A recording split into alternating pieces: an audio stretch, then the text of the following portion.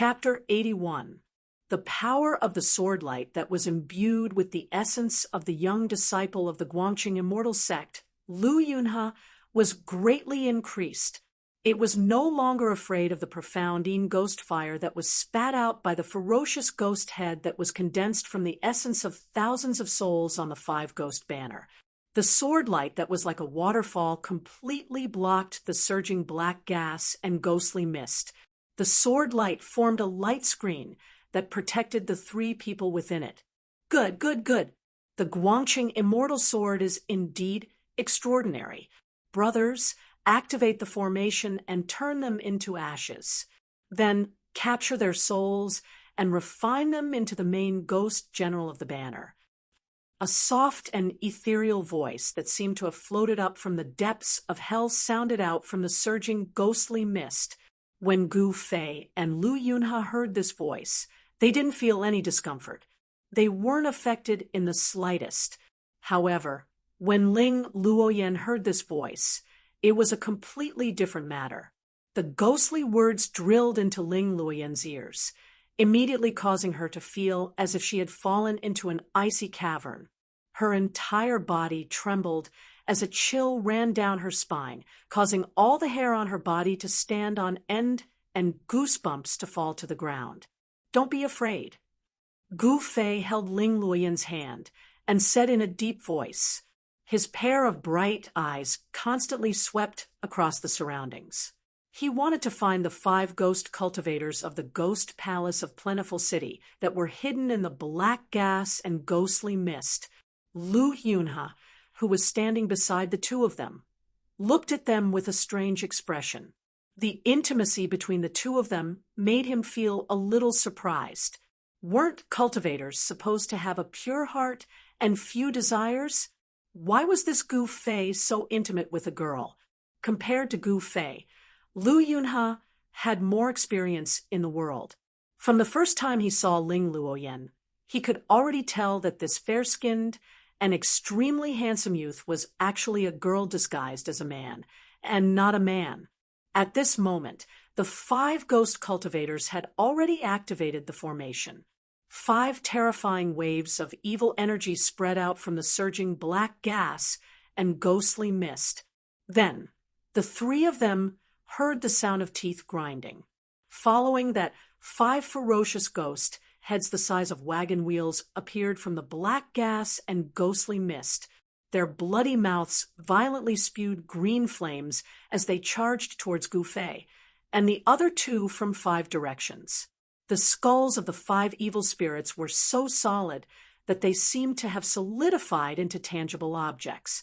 They directly and fiercely pounced on the sword screen formed by the dazzling sword light. When Lu Yunhe, who was controlling the sword light, saw this, his expression couldn't help but change. The attack of the 5 ghost heads was extremely ferocious, and it greatly increased the pressure on him. He hurriedly formed a sword seal and pointed towards the golden light. Wang! With a loud bang, the sword light exploded and swept away the 3 ghostly heads that were surrounded by ghostly flames that were charging at him like a bolt of lightning. Taking care of 3 sides was already the limit of Lu Yunhe's current sword path. After sweeping away the 3 ferocious ghost heads with the sword light slowed down. It was too late to force back the other 2 ferocious ghost heads. Humph! Gu Fei let out a cold laugh. He pulled Ling Luoyan behind him and shook his fists. His fists instantly turned purple. Then, his fists blasted towards the 2 gigantic ghost heads that were spewing flames from their mouths and pouncing towards them. Instantly, a purple aura surged out from Gu Fei's fists. The fist force was like a torrential river, unstoppable, and dyed the heaven and earth purple. Boom! Boom! Almost at the same time, 2 loud sounds exploded. The dull sounds made people feel endless pressure. Gu Fei's fist force instantly collided with the 2 ghost heads that were surrounded by ghostly flames. Under the incomparably shocked gazes of Lu Yunhe and Ling Luoyan, Gu Fei directly dispersed the mysterious ghost flames around the two ghost heads. The two ghost heads were blasted away and disappeared into the churning black ghost fog behind them. Using the essence of the divine weapon that had been refined into his body to protect his newly healed arms, Gu Fei directly blasted away the two ghost heads. At the same time, he also avoided the danger of his new bones breaking. Gu Fei let out a low roar as the muscles, bones, blood, and flesh in his body surged. Then, a powerful aura spread out from his body. At the same time, streams of essence shot out from the pores on his body. Ling Luoyan, who was standing behind him, immediately felt as if a breeze had come out of nowhere from Gu Fei's body, making her feel as if she was in the wind.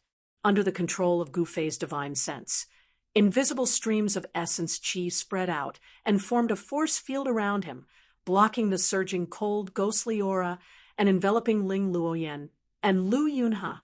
However, compared to Lu Yunhe's sword light, it was even more pervasive and impenetrable. What kind of technique is this? Seeing this, Lu Yunhe could not help but be shocked. The magic power that Gu Fei had displayed was too strange, and it was beyond his understanding. There was no fluctuation of magic power, but he was still able to explode with such shocking power. He did not see Gu Fei use any technique, but he was able to block the black ghost fog that rushed over like a storm. This not only surprised Lu Yunhe, but also made him doubt Gu Fei's identity. Is he really a disciple of the Taishan sect? Lu Yunhe thought to himself.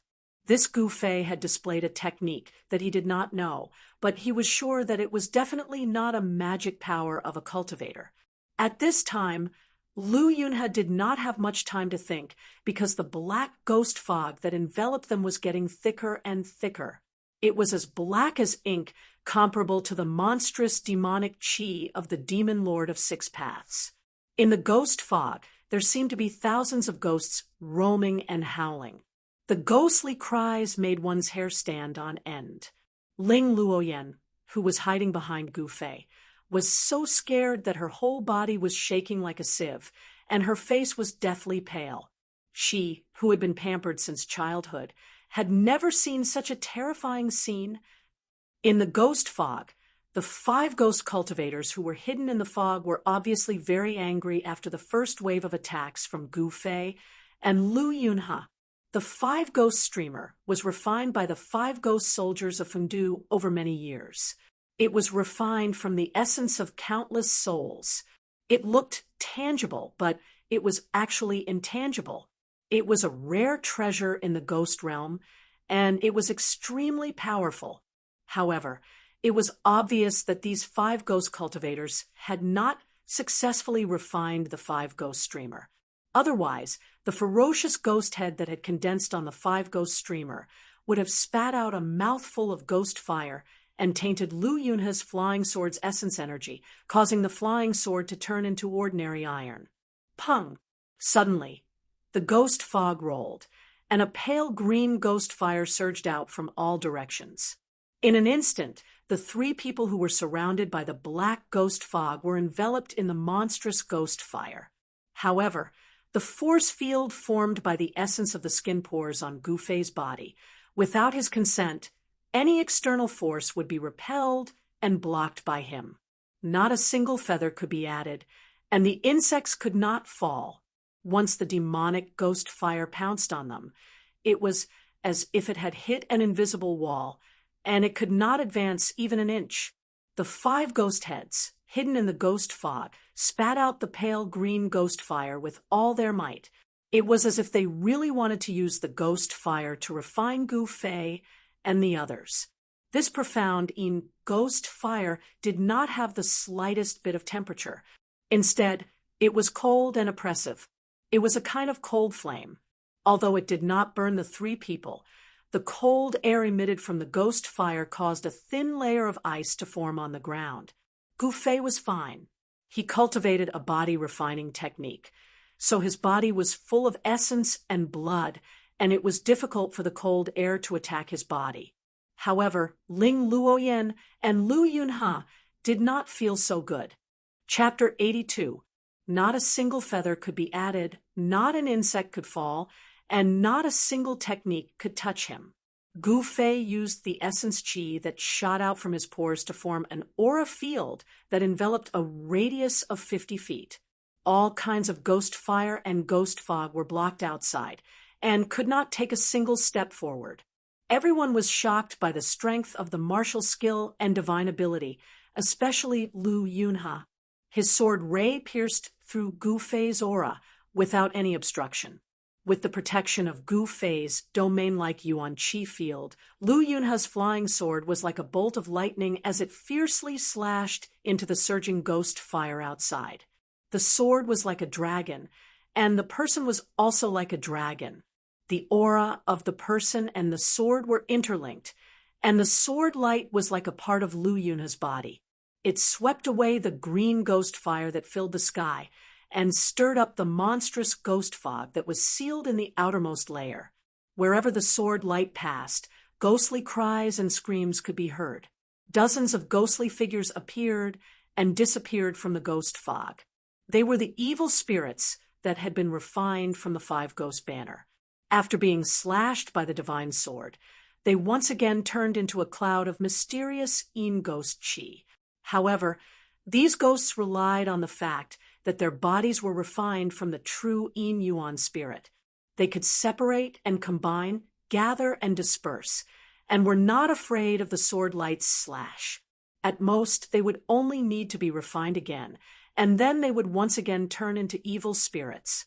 As long as the Five Ghost banner was not destroyed, the thousands of souls' essence qi could be reborn with it and could not be destroyed. We can't continue like this. How can we break this ghost formation? Gu Fei asked in a deep voice. He was currently circulating the five elements' true essence in his body with all his strength. Every time the pores on his body opened and closed, streams of pure Yuan Qi would spurt out. His muscles and bones emitted continuous crackling sounds, and every inch of his flesh and blood was emitting waves of powerful essence qi, causing his body to be enveloped in a layer of five-colored splendor.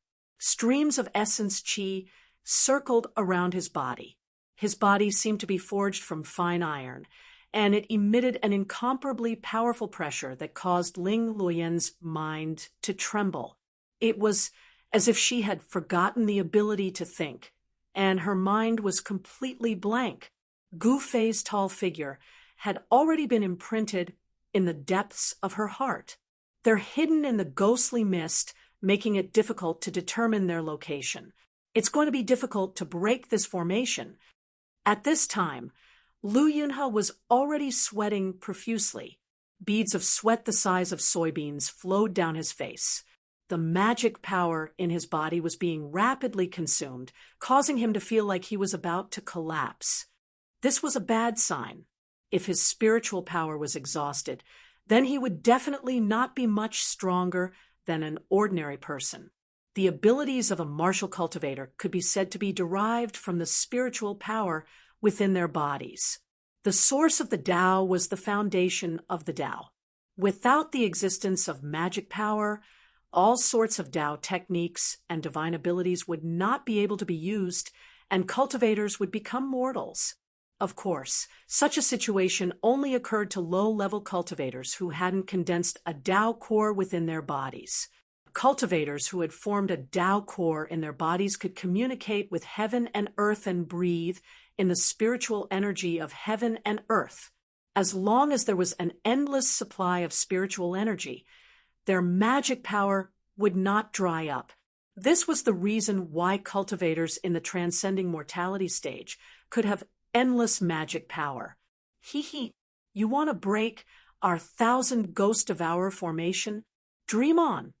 A sharp and unpleasant voice, like that of a night owl, came from the black mist of ghost flames. Kill. Lu Yunhe listened to the voice and pinched his fingers together. He suddenly pointed in the direction of the voice. The sword light was vigorous like a soaring dragon. In an instant, it tore through the void and shot over. The unparalleled sword chi swept away the layers of ghost chi. Faintly, a black shadow could be seen flashing and vanishing under the sword light. A large banner that was shrouded in dense black chi and emitted an extremely cold and terrifying aura was twisted by the sword light and cut into two pieces. Good. When Gu Fei saw this, he couldn't help but be overjoyed. Although he hadn't dabbled in the path of formations, he was a member of the Tao sect. Even if he hadn't learned about formations, he knew that the power of a formation would sharply decrease when its magic weapon was destroyed. However, the ghost banner in the black smoke did not dissipate because of this. Instead, it continued to be broken and restored to its original state. Moreover, it swayed continuously, causing people to feel their minds shaking and their souls wanting to fly away. It was as if the 3 souls and 7 spirits were about to be pulled out of the body. Only then did Gu Fei know that these 5 ghost cultivators' ghost Tao magic was really powerful. The 5 ghost banners were condensed from the essence of evil spirits and spirits. They couldn't be underestimated. Perhaps only a pure yang magic weapon could destroy the 5 ghost banners. Gu Fei and Lu Yunhe hurriedly calmed their minds. They knew something was wrong. Dark clouds rolled around them like galloping horses. Mixed with the chilly wind and ghost howls, it was really terrifying to the extreme. Suddenly, there was a thud. Someone fell behind them. Gu Fei was shocked and hurriedly turned to look. He saw Ling Luoyan's eyes tightly shut. She fell to the ground with a face full of pain. She had already fainted. What's going on? The Xianyin ghost chi didn't penetrate into the area covered by my yuan chi. How did he still get hit? Gu Fei was shocked. Actually, what he didn't know was that this 5 ghost banners was actually an extremely sinister magic weapon of the ghost Tao. Not only could it emit black ghost fog and condense the form of evil spirits, it could also bewitch the mind. Between Gu Fei and Lu Yunhe, one was a martial artist and the other was a sword cultivator. Their minds were incomparably firm, and it was hard for external objects to sway them. But Ling Luoyan was different. Her cultivation was far from Gu Fei and Lu Yunhe's. She was born in a noble family and grew up under the protection of her family. She had never experienced any hardship or suffering. Thus, she only took a few glances at the 5 ghost banners that appeared from the fog and immediately closed her mind. Her mind suddenly became muddled, and she fell to the ground, fainting. Suddenly, a dark green flame flashed. The black ghost fog that Lu Yunhe's sword light had dispersed rose again and enveloped the ghost banners. The ghost banners disappeared, and only the ghost flames that surged out from the black fog were still locked in a stalemate with Gu Fei's Yuan Qi force field and Lu Yunhe's flying sword. Ling Luoyan, what's wrong? Gu Fei was shocked and hurriedly asked. He was currently using all his strength to resist the green ghost flames that were surging in from all directions. His body was like being sandwiched in the middle of a large mountain, unable to move at all. She's fine. She's just bewitched by the ghost techniques of the ghost banners, Lu Yunhe said indifferently. Only then did Gu Fei relax. But he immediately realized that there was an indescribable strange feeling in his heart.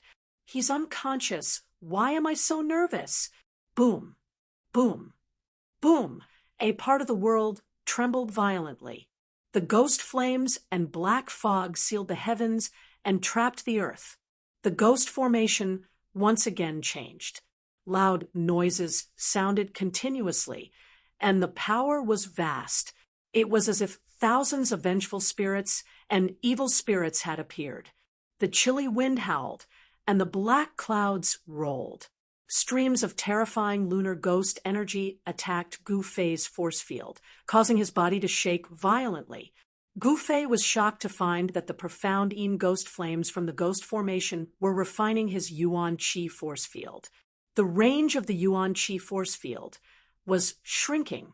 50 feet, 40 feet, he couldn't hold on any longer. His clothes were already soaked in sweat.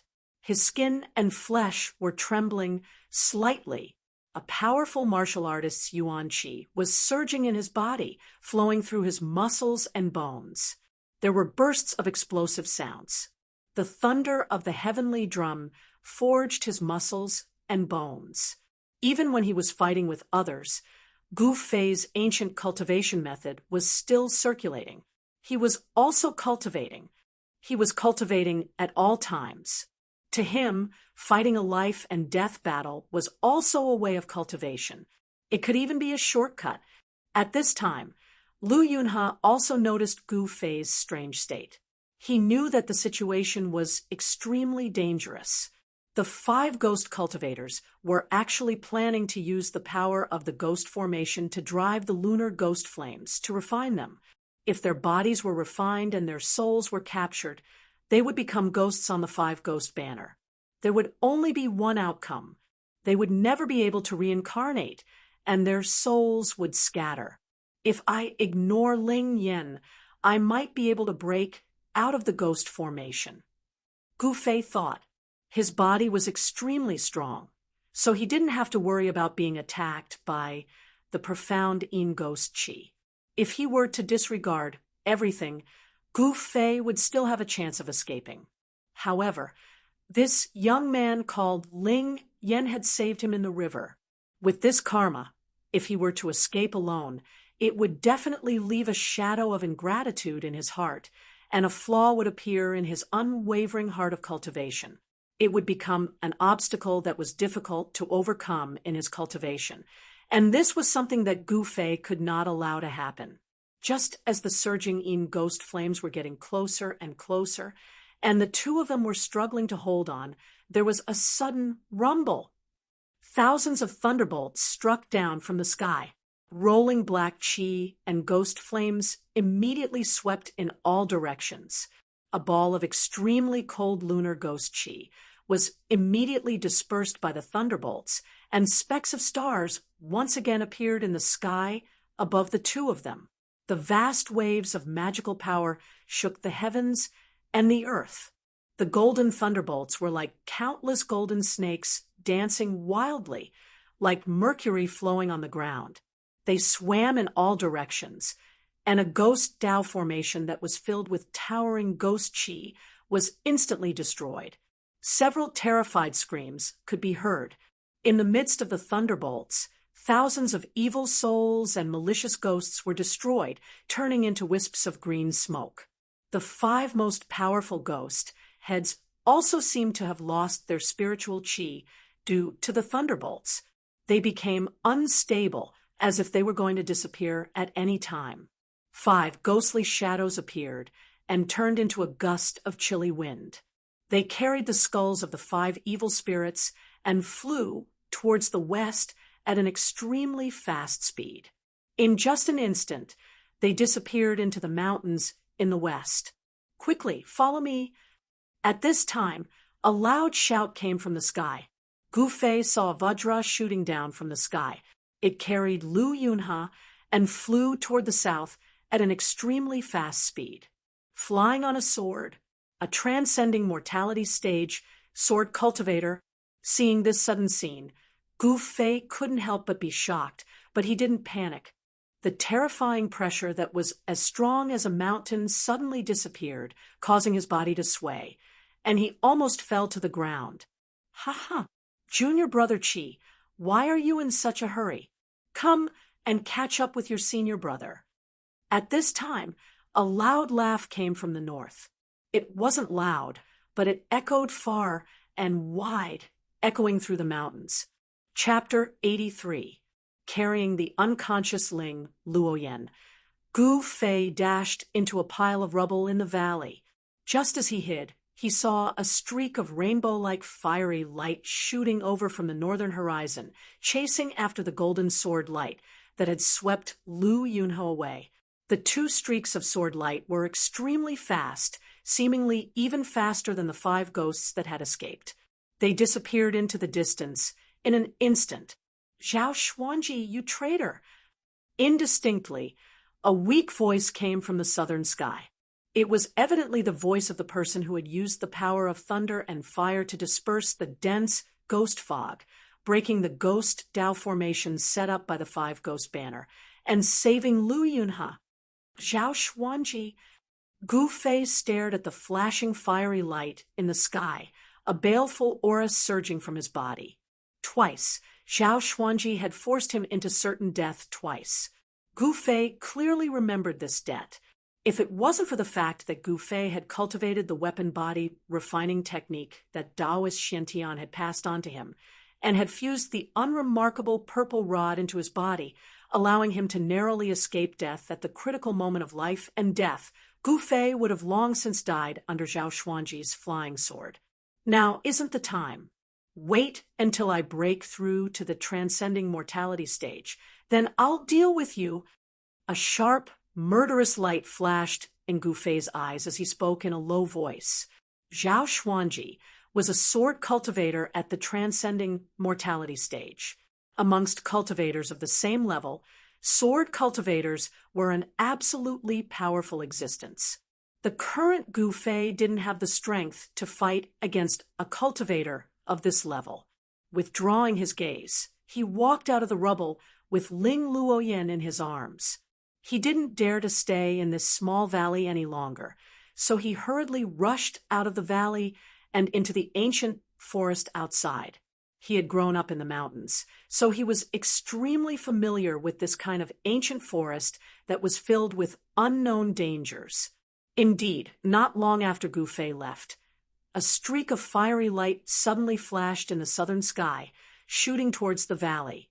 Very quickly, a faint sound of something tearing through the air came from the sky, and a figure standing on a blazing flying sword appeared in the sky above the valley. That person stood on a flying sword and stood in the air. His black clothes fluttered in the wind, and a pair of cold and evil eyes swept over the people below.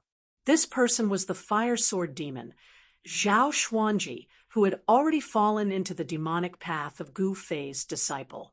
I seemed to have sensed that person's aura when I passed by this place just now. Zhao Xuanji's hazy face was so dark that it seemed like it was about to drip water. It was so dark that it was terrifying. That person has already been sent into the abyss of my sword of that of my sword. How can he still live? After a moment of thought, Zhao Xuanji fused with his sword and turned into a 30-meter-long streak of sword light. He flew north and disappeared into the starry sky in the blink of an eye.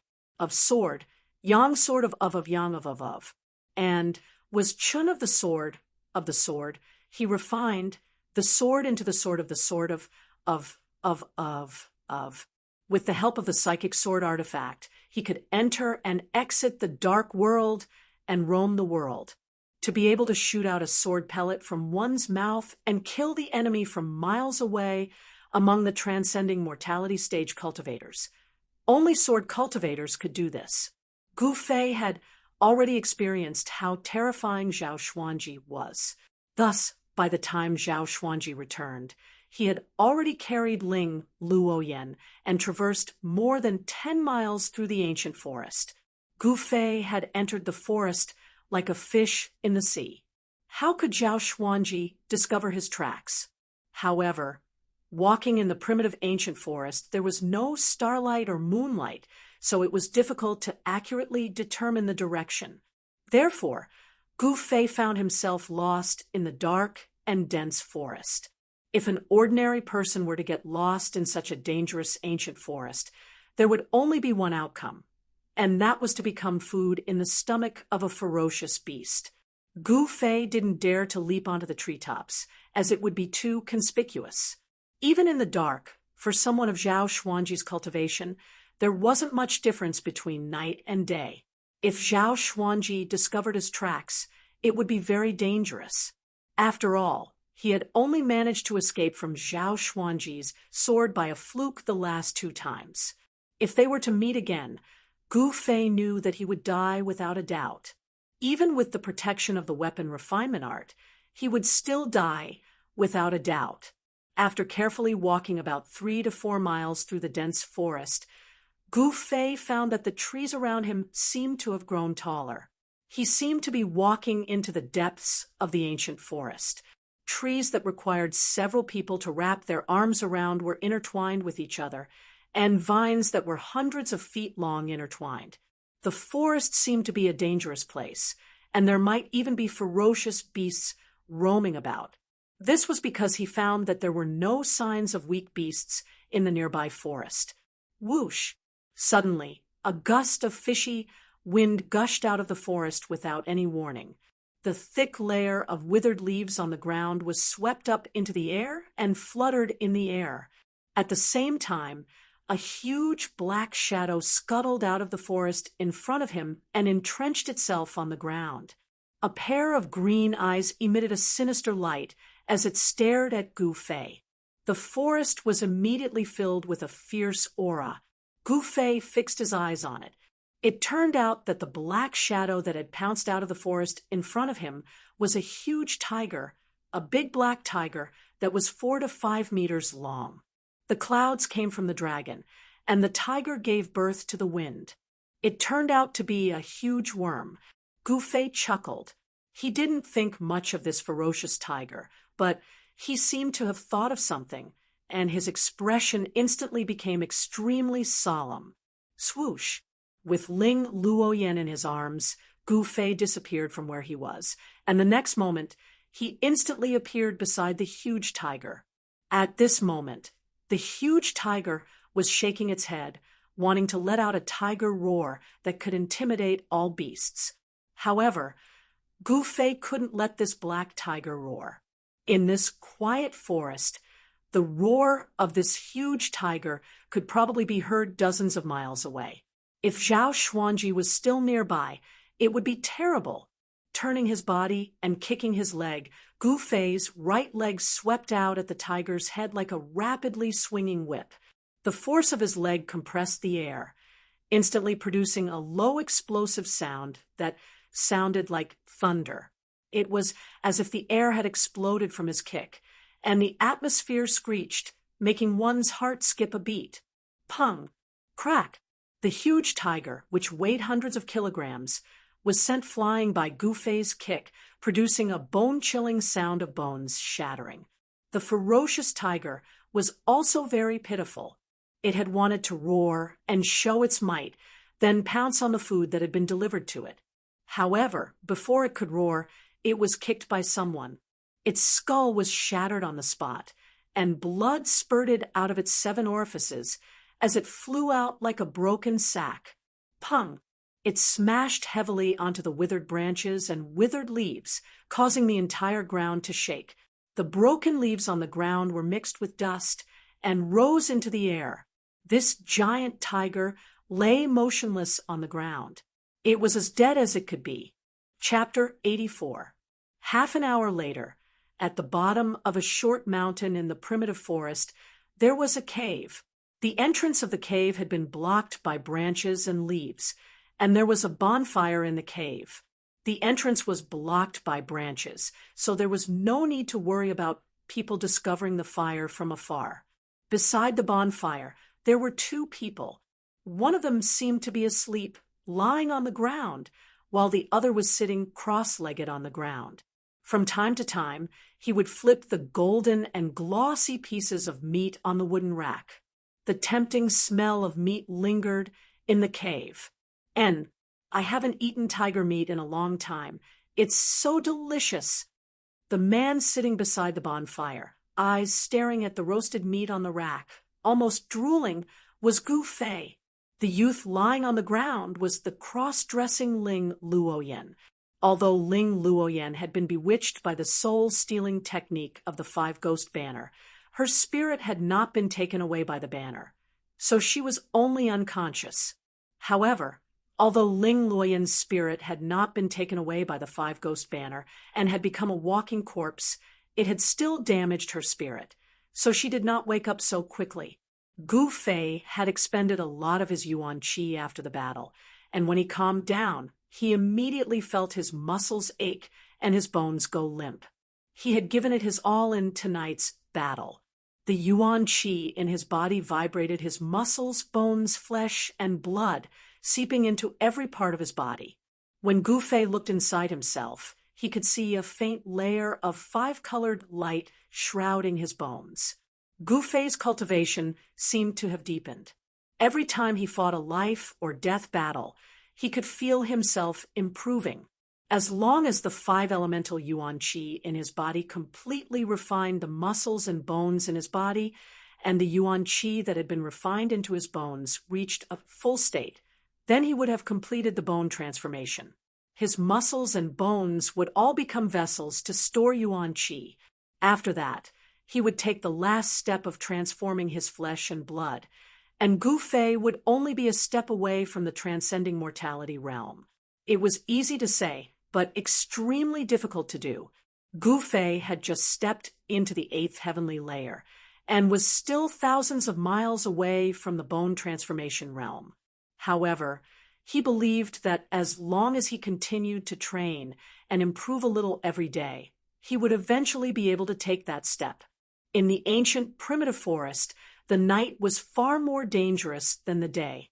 Most of the poisonous insects and ferocious beasts liked to hunt at night. That was why Gu Fei had found this cave.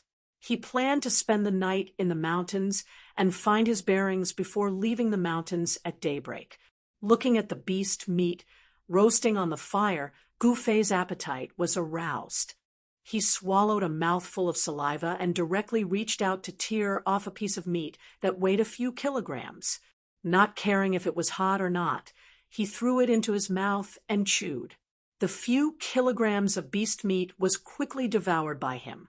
After letting out a burp and rubbing his slightly bulging belly, Gu Fei walked to the cave wall in satisfaction and sat down cross-legged with his back against it. Although the entrance of the cave wasn't big, the inside of the cave was very spacious. Originally, this cave had an owner. The owner of the cave was a black bear, but it was chased away by Gu Fei. The unlucky black tiger, on the other hand, had one of its hind legs torn off by Gu Fei and thrown into the forest as food for other ferocious beasts. This place was already far away from the small valley where he had fought the ghost soldiers of Fengdu. Therefore, Gu Fei was no longer worried that Zhao Xuanji was really so resourceful that he could find him in this primitive forest. Therefore, as usual, he let a wisp of his soul sense wander outside his body, constantly sensing the movements in the outside world, and then immersed himself in cultivation.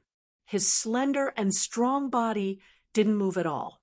He began to guide the surrounding wood essence into his body, and then let it flow throughout his body. The wood essence nourished his flesh, muscles, and bones, making Gu Fei's body full of vitality, like a new sprout of flowers and trees in spring. At the same time, while absorbing the wood essence, Gu Fei also guided the power of the stars from the outside world to penetrate into his body through the top of his head. Among the five elements, the power of the stars belonged to the metal element. As time went by, streams of green wood essence swirled around Gu Fei's body, while the top of his head was shrouded by a cluster of faint starlight. As he operated his cultivation method, the ground around where Gu Fei was sitting also began to rise and swirl around him. The water and fire essences drifting between heaven and earth were also gradually gathered by him. He was guiding the power of the five elements of heaven and earth to condense the five elements inside his body. The outside world was the outside world, and the inside of Gu Fei's body was equivalent to the inner world. The power of the five elements of heaven and earth and the inner five elements inside Gu Fei's body formed a subtle connection in Gu Fei's body. Channeling the inner five elements and the outer five elements was a body tempering method, and it could also be called a divine ability. Not only could cultivators communicate with heaven and earth, but martial artists could as well. Wisps of imperceptible, holy light formed by the power of the five elements flowed inside of Gu Fei's body. The wood essence nourished his fleshly body like sweet dew, while the star power gave his internal organs, bones, and flesh a layer of golden light. His internal organs were being strengthened, and the power of the 5 elements inside of him didn't repel each other. On the contrary, there was a feeling of complementing each other, like milk and milk blending together. Time seemed to stop as Gu Fei immersed himself in the wonderful realm of cultivation. Plants were the most abundant thing in primitive forests. It was a moonlit night, and the sky was filled with endless stars, while the earth was filled with endless earth power. The power of the stars, wood essence, and earth power gathered more and more, while the power of water and fire were the weakest among the 5 elements.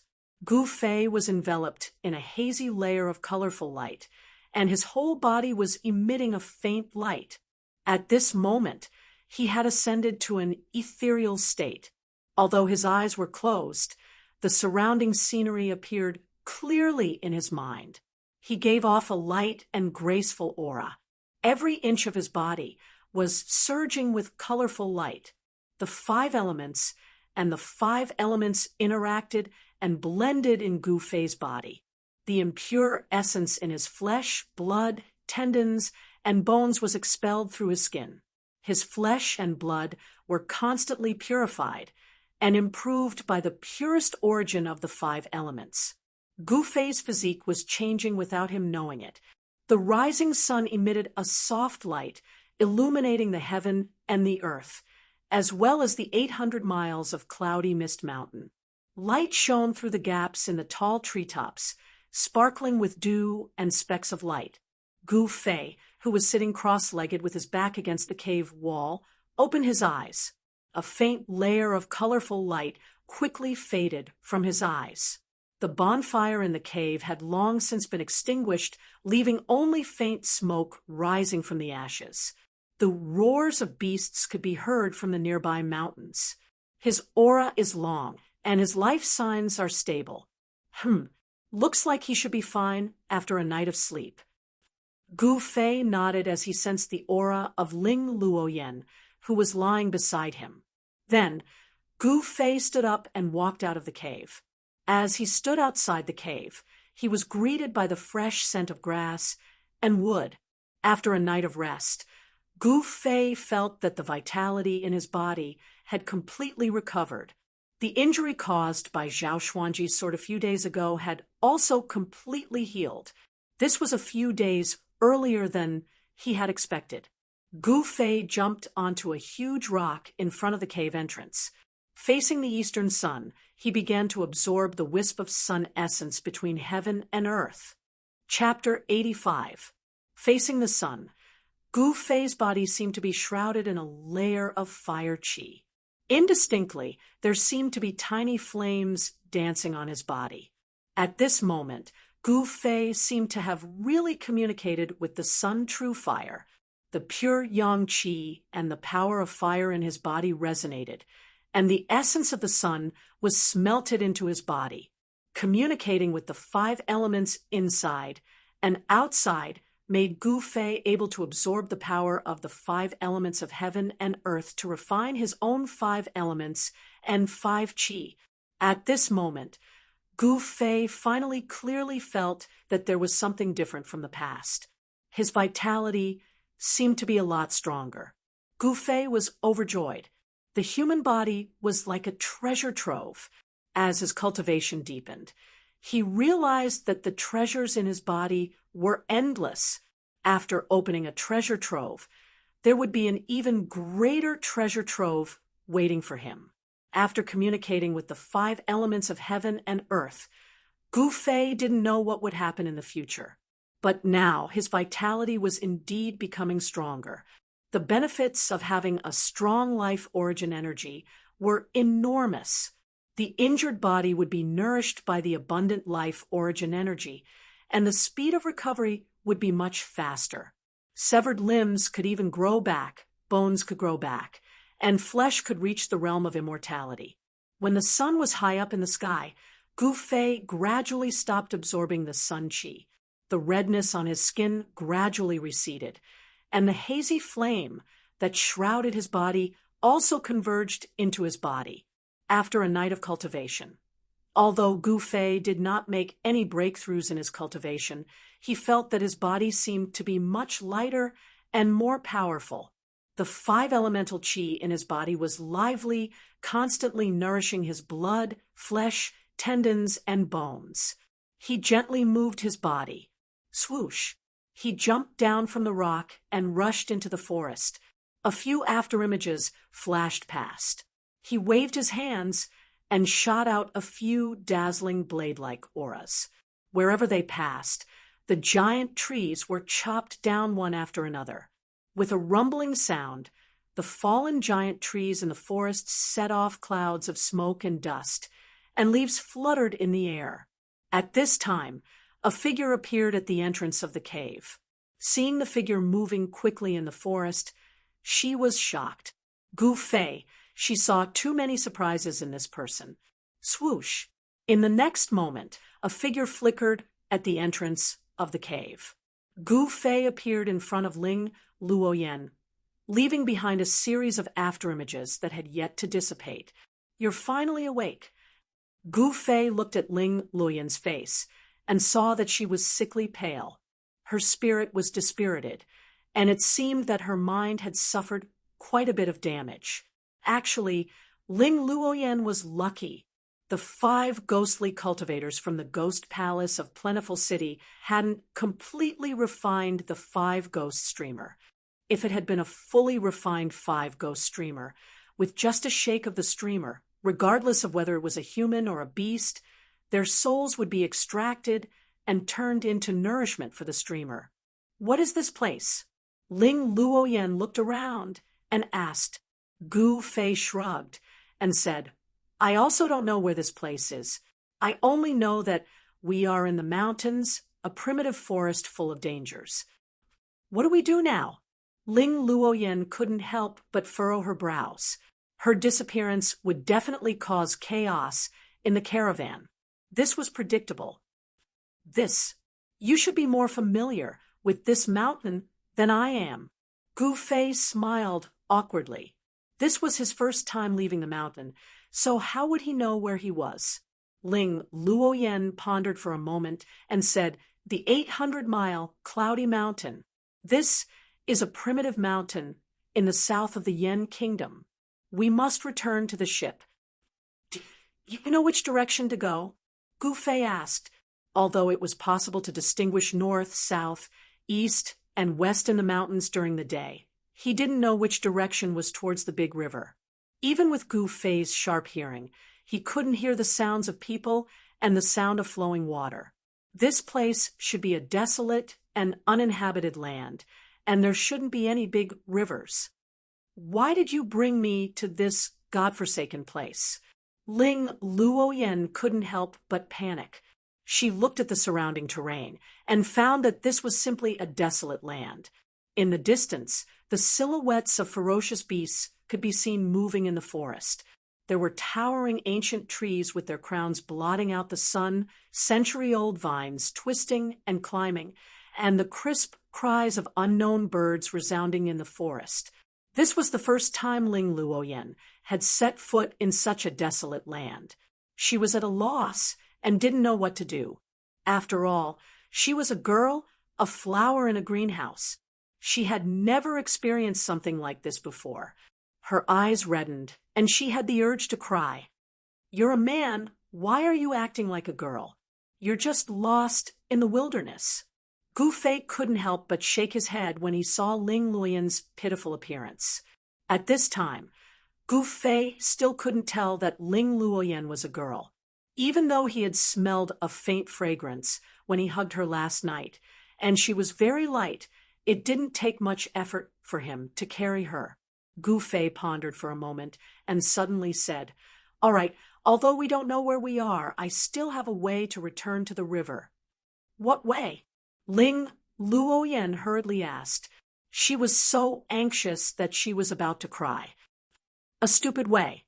The place we are at now should be no more than 200 li from the river, and the river flows from the north to the south, passing through the 8 200 li of Yunmeng Mountain.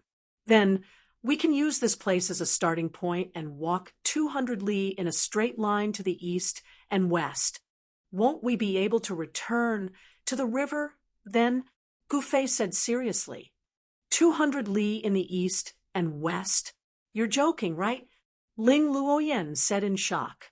This was a primitive forest. Even if they didn't die, they would be half dead if they walked a few hundred li on foot. Even if it was a broad road, the soles of their shoes would be worn through after walking a few hundred li. Wouldn't their legs be crippled?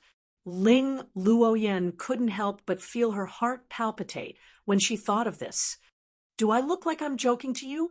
Unless you have a better way, this is the only way. Gu Fei said in a bad mood. If it was up to his character, he wouldn't even want to return to the river. He would just walk in this primitive forest and keep heading south. There should be quite a number of fierce beasts in the mountains, and he could fight with them as he hurried along.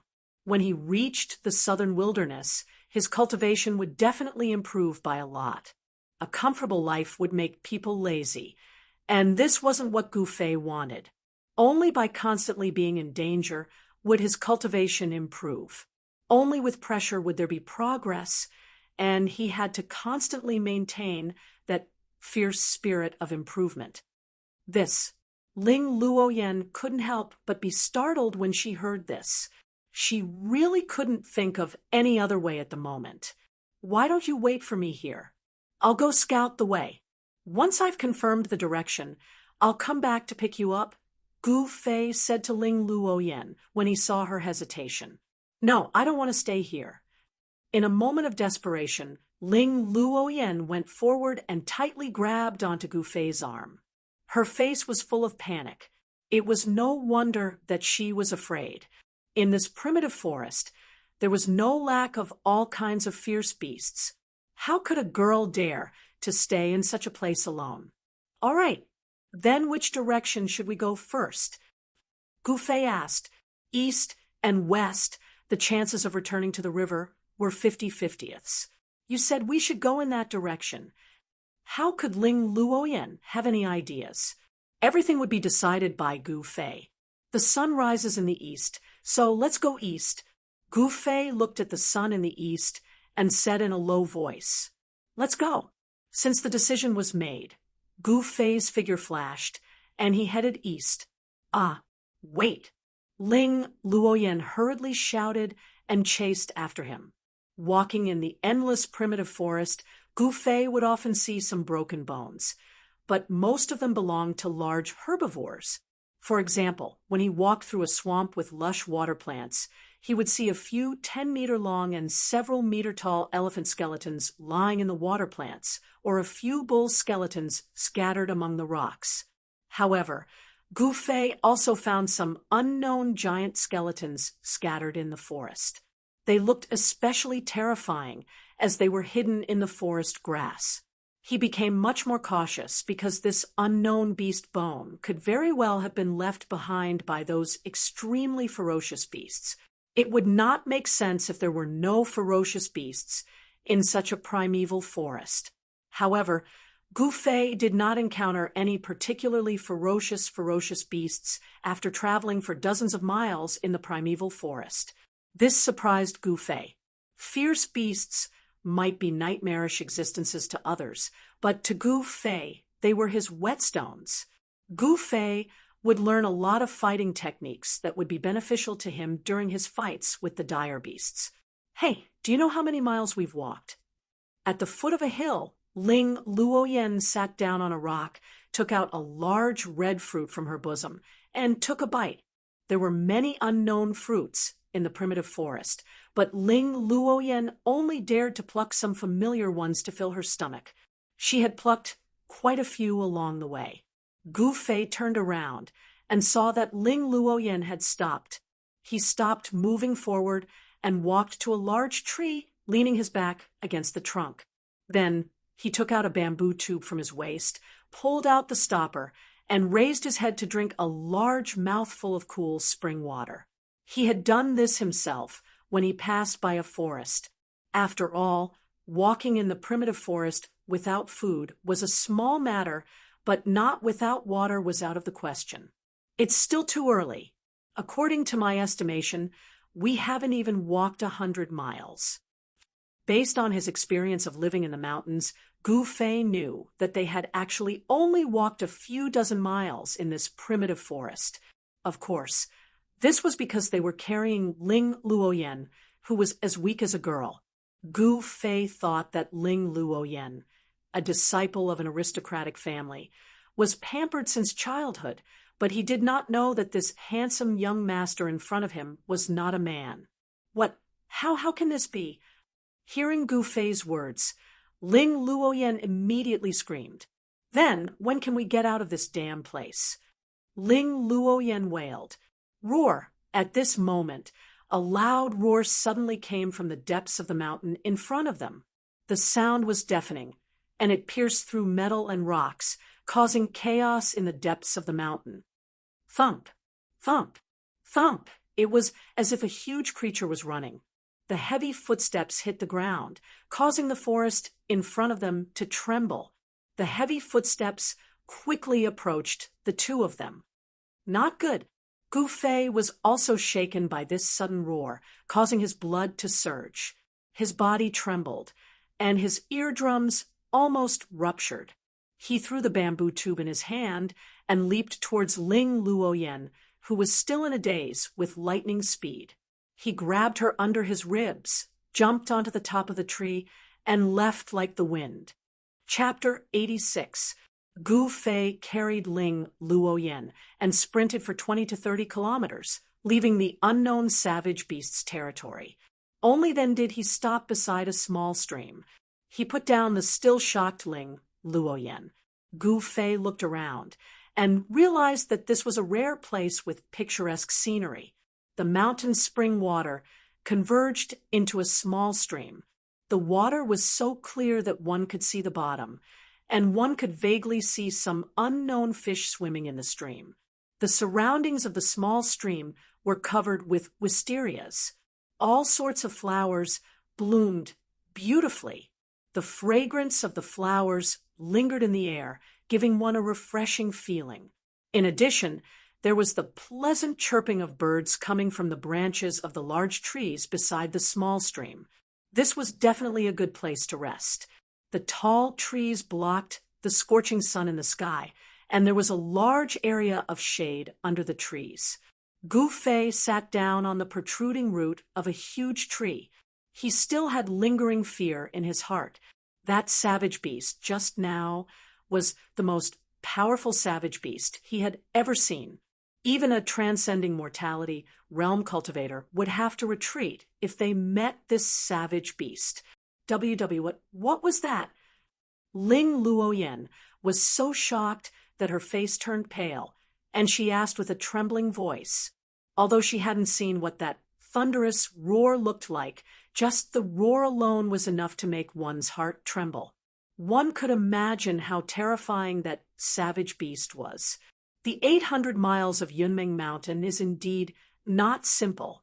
It actually has such a powerful savage beast. Gu Fei muttered to himself. He didn't answer Ling Luoyan's question, as he was also frightened. Just now, they had unknowingly barged into the territory of a terrifying savage beast. I don't want to stay in this godforsaken place anymore. Hurry up and think of a way to get us out of here. Ling Luoyan had witnessed the cruel law of the jungle this time, and it could only be described as ghastly. Humph! How can you see the rainbow without going through a storm? If you can't even endure such a small pain, how can you step into the ranks of the strong? Gu Fei said disapprovingly. The performance of this ridiculously handsome youth in front of him, who had white teeth and red lips, made him a little disappointed. We're all aristocratic family disciples this week. Gu Fei couldn't help but think of Wang Yuanji, who often bullied him in the past. Wang Yuanji was a fellow who bullied the weak and feared the strong. When Gu Fei's cultivation was low, he would bully Gu Fei as he pleased, but once Gu Fei's cultivation increased by leaps and bounds, he no longer dared to find trouble with Gu Fei.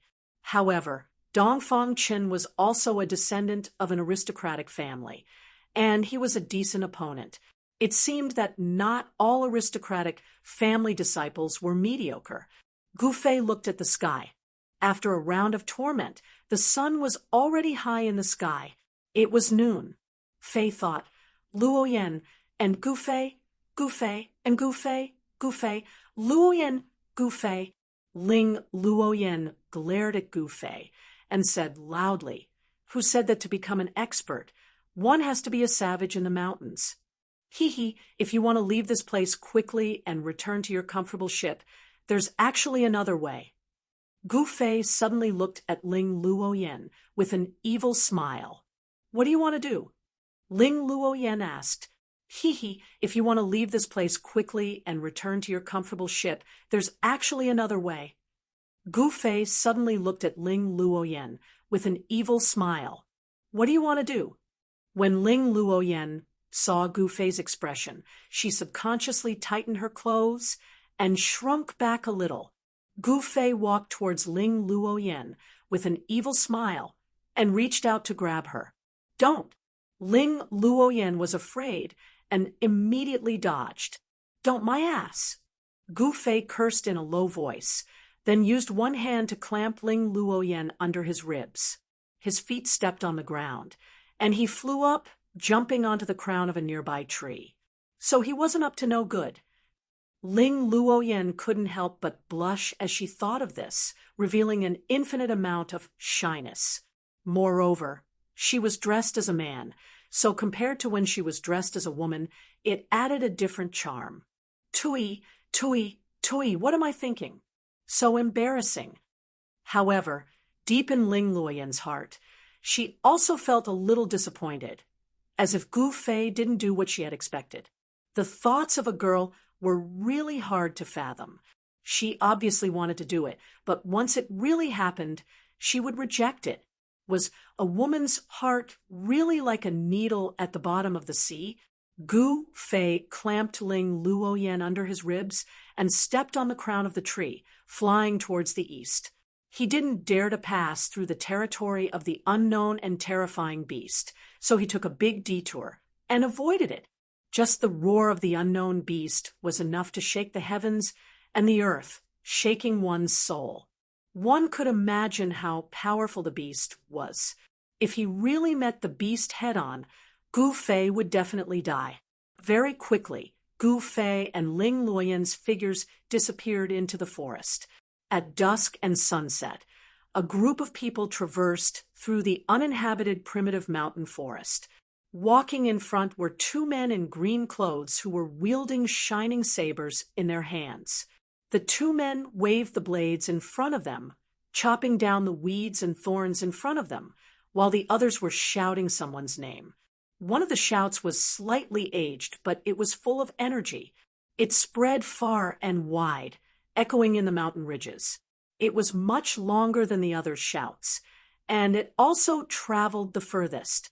The one who let out such a shout that was clearly different from the others was an ordinary old man with a head full of white hair and dressed in a small green gown. "Grandad Zhong, do you think Miss has been kidnapped by our enemies? Otherwise, why would she suddenly disappear?" A young girl in an emerald green dress, dressed like a maid, said to the old man. Tears were already welling up in her eyes, as if they would roll down at any time. Her face was full of anxiety. Yes, with young Mrs. Martial skills, who would be able to kidnap her without saying a word. There must be something fishy about this, Uncle Zhong said in a low voice, his expression extremely solemn. The identity of that Gu Fei has already been investigated. There is such a person in the Taishan sect, and he is an expert. With him by young Mrs. side, no one can touch young Mississippi. Could it be? Uncle Zhong suddenly thought of a possibility, and his expression immediately became very ugly. When Gu Fei was discovered by young Miss and the others, he was seriously injured and floating in the river, unconscious. Could it be that the people who injured him had come looking for him again? If that was really the case, then young Miss would be in trouble. This group of dozens of people was the Haotian caravan that had entered the mountain to search for Ling Luoyan and Gu Fei, as well as Ling Luoyan's personal maids Xiao Chui, Xiao Yu, and the others. In fact, they did not enter the mountain with just one group. Instead, they had divided the hundreds of guards on the 3 large ships into 8 smaller groups and entered the Yunmeng mountain from different directions to search for Ling Luoyan and Gu Fei. Unfortunately, after a night of searching, not only did they not find the 2, but they also lost 6 or 7 well-trained guards in the 8 groups. The primitive mountain forest was full of unknown dangers. Even though the guards of the Haotian caravan were all experienced and had extraordinary skills, it was difficult to avoid casualties. "Young miss, where are you?" Xiao Yu, who was wearing a light yellow dress, murmured with an anxious expression on her face. Xiao Chui and Xiao Yu were both Ling Luoyan's personal maids. If Ling Luoyan had really met with an accident, then they would definitely not survive. A group of people searched carefully while shouting loudly. However, only the echoes of the crowd could be heard in the mountain ridge, and there was no response from their Ling 13 Mississippi. Under Uncle Zhong's lead, this group of people crossed a slope, passed through some bushes, and walked into a piece of land. The group of guards carefully walked through the towering ancient forest in the piece of land with knives and swords in their hands. No one knew if there were any ferocious beasts or venomous insects hidden in the bushes or behind the trees. Among this group of people, 3 people had already lost their lives to the sharp claws and bloody mouths of the ferocious beasts that hid nearby and attacked people when they walked past. Kacha! Suddenly, someone stepped on a bone on the ground and crushed it. Everyone was startled and stopped. Seeing that there was nothing strange, the group continued forward. Kacha! Another sound of bones being stepped on was heard. There seemed to be many white bones hidden in the misty forest. At this moment, the crowd's shouts gradually weakened. As they walked further in, there were more and more skeletons of unknown animals scattered in the bushes. The white bones were ghastly. It was extremely terrifying. Soon, everyone could no longer shout because they seemed to have walked into an evil place. Someone discovered that among the white bones scattered on the ground, there were actually human skeletons. This place didn't seem right. Uncle Zhong frowned, and his face became incomparably dignified. At this moment, everyone felt that there was something wrong with this piece of forest. This piece of land was terrifyingly quiet. Not to mention those small beasts, even a bird couldn't be seen. The towering ancient trees in this piece of land were lush with leaves. Although it was dusk, it still looked gloomy and frightening. Clang! Even Xiao Chui and Xiao Yu pulled out the long swords from their waists and vigilantly looked around. Seeing that there were more and more skeletons on the ground, the blond youth waved his hand to stop everyone. "Uncle Zhong, the situation is not right. Let's retreat first and take a detour." Xiao Chui said to Uncle Zhong. Uncle Zhong glanced around and then made a hand gesture to stop everyone. This piece of land was really strange. There was no fiendish aura of the ferocious beasts in the forest. It seemed that there were no powerful beasts entrenched here. Everyone relaxed their hands and feet and slowly retreated, wanting to leave this piece of land. Puff! Suddenly, a ghastly white bone claw stretched out from the leg of a guard wearing a green robe and holding a saber, and instantly grabbed the ankle of that guard. Ah! Foam! Chapter 87.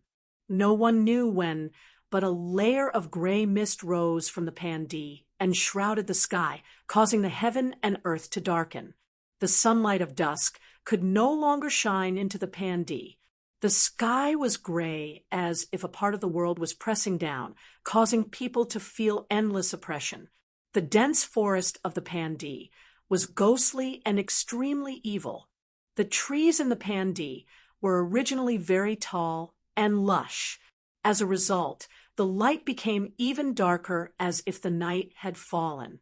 In the depths of the forest, there seemed to be spots of pale green ghost fire.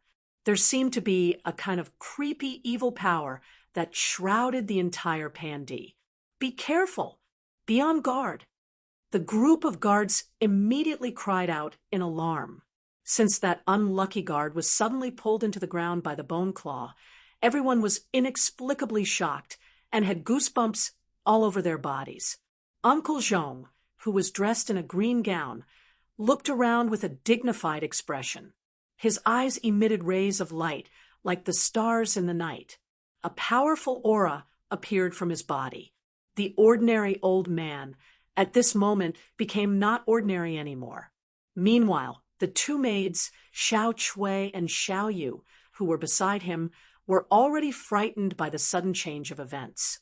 They tightly grasped the long swords in their hands and looked around anxiously. Dozens of guards in embroidered clothes held weapons in their hands and formed a circle.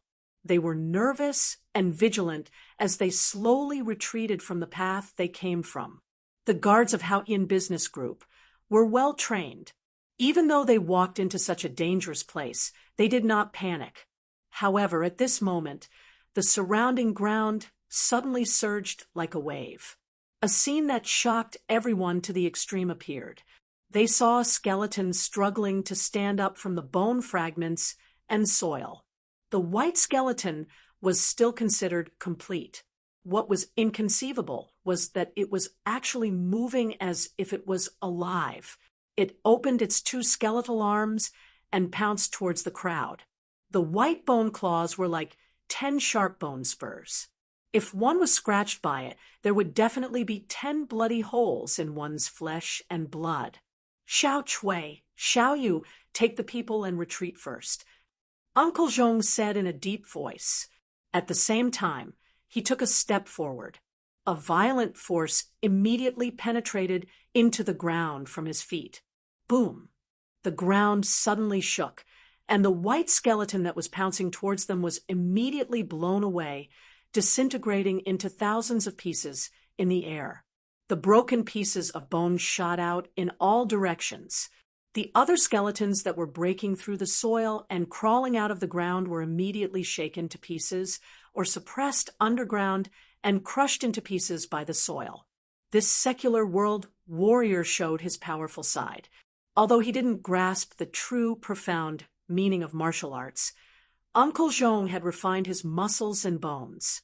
His strength was strong enough to be comparable to a practitioner in the third heavenly layer. Unfortunately, his cultivation would stop here for the rest of his life, and he would not be able to advance any further. In a situation where he did not receive the true inheritance, this Uncle Zhong was actually able to train his body to such a strong state with such a simple martial technique. This was truly an anomaly. After all, only those who had truly touched the threshold of martial arts could be called a true expert. For example, those guards only knew some fighting techniques. Once they were proficient in those techniques, they would be much stronger than ordinary people. However, in the eyes of a true expert, those techniques were merely showy but impractical, not up to standard. Martial arts had declined, and the profound things had long been lost. The martial arts that were widely spread in the world only had the form, and there was no spirit inside. No matter how refined the external moves were, they could only play the role of tempering the muscles and bones. Uncle Zhong took a step forward and shattered more than 10 skeletons that were crawling out of the ground. Then he punched out, and the rolling fist strength surged forward. The sound of kacha, kacha was incessant. More than 10 skeletons that were rushing over were immediately swept away by the fist strength. They disintegrated and collapsed in the air, and a piece of white bone sprinkled down from the sky. The scene was extremely shocking. Roar! Kill! Fight! In an instant, dozens of guards who had formed a circle roared and brandished the weapons in their hands. They clashed with the white skeletons that were pouncing on them.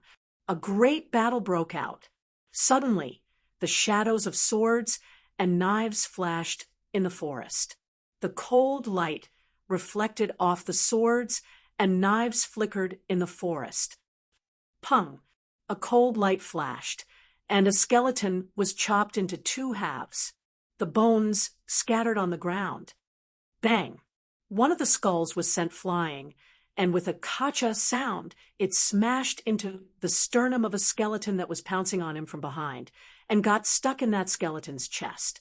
Then, that skeleton was kicked to pieces. Those skeletons weren't as terrifying and powerful as they had imagined. The fear in the hearts of the guards immediately subsided. Their spirits were greatly aroused. They shouted and brandished the weapons in their hands, and ruthlessly hacked those skeletons that were rushing over. Soon, a layer of broken bones and broken skulls was spread under everyone's feet. Everyone slowly moved out of the forest. However, there were still skeletons crawling out from the ground. It seemed like there was a strange power that was summoning these skeletons from the ground. In the forest, the shadows of ghosts collided. Not all of the skeletons crawled out from the ground. There were also some skeletons that walked out from the depths of the forest. While the skeletons were walking, their bones made a kacha sound, which made people's hair stand on end. Being surrounded by thousands of skeletons that were supposed to be buried in the yellow soil, there was no one who wouldn't be afraid. Swoosh! Xiao Chui pierced the skull of a white skeleton in front of her with her sword. She said to Uncle Zhong with a pale face, "What should we do? These damn things seem to be endless." Wow. At this time, a tall guard's arm was grabbed by the sharp claws of a skeleton. He was dragged out of the circle. "Help! I don't want to die." The guard brandished the single blade in his hand in terror, chopping the skeleton that had dragged him into the crowd of skeletons.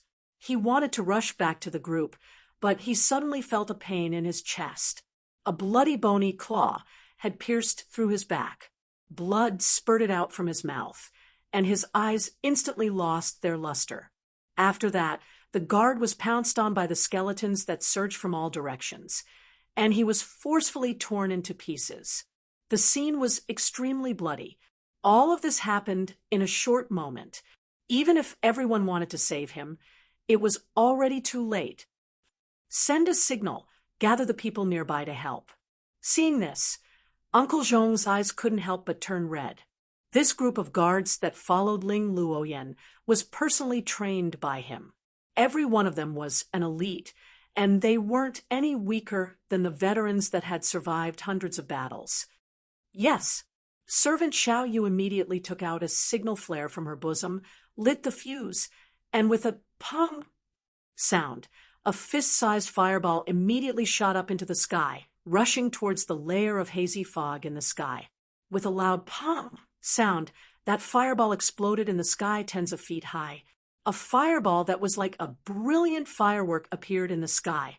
Even though it was dusk and the sky was still bright, the light that the fireball emitted was extremely eye-catching, and it didn't extinguish for a long time. In particular, that loud bang could be clearly heard within a radius of dozens of miles. The person who designed this kind of signal flare seemed to have considered the possibility of using it during the day.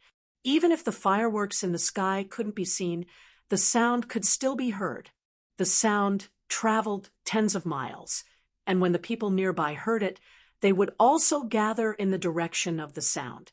Chapter 88.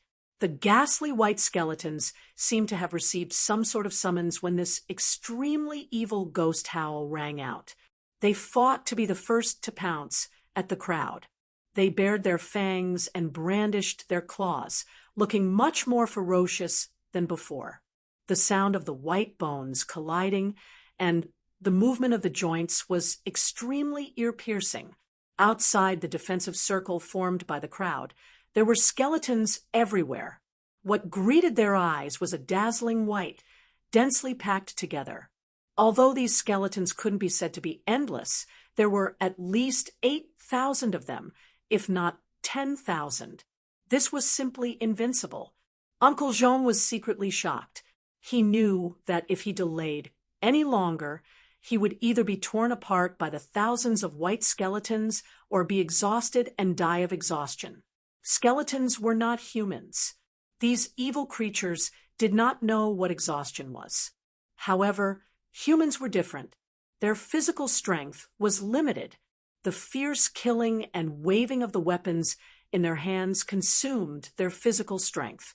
If they could not break out of the encirclement of the white skeletons, they would die after their strength was exhausted. Which divine emperor of Black Voodoo cult is here? Please come out and meet me. Uncle Jean smashed dozens of skeletons that were charging at him with one punch and shouted loudly. He knew that he had fallen into someone's ambush.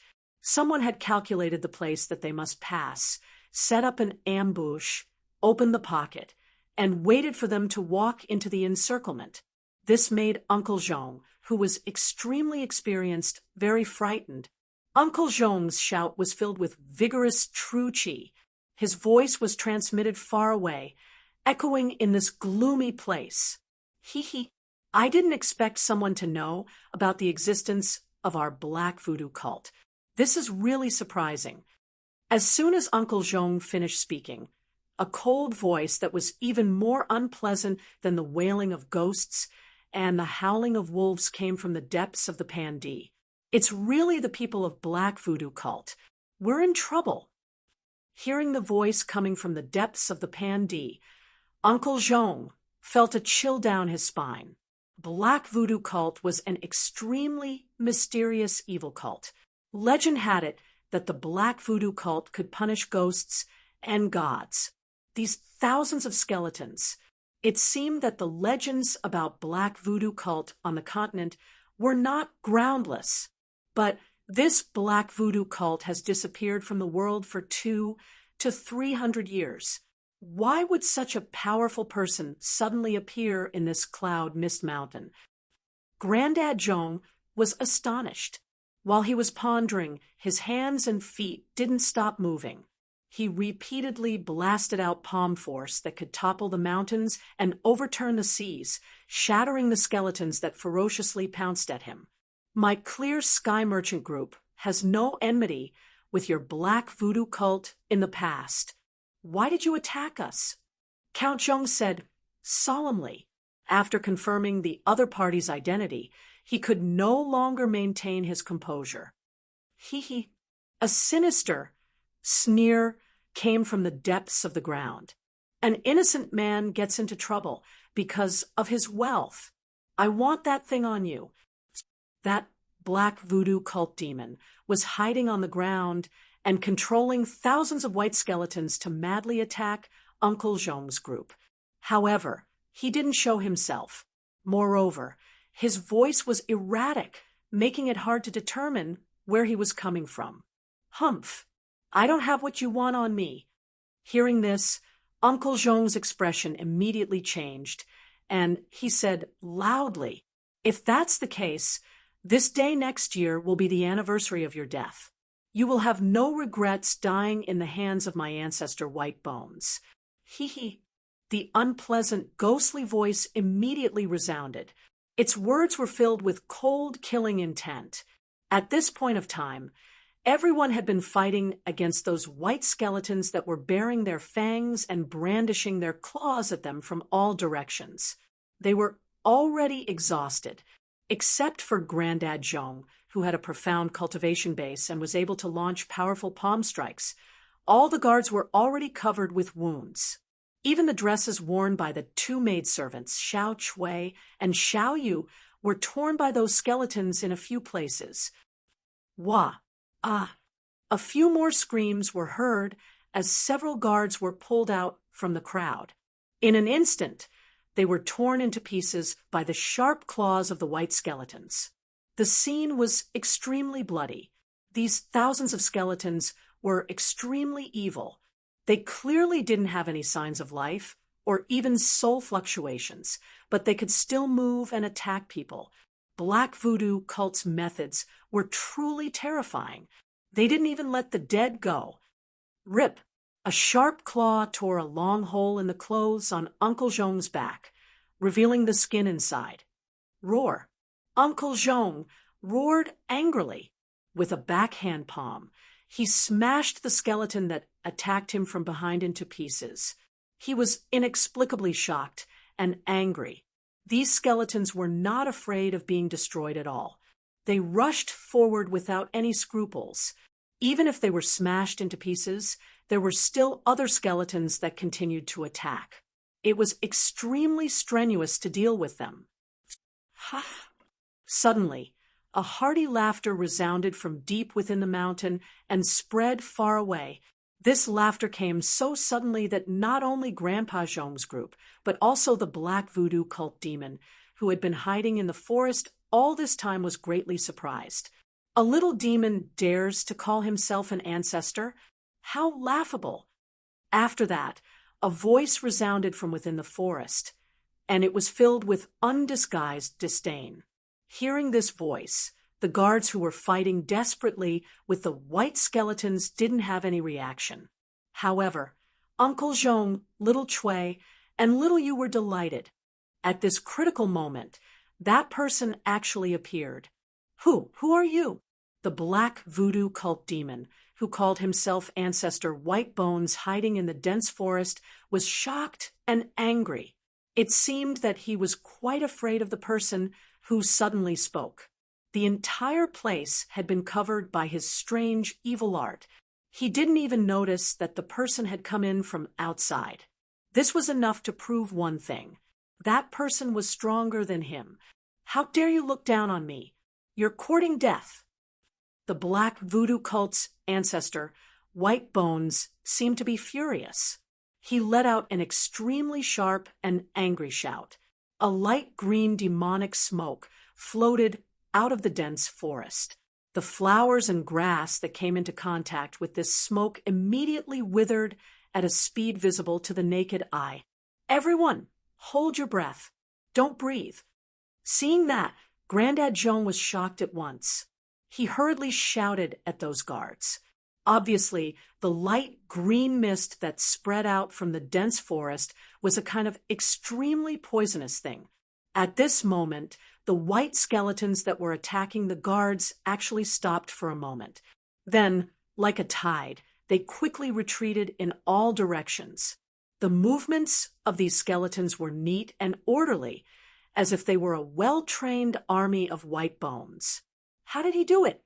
Everyone was inexplicably surprised. Uncle Zhong was even more shocked. The black voodoo cult's ancestor White Bones was really frightening. The scattered white skeletons quickly moved through the forest. However, there were still thousands of skeletons that surrounded Uncle Zhong and the others and could attack them at any time. Chapter 89. That person has appeared. Miss must be nearby. Xiao Chui, who was already drenched in sweat, whispered happily to Xiao Yu, who was standing beside her with a sword in her hand. The two maids were obviously not ordinary people. They had strong combat strength, but after the battle, their clothes were torn and their hair was disheveled. You're right, but let's talk after we get out of this damn place.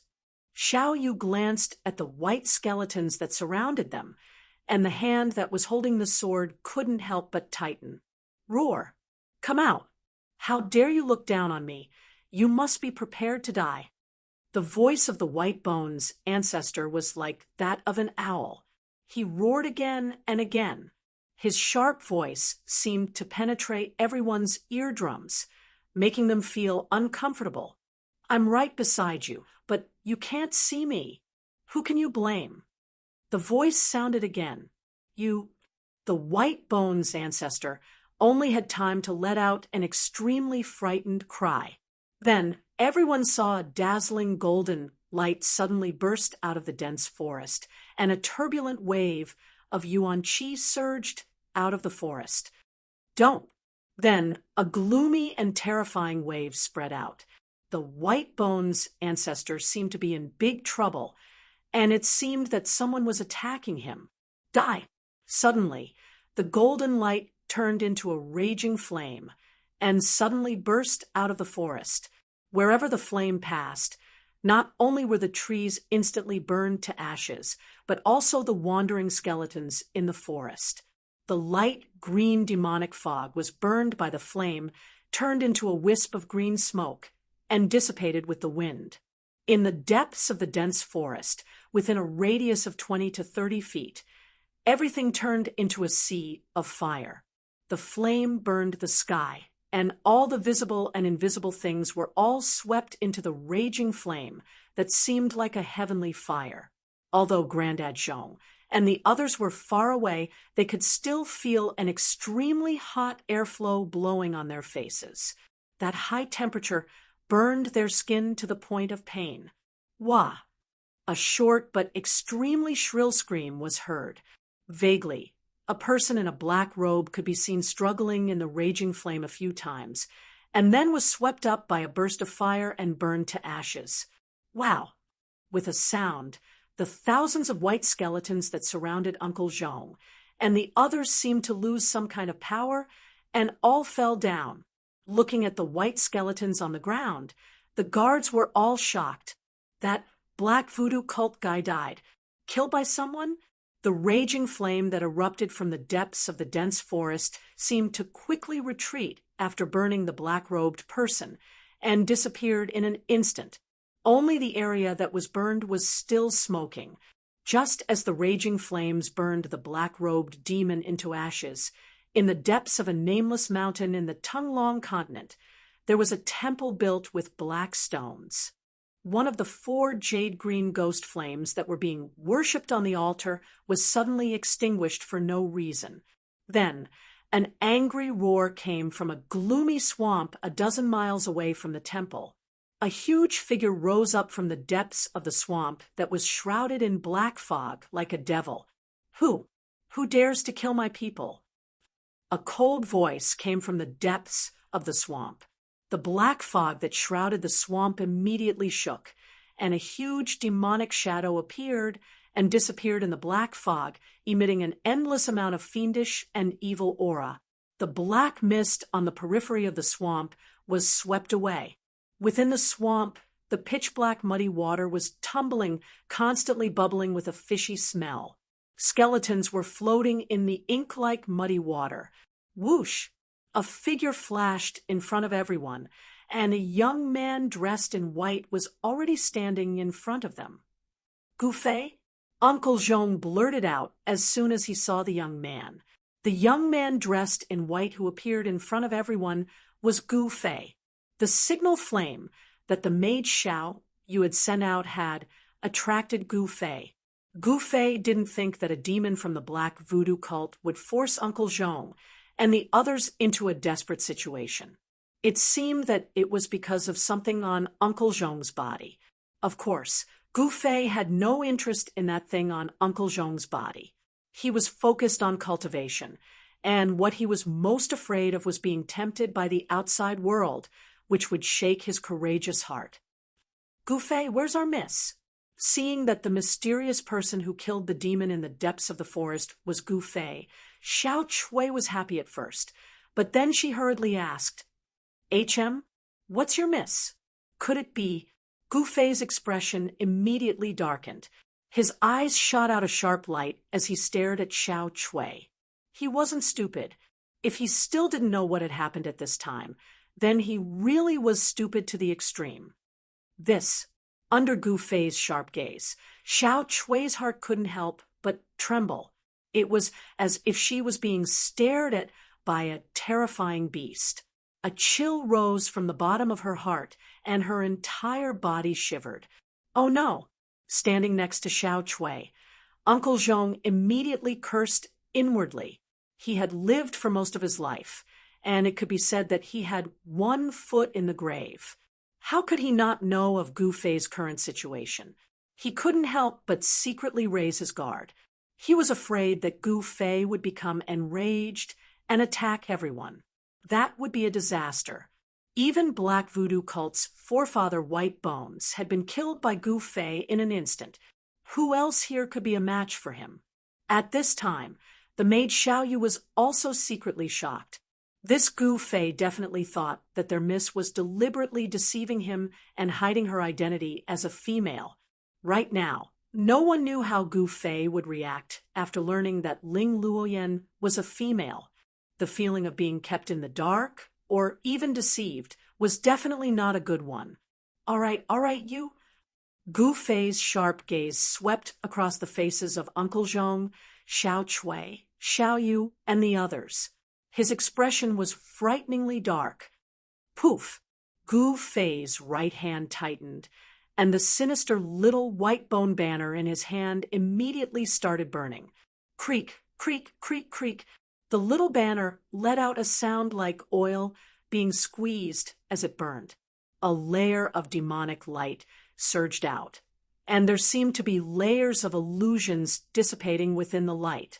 In an instant, the demonic energy inside the little white bone banner was refined by the fierce flames, and the little white bone banner instantly turned into ashes.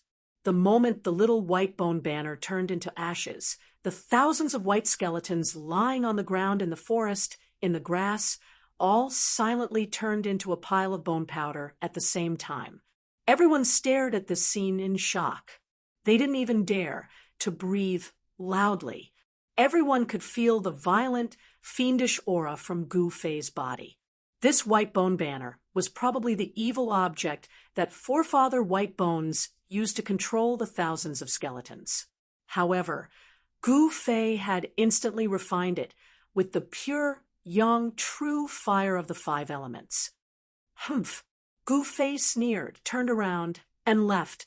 He covered 30 meters with each step and disappeared into the depths of the forest in the blink of an eye. Chapter 90. Gu Fei's sudden departure left the group of green-clothed guards at a loss. Actually, most of these guards had never seen Gu Fei before, so they didn't know about the relationship between Gu Fei and their Mississippi. Most of them were curious about Gu Fei's sudden appearance. Sigh. After a while, Uncle Zhong let out a long sigh and muttered to himself, "Such a person, what a pity." It wasn't clear whether he felt that it was a pity that he didn't make friends with people from the Taoist sect, or that it was a pity that Gu Fei and their miss had a misunderstanding. In short, Gu Fei was obviously angry. "Let's go." Uncle Zhong looked in the direction where Gu Fei disappeared and walked out of the land. This time, they had entered the mountain to search for Ling Luoyan and Gu Fei, and they had suffered a great loss, especially the death of more than 10 green-clothed guards. It made Uncle Zhong's heart ache. It took a lot of time, blood, sweat, and money to nurture an outstanding guard. When Uncle Zhong and the rest walked out of the land, they saw that there were more than 100 people gathered at the foot of the hill in front of them. Most of these people were green-clothed guards with weapons hanging on their waists. These guards, under the leadership of 2 yellow-clothed commanders, were anxiously looking in the direction of the land. In front of the 2 yellow-clothed guards stood a calm and handsome young man. This young man's eyes were as beautiful as a painting, and his fine black hair draped over his shoulders. As he looked around, he was a breathtaking sight. This young man was Ling Luoyan, who was disguised as a man. With Gu Fei's help, he should be able to rescue Uncle Zhong, Xiao Chui, Xiao Yu, and the rest who were trapped inside, so she wasn't worried. Ling Luoyan saw Uncle Zhong, Xiao Chui, and Xiao Yu walking out of the land with a group of guards, and immediately greeted them with a smile. The 2 yellow-clothed guard commanders hurriedly brought their men and followed. "That's great. All of you are fine," Ling Luoyan said with a smile. However, when she looked around, it seemed that one person was missing. "Where's Gu Fei?" Ling Luoyan couldn't help but be startled when she saw that Gu Fei wasn't among the people that came out from the dense forest. And then she hurriedly asked Uncle Zhong, Xiao Chui, and the others.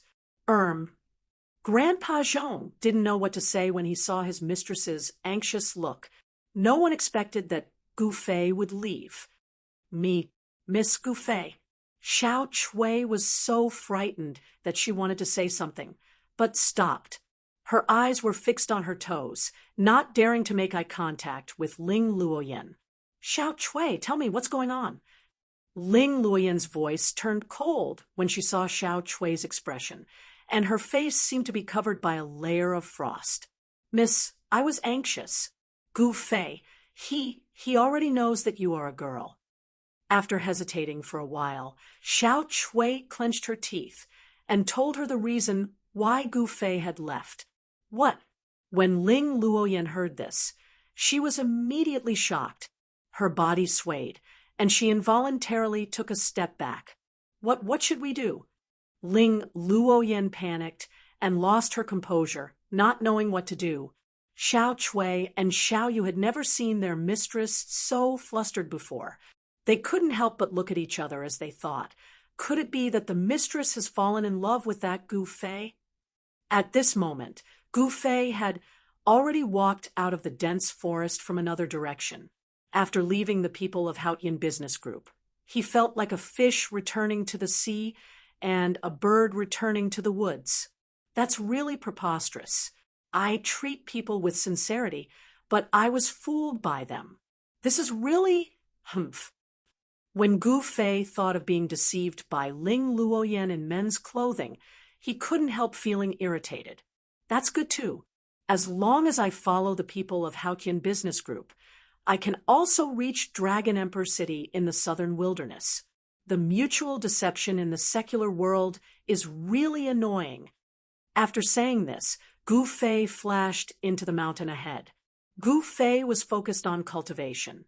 How could he be used to the conduct of secular people?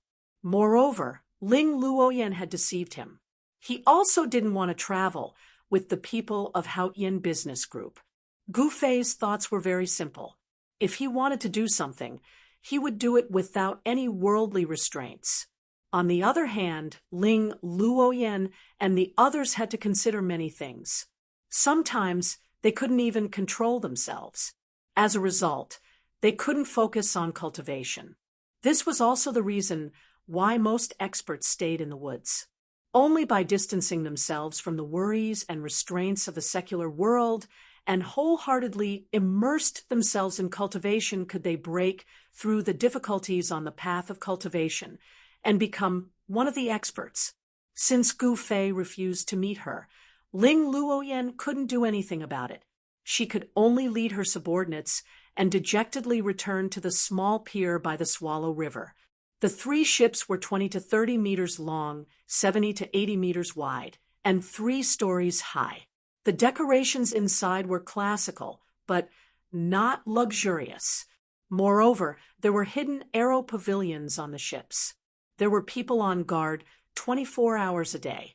If there was an enemy attack, they could shoot arrows at any time. Although they weren't armed to the teeth, they were more than enough to deal with the bandits who were active in the waterways of Yunmeng Mountain. It seemed that no bandits dared to attack the ships of Haotian Business Group. Ling Luoyan was obviously in a bad mood. After returning to the ship, she locked herself in her room. Even Xiao Chui and Xiao Yu, her 2 personal maids, weren't allowed to enter. The 2 maids could only guard outside the door and await her orders at any time. Ling Luoyan's disappearance had thrown the entire caravan into chaos. After she'd safely returned, the entire caravan had started preparing to set sail the next day. Hence, from nightfall onwards, one could see green-clothed guards hurrying about on the 3 ships anchored at the pier.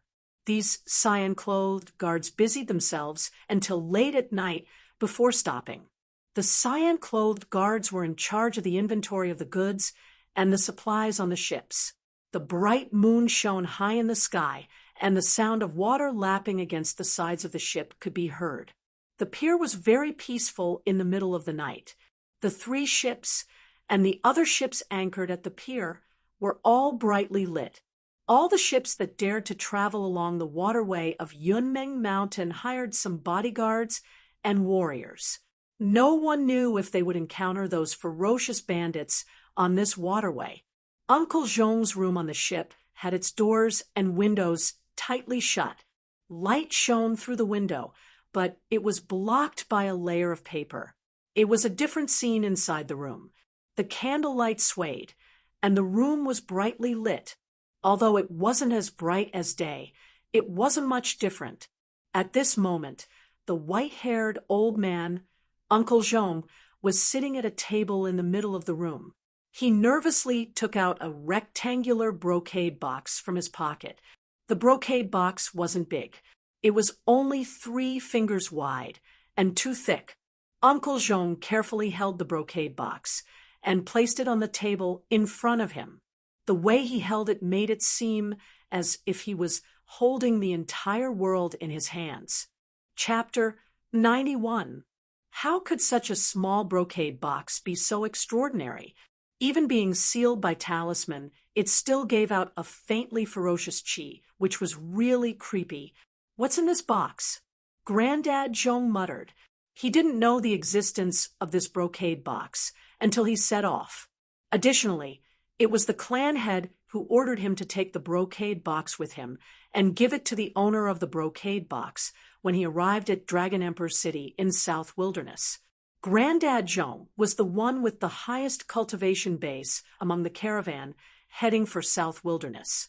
He was already a rare powerhouse in the secular world. It indicated that the head of Ling clan attached great importance to the item in this box. Granddad Jean gazed at the small brocade box on the table in front of him for quite a while before putting it away in his private pocket meticulously. However, when Granddad Jean put away the brocade box, he suddenly changed his face. Closely after that, he punched towards the window in front of him on the right. Bang! Under the impact of Granddad Jean's extremely powerful palm strength, the window instantly turned into sawdust and scattered in all directions. Vaguely, a black shadow flashed and disappeared outside the window. Whoosh! Granddad Jean darted out of the broken window like an arrow. Under the moonlight, a black shadow was walking on the misty river in the distance. In a split second, the black shadow disappeared over the river. Dandelion, what a guy! At the sight of this scene, Granddad Jean couldn't help but admire this guy's lightness skill. Only by the buoyancy of his skin, he could treat the billows as flat land. At this moment, rapid footsteps drifted from the surroundings. Soon, 7 to 8 people had arrived. They were guards in cyan clothes who came here to check after hearing the noise. "It's okay here, you can leave now." At the sight of these guards, Granddad Jean couldn't help but frown as he waved his hand towards them. Only he knew about the brocade box. Even Ling Luoyen didn't know that he was carrying such a brocade box. It was top secret. "Yes, sir." The 7 or 8 guards immediately bowed to Uncle Jean and then retreated. When these guards saw the broken window behind Uncle Jean, although they were bewildered, they immediately retreated.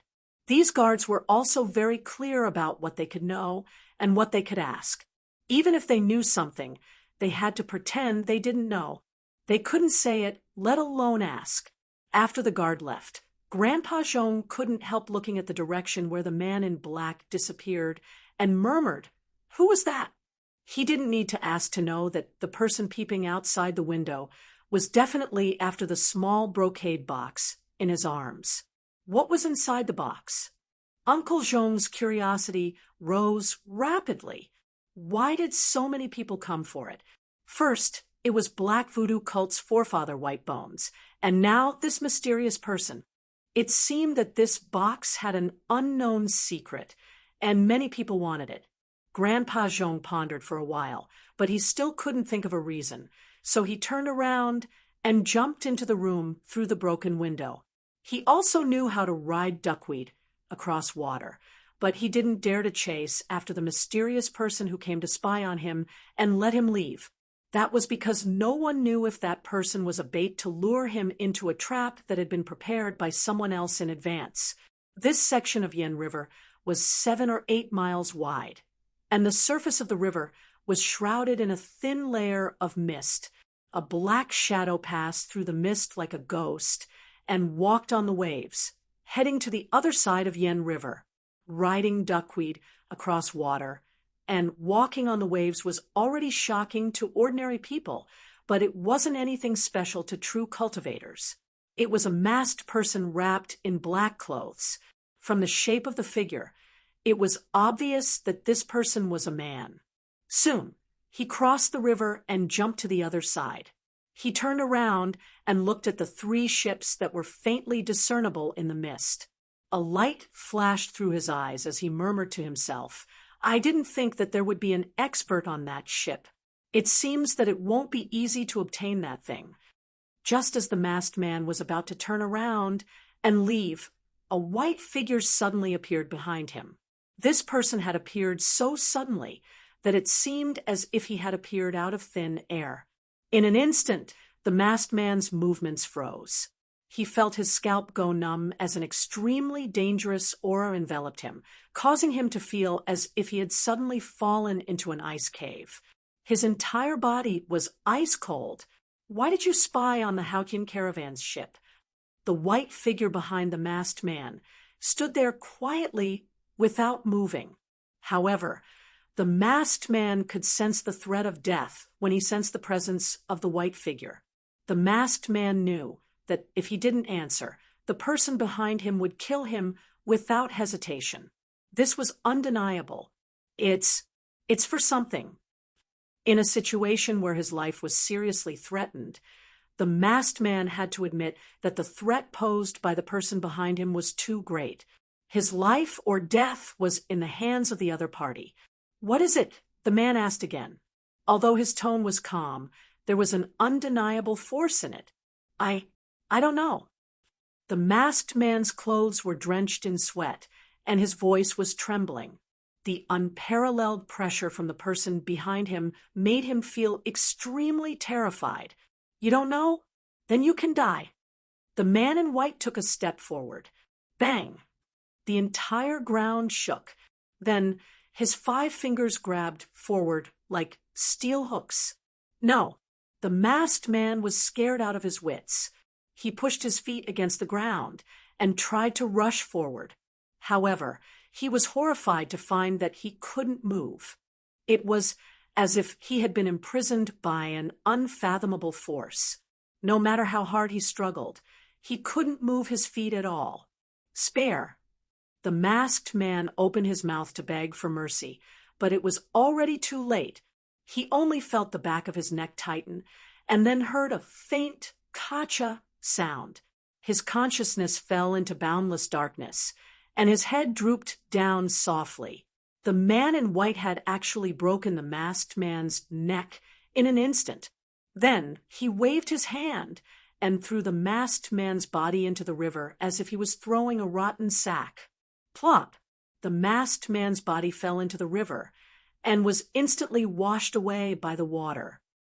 "What is that thing? So many people are targeting the Hautian caravan," the man in white muttered to himself. He suddenly looked at the 3 ships on the opposite side of the river. Chapter 92. Gu Fei did not go far. Instead, he wandered around the nearby mountains in an attempt to find some vicious beasts to practice with. However, he did not find any vicious beasts. Instead, he discovered a masked man spying on the Hautian caravan's ship. As a result, he decided to make a move.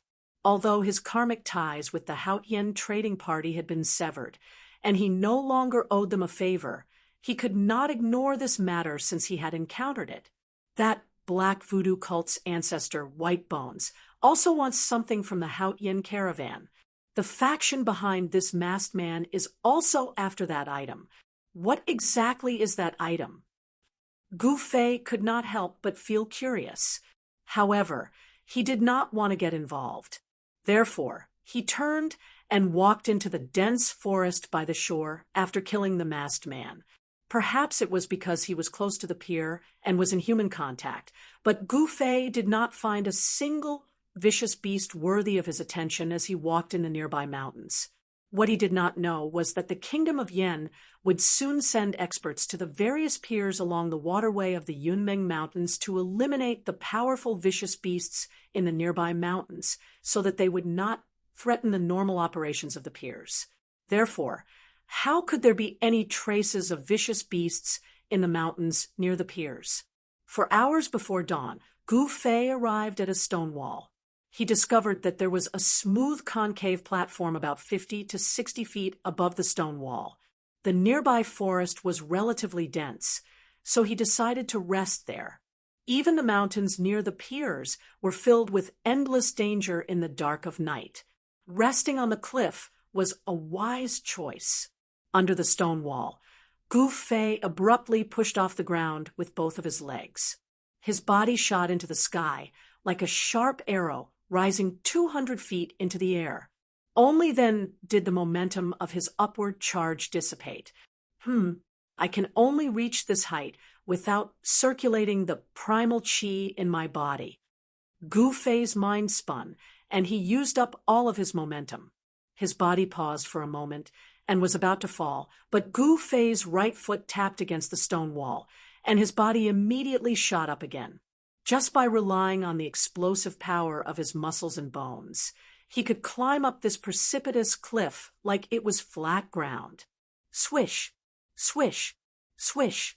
After swaying a few times on the cliff, Gu Fei had already stepped onto the platform. His gaze swept across the area, and every detail of the platform was immediately reflected in his eyes. Not bad. Gu Fei nodded. This concave platform on the mountain wall was only 20 to 30 feet in circumference, but there was not a speck of dust on it, perhaps because of the wind and the sun. Gu Fei sat cross-legged with his back against the stone wall. The lights of the distant pier flickered under the shroud of darkness. He could vaguely see the ships docked at the pier. Tigers, leopards, jackals, and wolves roamed the nearby forest from time to time. Occasionally, one or two roars could be heard. Gu Fei slightly closed his eyes and remained motionless. His entire body gradually relaxed. He did not circulate his cultivation method. Although the mountain was filled with endless plant essence qi, he did not guide the surrounding primal qi into his body. He just sat quietly, seemingly doing nothing. He allowed his thoughts to wander above the 9 heavens, drifting between heaven and earth. He was in a trance, as if he was half awake and half dreaming. Gu Fei gradually could not feel the passage of time. His thoughts were completely relaxed, and his mind gradually merged with nature. It was as if his body and mind had become one with the heaven and earth. He seemed to be able to hear the thoughts of the trees and flowers. He seemed to be able to feel the pulse of the heaven and earth. He himself seemed to have become a part of nature. In fact, humans were originally one of the myriad things in the world, a member of the heaven and earth. As humans grew, they would unknowingly break away from the heaven and earth. A gentle breeze blew, and all kinds of fragrances of plants floated up from the bottom of the cliff. At this time, Gu Fei entered into a state of forgetting himself and the world. The stars in the sky slowly faded, and light began to appear in the eastern horizon. The darkness that shrouded the earth gradually receded. When the first ray of sunlight shone from the horizon, Gu Fei withdrew from that mysterious state and then opened his eyes. Without deliberately cultivating, Gu Fei's mind had undergone a baptism, and his state of mind had been improved. Naturally, his cultivation had reached the peak of the 8th heavenly layer. This time, the improvement of his cultivation seemed to be a matter of course. On the path of cultivation, every insignificant improvement would accumulate, and at a certain time, it would naturally cause his cultivation to take a big step forward. Gu Fei stood up, and the temperament of his body seemed to have changed a little. He was no longer showing off, and his sharpness and killing intent had been greatly restrained. His body then had an otherworldly aura. Previously, Gu Fei was like a piece of jade that had not been polished. Although the quality was good, it was not revealed. But now, this piece of jade was being polished. Are they about to leave? Gu Fei's deep gaze seemed to be able to penetrate the void. On the distant pier, He could clearly see the people walking on the three big ships. Who? Gu Fei directly jumped down from the cliff, and the speed of his body's fall became faster and faster. Boom!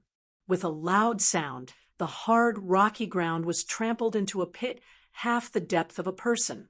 The ground cracked, and stone chips flew everywhere, about a height of 500 to 600 feet. Purely relying on my body, I can withstand the impact when landing. Gu Fei secretly nodded. He was very satisfied with the strength of his body. If it was an ordinary person, even if they had iron bones, but if they jumped from such a height, even if their muscles, bones, and skin were not injured, their organs would be severely shaken, and it was inevitable that they would suffer internal injuries. The organs were the most vulnerable parts of a person's body. If they were shaken, it was easy to be injured. However, Gu Fei had already tempered his body to the point that the inside and outside were one. His organs were also strengthened, and they were as tough as skin and flesh. If I use Yuan Qi inner strength to reduce the weight of my body, then the speed of my body's fall will be reduced a lot. If I use a combat skill to reduce the force, I can fall from a height of 1 to 200 feet without relying on any external objects to reduce the force. Gu Fei was very clear about his own strength. After being tempered day and night, his body had become tough to an unimaginable extent. If he wanted to advance a step further, then he would have to refine his skin and flesh to the point of being brand new and completely reborn. Gu Fei walked out of the stone pit step by step.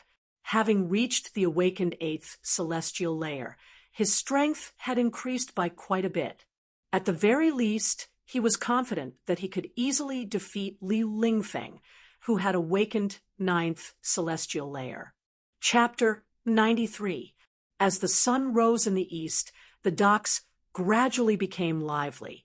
Merchants traveling between the north and the south, pot-bellied ship owners, and fierce-looking guards with weapons shuttled back and forth on the docks. The wealthier a person was, the more he was afraid that others would harm him. Therefore, there were always murderous bodyguards around the rich. People came and went at the docks. After a whole night's rest, everyone was full of vigor and vitality in the early morning.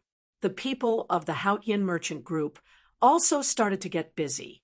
Black-robed, guards hurriedly walked on the ship. About an hour later, the Haotian merchant group's ship left the docks along with the other ships docked at the docks and headed south with the wind and the current. Gu Fei had already set off. He was not worried that the Haotian caravan's ships would disappear right under his nose. He went down the river alone. Furthermore, the terrain was steep and the forest was lush, so he went in that direction. For 2 days in a row, whenever the Haotian merchant group docked at the riverside docks at dusk, Gu Fei would go into the mountains to find the exotic beasts and fight them. Along the way, he indeed encountered a few exotic beasts in the mountains along the river and fought them. Tonight should be the last night. Gu Fei stood on the top of a mountain and gazed into the south. Under the starry sky, a huge river flowed through the endless primitive jungle. The terrain was flat, and there were no mountains or ridges.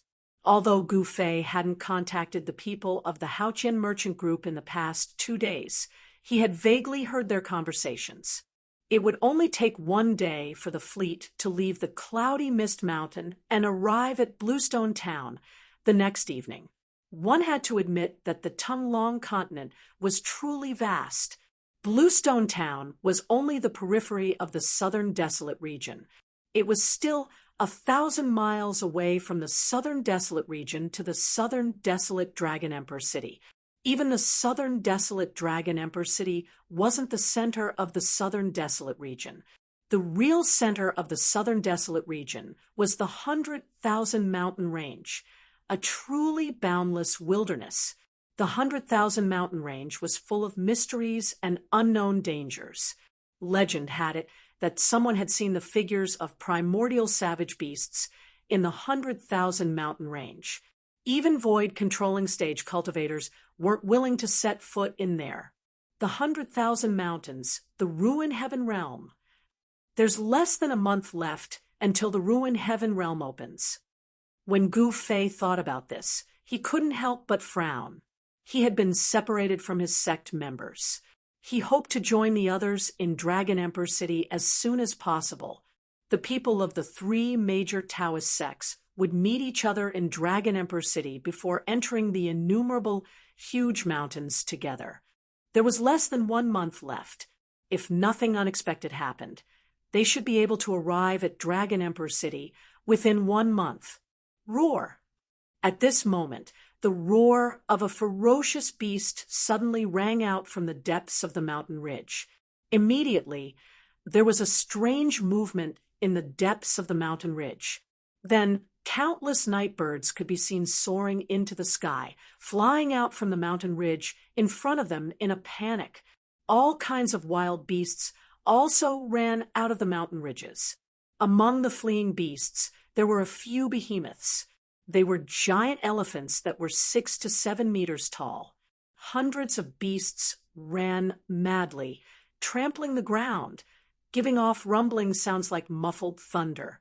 Standing on the top of the mountain, Gu Fei's eyes were as sharp as lightning bolts. He had already seen everything.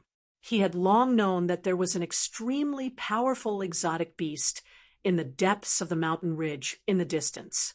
All powerful exotic beasts had a common characteristic. They would leave a violent, ferocious, and tyrannical chi in the vicinity of their appearance, which would frighten all the beasts. Once such a fierce beast showed its might, it would definitely wreak havoc in all directions, causing all the beasts to flee in fear. Humph!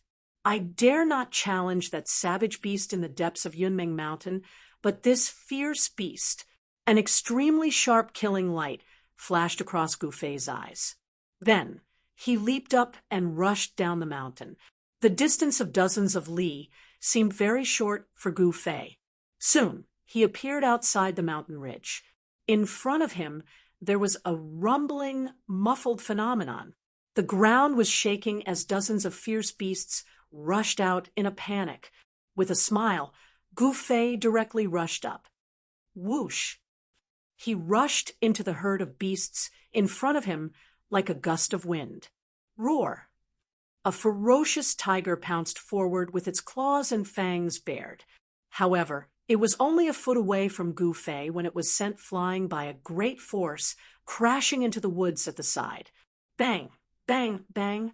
At that moment, a huge elephant charged toward Gu Fei like a moving mountain.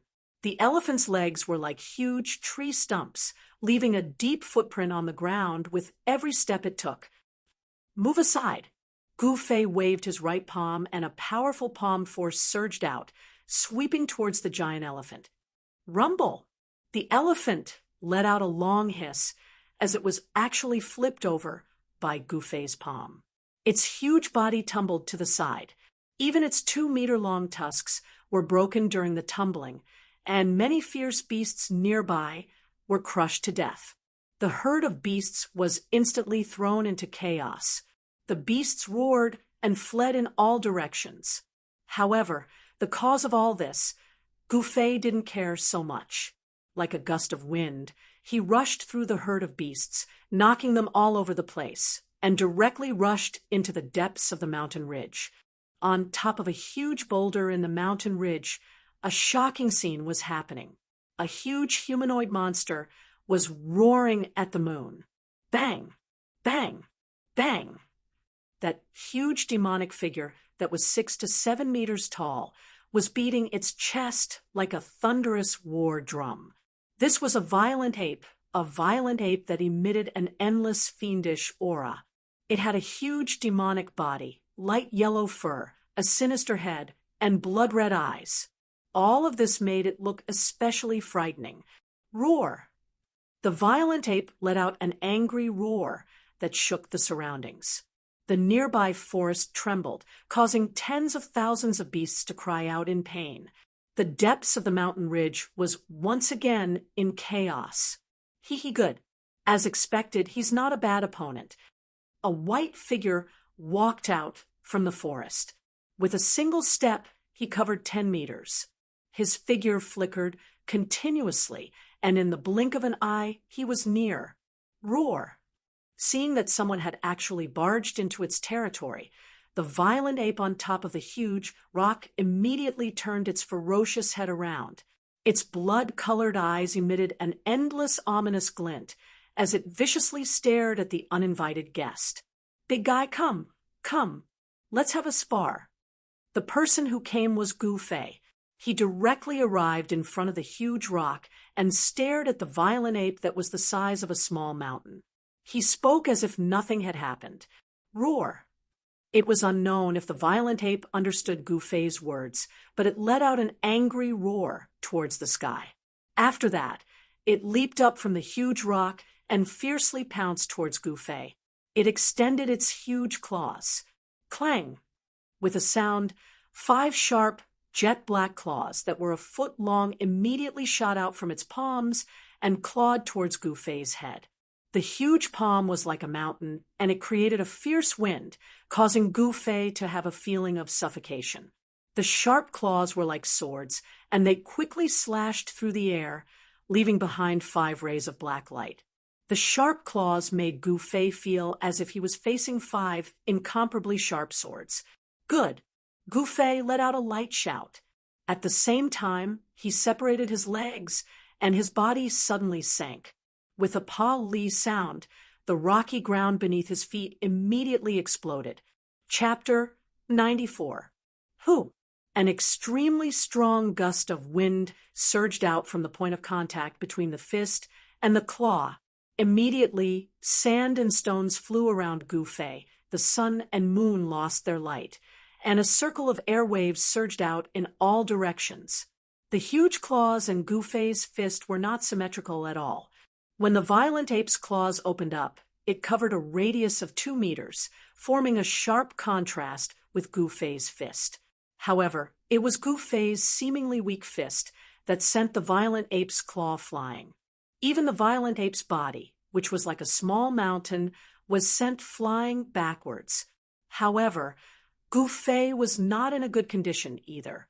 The violent ape's claw was extremely powerful, and when the fist and claw collided, the hard rock beneath Gu Fei's feet immediately became as soft as tofu.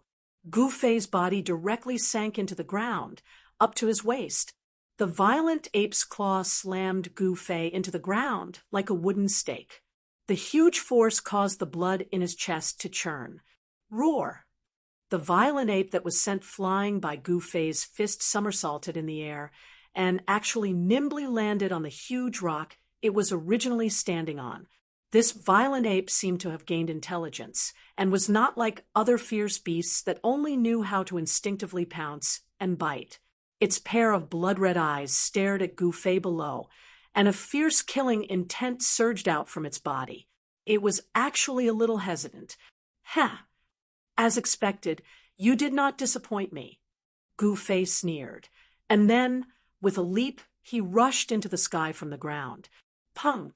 With a sound, the ground around him that had already been shaken into powder immediately exploded. Billowing smoke and dust swept out in all directions. 8 desolate steps, 8 steps, 8 kills. Gu Fei let out a cold shout. His body was like the wind and lightning as he rushed into the sky, reaching a height of 30 meters. Then, with a step, he arrived at the head of the violent ape in an instant. That step he took directly stomped down on the violent ape's head that was as big as a water tank. It seemed like a casual step, but it contained astonishing power. The space beneath his feet immediately rippled, and a terrifying power wreaked havoc. Roar! The huge violent ape instinctively felt danger and quickly retreated, wanting to avoid Gu Fei's step. The violent ape looked huge and cumbersome, but it was extremely agile when it moved. In an instant, it jumped down from the huge rock. However, just as the violent ape was jumping down from the huge rock, Gu Fei had already taken his second step. Rumble! It was as if there was a wind and lightning rolling under his feet. An unfathomable power caused the space beneath Gu Fei to tremble. The 8 desolate steps could not only display the extreme speed of 8 steps, but it could also display the killing technique of 8 steps. This ancient martial art ability was enough to shock the world. At this critical moment, the violent ape let out a roar that shook the mountain forest. Then a layer of earthy yellow light surged out of its huge body, and at the same time, it raised its arm to block. Bang! With a sound, Gu Fei's second step directly landed on the violent ape's arm. Boom! The violent ape, which was as big as a small mountain, was like an earthy yellow meteorite. It smashed down from the sky, and the ground immediately shook violently. Dust flew everywhere, and this terrifying violent ape directly smashed a huge pit in the ground. Roar! The violent ape crawled out of the pit. Bang, bang! It madly beat its chest and continuously roared at Gu Fei, who was on the huge rock. This violent ape was extremely wild. The earthy yellow light on its body danced like a flame, and its fierce aura was enough to make Gu Fei's heart tremble. Earth elemental power, the power that surged out of the violent ape, was not unfamiliar to Gu Fei. This violent ape could actually control the earth elemental power, which really made Gu Fei feel surprised. Everything in the world could not be separated from the 5 elements of yin and yang. However, there were very few vicious beasts that could truly control the 5 elements of yin and yang. This was because the vicious beasts that could use the 5 elements of yin and yang to cultivate were no longer vicious beasts, but existences that had evolved into demonic beasts. Demonic beasts were half-demonic beasts. They were not real demons, but they had already shed their bestial nature. They were not simply vicious beasts, but a powerful variant that was between demons and beasts. If they could finally grow into demons, then the cultivation of this variant would not be lower than that of a transcending mortality realm cultivator, and their intelligence would not be lower than that of a human. Roar!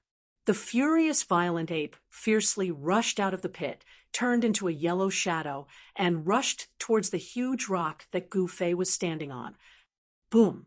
A loud sound rang out, and immediately rubble flew across the sky. A huge rock that was the size of a small mountain was directly smashed by the furious demonic ape. Stone fragments shot out in all directions, and the earth quaked and the mountains shook, as if the end of the world had come. Good fellow! Gu Fei soared into the sky, and his protective aura blocked all the flying stones outside his body. However, below, the violent ape's thick and strong arm that was like a tree directly grabbed him from below. Chi-chi! The 10 sharp claws were like 10 demonic swords that emitted a dark light, as if they were going to tear the void apart, and made a heart-palpitating sound. Gu Fei's expression changed, and he used the desolate steps. Swoosh! In an instant, he left an afterimage on the spot, and in the next moment, as if he had teleported, he appeared 10 feet away and avoided the violent ape's thunderous grab. There was no way to exert force in the air, but the desolate steps could allow Gu Fei to change his position within a short distance. Gu Fei's body rapidly descended from the sky, but the moment his feet touched the ground, countless sharp stone pillars abruptly pierced out of the ground with a swoosh, swoosh, swoosh. Preposterous! The sudden turn of events shocked Gu Fei. Pong! 7 to 8 spiked stone pillars instantly collided with his feet and body. This demonic ape could actually control the thick earth power to launch such an attack, which made Gu Fei feel inexplicably shocked. This violent ape was not simple, and it could already use supernatural power. If ordinary cultivators encountered this kind of attack from sharp stone pillars that suddenly pierced out from the ground, they would only end up with flesh and blood. Even if Gu Fei had a steel-like body, he still felt as if his body was being bombarded by 1,000 caddy-heavy hammer. Although the stone pillars broke the moment they collided with his body, the force of the collision still knocked Gu Fei into the air. Oh no! Gu Fei couldn't help but cry out in his heart. Sure enough, the violent ape, pung, pung. It rushed over with large steps, and the densely packed stone pillars on the ground were crushed by the violent ape, unable to harm it in the slightest. Whoosh! The violent ape rushed out from the sky full of dust, and with a roar, it directly punched towards Gu Fei. The huge fist was surrounded by a faint yellow light, and with the force of a thunderbolt, it heavily smashed onto Gu Fei's body. Even though he used both hands to block, he was in the air and had no way to exert force. Gu Fei was directly blasted hundreds of feet away and directly smashed into the distant dense forest. Pung, pung, pung, pung, pung. After smashing through 7 or 8 trees in succession, Gu Fei finally stopped his retreat and rolled in the forest among the withered leaves. A musty smell entered Gu Fei's nose. Underneath him was a layer of soft mud made of withered branches and withered leaves. The sound of trees breaking and falling echoed in the air. Chapter 95. The terrifying ape, which was as large as a small mountain, swooped down from the sky, stirring up a piercingly cold gale that caused the trees below to shake violently. Withered leaves and branches were swept up into the air. An endless, ferocious aura filled every inch of space in the forest, causing Gu Fei to feel a sense of suffocation. The demonic ape, which was covered in light yellow fur, pounced with the weight of Mount Tai. It was extremely ferocious. Its blood-red eyes were like demonic stars, emitting an endless evil and ferocious light. It vowed to tear the creature that dared to offend it into pieces. The thinking of a ferocious beast was very simple. The demonic ape felt threatened by Gu Fei. Therefore, its most immediate thought was to eliminate the threat that was Gu Fei. Come at me! Gu Fei fiercely straightened his back. His bones and tendons immediately emitted crackling sounds. His tendons and bones roared like thunder. He raised his head to look at the demonic ape that was pouncing down from above. A trace of madness appeared on his face. He wiped the trace of blood from the corner of his mouth, and a powerful force erupted from his body. His long hair that was like a waterfall fluttered in the wind. Roar! Gu Fei roared, and his expression became extremely ferocious. He separated his legs, and pong! The ground immediately exploded. At the same time, his right palm chopped upwards like a blade. Clang! Like a divine weapon being unsheathed, a dazzling blade light immediately shot out from Gu Fei's palm and rapidly chopped towards the demonic ape that was swooping down from the sky. The deep cold blade light emitted from Gu Fei's body, and the trees within a 5-zhang radius suddenly collapsed without a sound. The entire forest shook, and the trees swayed crazily, causing leaves to fall to the ground. With Gu Fei at the center, huge cracks appeared on the ground. At this moment, Gu Fei's aura was enough to make the heavens and earth lose their color. He was like the reincarnation of the god of war and the martial ancestor, domineering and awe-inspiring.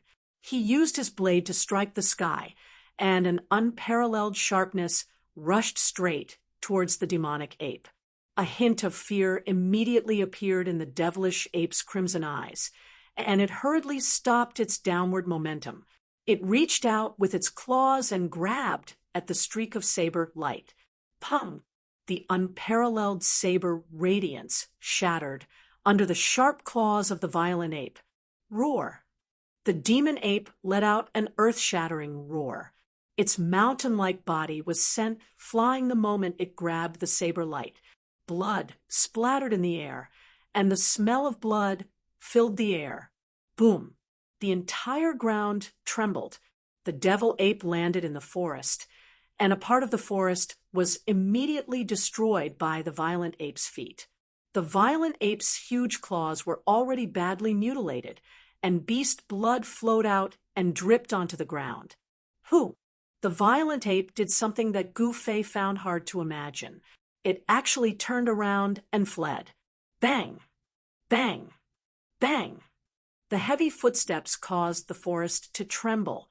Wherever the violent ape passed, the trees would fall, and leaves would dance in the air.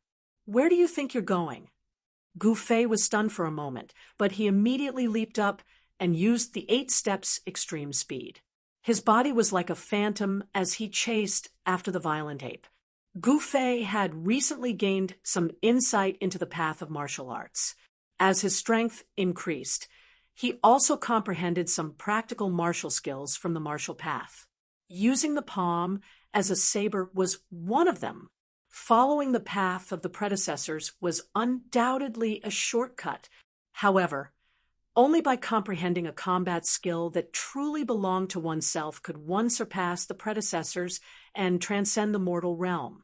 Therefore, when one cultivated to a certain realm, one had to forget all cultivation methods and combat skills, and create a world that belonged to oneself. Although Gu Fei was still far from the realm of creating a world, he had already begun to try to figure out a simple combat skill that was directly effective and shockingly lethal. Tonight's battle with the devil ape seemed to have a pretty good effect. Using the palm as a saber, the essence in his body condensed into saber chi and surged out, actually injuring the thick-skinned devil ape. 8 desolate steps, 8 steps extreme speed. Among cultivators of the same level, there were very few that could catch up to his speed. Gu Fei stepped on the top of the tree as his body flew past with extreme speed, leaving behind numerous afterimages in the air. In just a few breaths of time, he had caught up to the devil ape. Hey! Gu Fei gave a low shout as his right foot stomped on the top of the tree. Pum! The entire crown of the large tree beneath his feet instantly exploded apart. Amidst the fluttering branches and leaves, Gu Fei was like a sharp arrow piercing through the clouds as he leaped up. The index and middle fingers of his right hand came together as he pointed towards the back of the violent ape's head. The violent ape seemed to have sensed danger, and its head that was the size of a water tank suddenly shrunk back. Chi! A streak of extremely swift and fierce finger chi barely grazed past the violent ape's scalp and left behind a faint trace of blood. Roar! With a furious roar, the violent ape that was running at high speed actually turned around in an instant. Raising its right claw, it slapped towards Gu Fei, who was leaping in the air like a door. Who? It was as if a tornado had appeared in the air as the huge claw set off a violent gust of wind. Before it even reached him, Gu Fei's long hair was already flying behind him from the impact. Gu Fei's expression was terrifyingly gloomy. He did not dodge or evade. The essence in his body surged, and only when the huge palm was about to hit him did he move his finger like a sword, pointing towards the center of the huge palm. Chi! The finger force was as resplendent as a divine light as it shot out from the tip of Gu Fei's finger. It was as if it tore through the void and pierced through space as ripples spread out from wherever the finger force passed. Uft!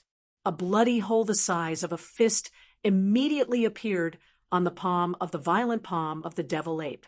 Fresh blood spurted out from the bloody hole. The indestructible finger force was as sharp as a divine arrow as it directly pierced through the palm of the devil ape, causing it to let out a painful roar.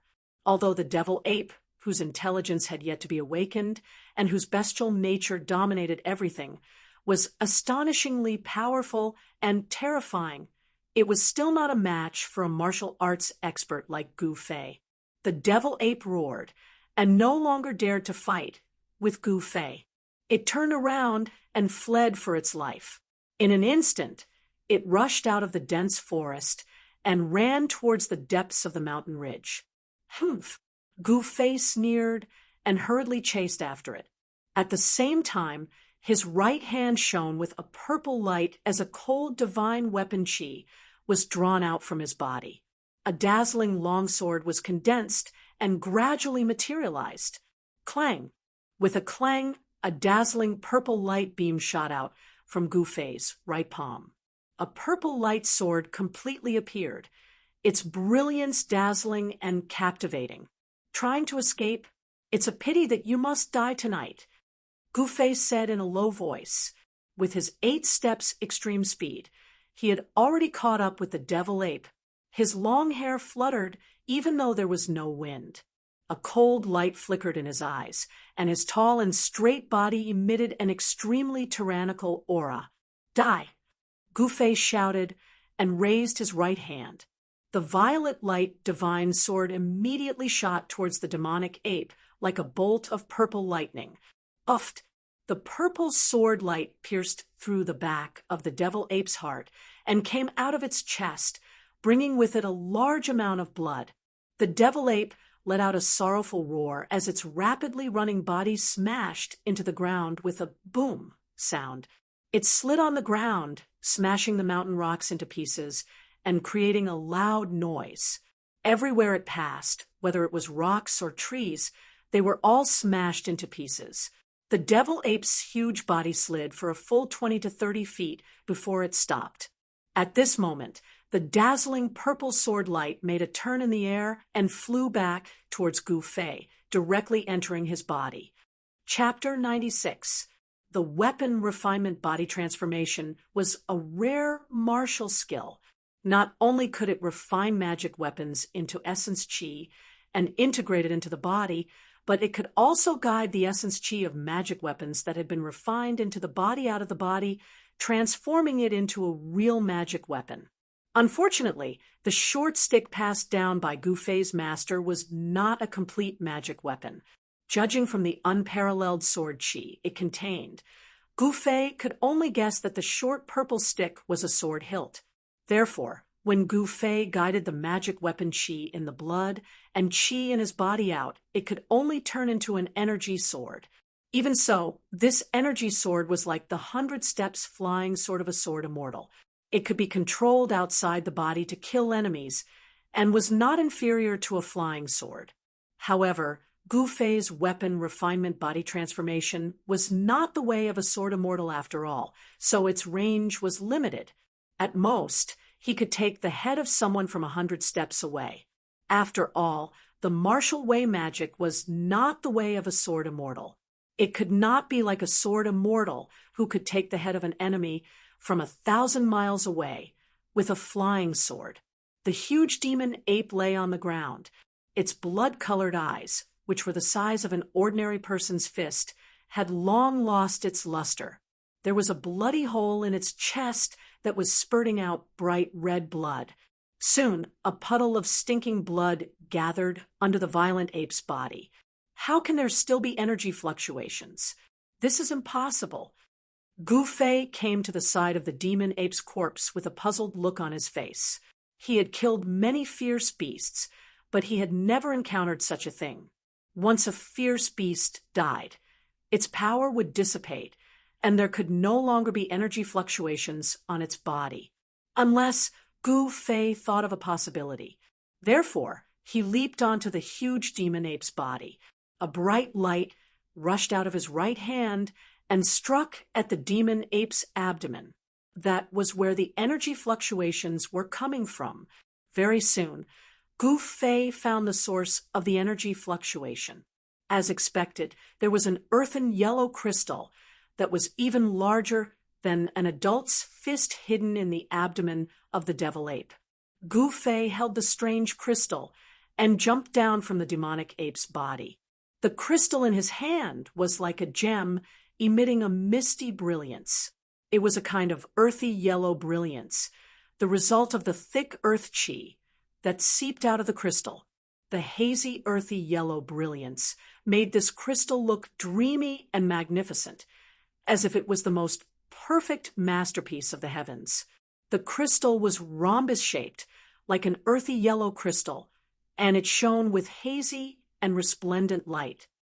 Yes, in another 10 or 20 years, this devil ape will probably transform into a demonic beast. Gu Fei felt the huge spiritual yuan fluctuation in the earth yellow crystal in his hand and felt a little regretful in his heart. After all, not every ferocious beast could transform into a demonic beast. It would be a pity to kill a ferocious beast that could grow into a demonic beast. However, killing it was killing it. Gu Fei did not care too much about it. This crystal was not the inner core that was condensed in the body of the demonic beast, but it contained a huge amount of spiritual yuan, which surprised Gu Fei. However, after thinking about it, he understood that this devil ape was probably at the critical moment of transforming into a demonic beast. Therefore, its body condensed a crystal that was similar to the inner core of the demonic beast. This kind of beast crystal should be the predecessor of the inner core of the demonic beast. Perhaps the body of other ferocious beasts also had this kind of crystal, but it had not reached the stage of transforming into an inner core, so he could not find it. Gu Fei was right. In reality, the body of an ordinary ferocious beast did not have this kind of beast crystal. Only ferocious beasts that were much stronger than ordinary ferocious beasts and could already rely on their instincts to cultivate would condense a beast crystal in their body. What Gu Fei did not know was that this kind of ferocious beast's crystal, although it was not a rare item in the Tonglong continent, it was not something that ordinary people could have. This was because the beast crystal contained pure spiritual yuan. When cultivators cultivated, they could refine the spiritual yuan in the beast crystal for their own use. When cultivating, they would get twice the result with half the effort. Therefore, in the secular world, this kind of beast crystal was very precious. Only some big clans or disciples of big forces could afford to use this kind of beast crystal. Of course, Gu Fei did not know about this. However, the huge amount of spiritual yuan that the beast crystal in his hand contained made him a little excited. The huge amount of earth elemental energy was much purer than the earth elemental energy in the outside world. After all, this beast crystal was condensed from the thick earth chi that the violent ape absorbed day and night. In other words, the thick earth chi in the outside world had already been refined by the violent ape once. Of course, it was much purer than the thick earth chi in the outside world. The impurities that the earth chi contained had even reached a negligible level. If this energy was guided out from the beast crystal and refined into the body, it would definitely be of great benefit to one's cultivation. Gu Fei looked around. Under the moonlight, the surroundings were silent. This was the territory of the violent ape. There were definitely no other beasts that dared to come close. Thus, Gu Fei held the earthen yellow beast crystal that was the size of 2 normal people's fists in his right hand. Then, he circulated the yuan in his body and surged towards the beast crystal in his hand. After a while, the earthen yellow light surrounding the beast crystal gradually became stronger.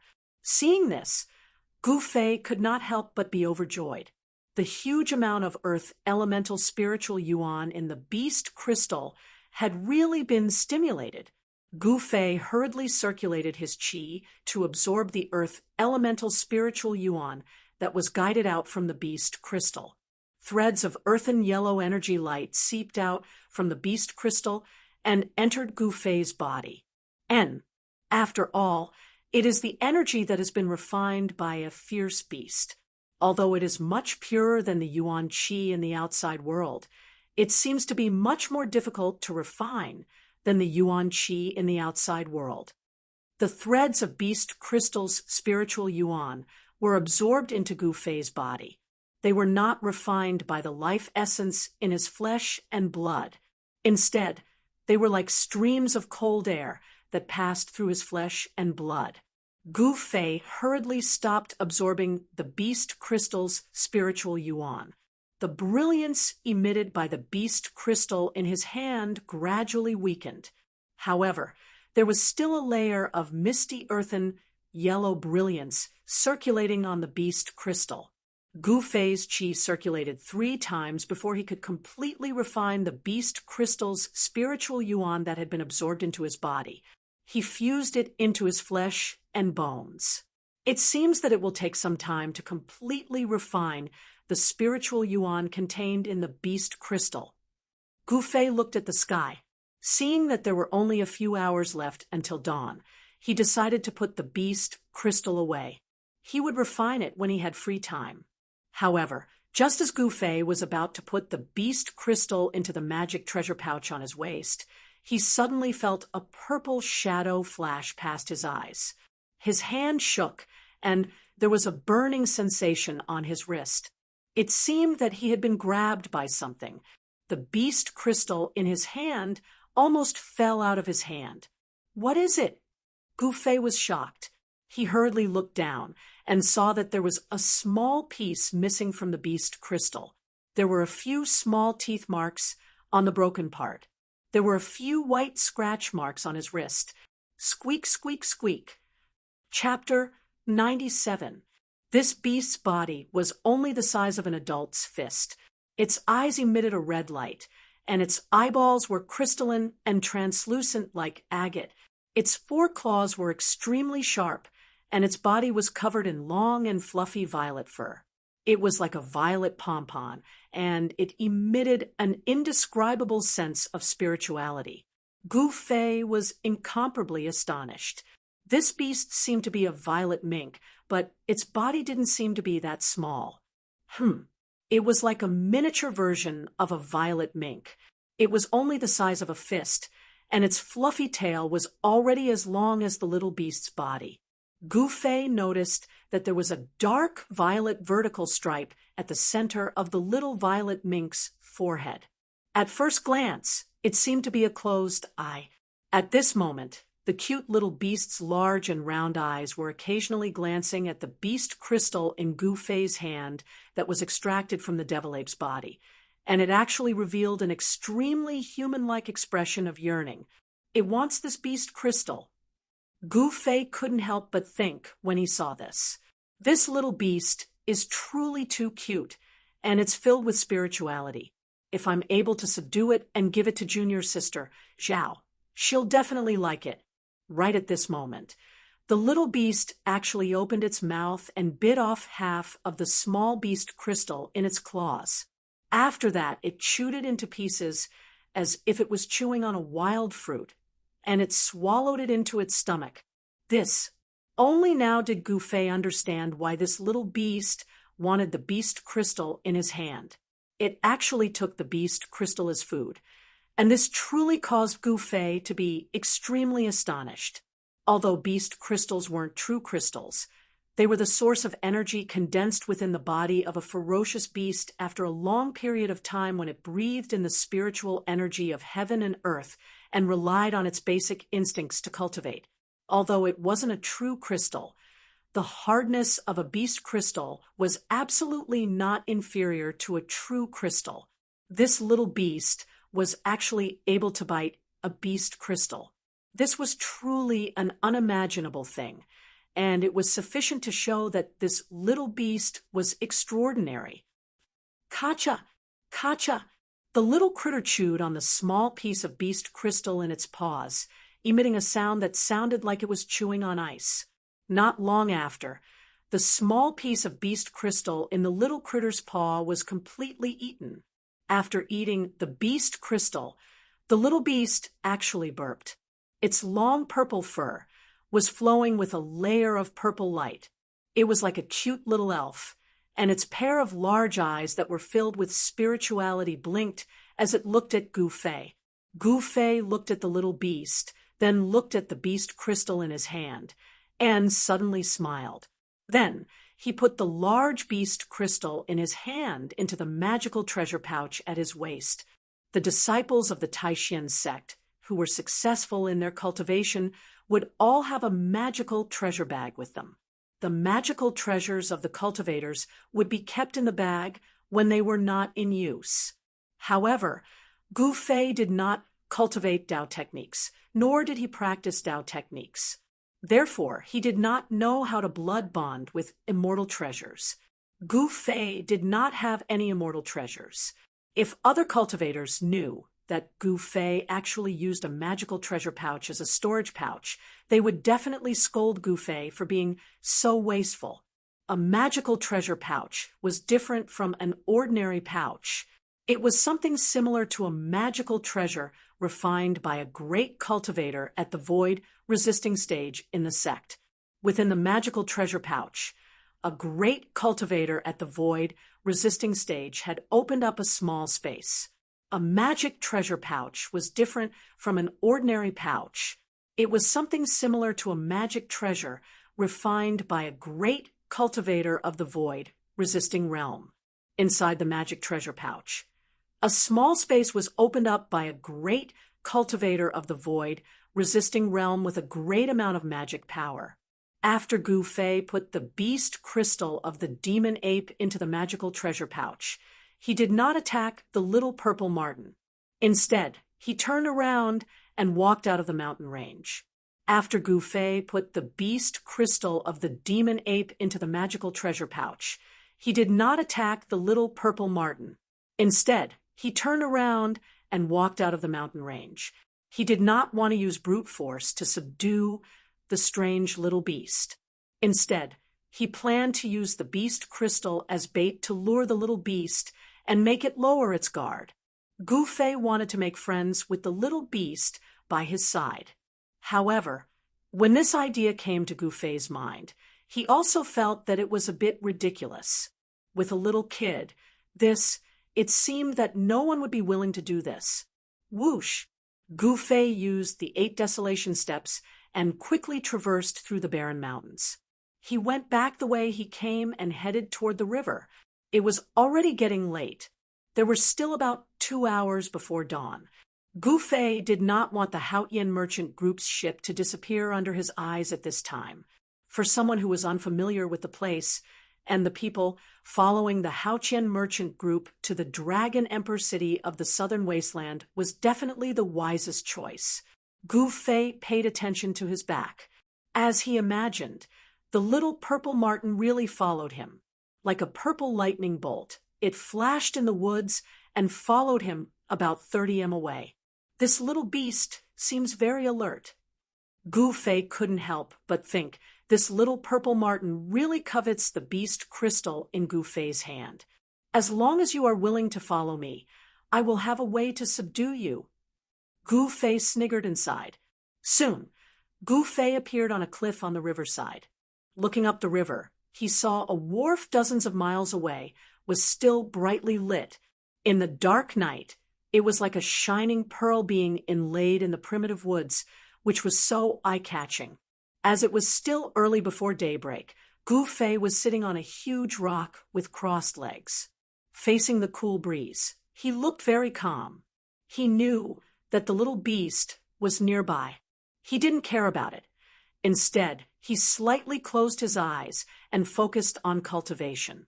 Of course, he dared not enter a deep state of meditation in this place at this moment. With a wisp of spiritual energy, Zhang Tai paid attention to everything around him. As long as there was something abnormal, he would immediately wake up from cultivation and make the most direct response. A misty glow started to appear on Gu Fei's body. Although he didn't purposely absorb the essence of the universe, various essences still gradually converged towards Gu Fei, causing him to be surrounded by glow. As time passed, the spiritual energy around Gu Fei's body grew denser, and he exuded a sacred and peaceful aura. Suddenly, a purple figure jumped out from the bushes beside Gu Fei. A pair of agate-like eyes secretly looked at Gu Fei, who was surrounded by aura, full of curiosity. The little sable seemed to want to come closer, but it was a little afraid. Its pair of bright eyes carefully observed Gu Fei until it saw that Gu Fei was still absorbing the surrounding aura. Only then did it jump onto another big rock beside Gu Fei. Then, Gu Fei once again saw how extraordinary this little beast was. It squatted on the big rock, its claws scratched the ground, and stretched its neck towards the moon that was already setting in the west. It was actually absorbing the rich aura around it. absorbing the essence of the sun and moon and gathering the aura from all directions, this little beast actually knew some simple cultivation methods. The little beast's small mouth opened and closed rhythmically. The light in its mouth was weak, but it could be seen clearly. Gu Fei, who was constantly paying attention to the movements in the surroundings, was really dumbfounded. He couldn't help but think of the legends about demons. Weren't demons cultivated by absorbing the essence of the sun and moon over a long period of time? Gradually, the moonlight in the strange beast's mouth condensed into a ball of light. As it breathed, the ball of light flickered. The purple sable's purple pompo-like body was also glowing. One could faintly see tiny rays of light flowing on the surface of its body. It was very obvious that it had already gained intelligence, and a certain level of intelligence. The purple glow around the purple sable's body also became stronger and weaker according to the frequency of the purple sable's absorption of the moonlight. A small portion of the aura surrounding Gu Fei was also drawn out. The faint purple light constantly flickered. The little beast was really very mystical. Chapter 98. It was another early morning. The mountain was full of spiritual qi, which made people feel relaxed and happy. On the cliff beside the river, Gu Fei stood up, and his whole body suddenly burst out with a crisp sound, as if there was muffled thunder roaring inside his body. This was the realm of bones and tendons rumbling as mentioned in the ancient body refinement technique. The sound of the heavenly drum of thunder would refine the bones and tendons. Not only would the bones and tendons produce thunderous rumbles, but as Gu Fei's cultivation deepened, even his internal organs could produce thunderous rumbles. The inside and outside of his body became transparent, and he was completely reborn. This was the sign of entering the ninth heaven of awakening. Gu Fei vaguely felt that he was only a step away from the ninth heaven, and he could break through at any time. However, he also felt that there was a layer of light gauze in front of him. Although he could vaguely see the vague image behind the gauze, he couldn't tell what was behind it. Don't force, don't be agitated, don't be discouraged, Gu Fei murmured. If others encountered this kind of untouchable but itchy cultivation bottleneck, most of them would be restless. This might be the so-called inner demon of cultivators, which came from the restlessness deep in their hearts. However, Gu Fei's current state of mind was as calm as a mirror. He didn't feel happy or sad because of external things. He just watched the flowers bloom and wither in front of the courtyard and the clouds in the sky. At this time, 3 large ships came into Gu Fei's sight from the upper reaches of the river. Behind the 3 ships were dozens of ships of different sizes. Humph! These people are very shrewd. They use the Hautian caravan's ships to intimidate others. In this way, no bandits dare to attack their ships, Gu Fei said lightly.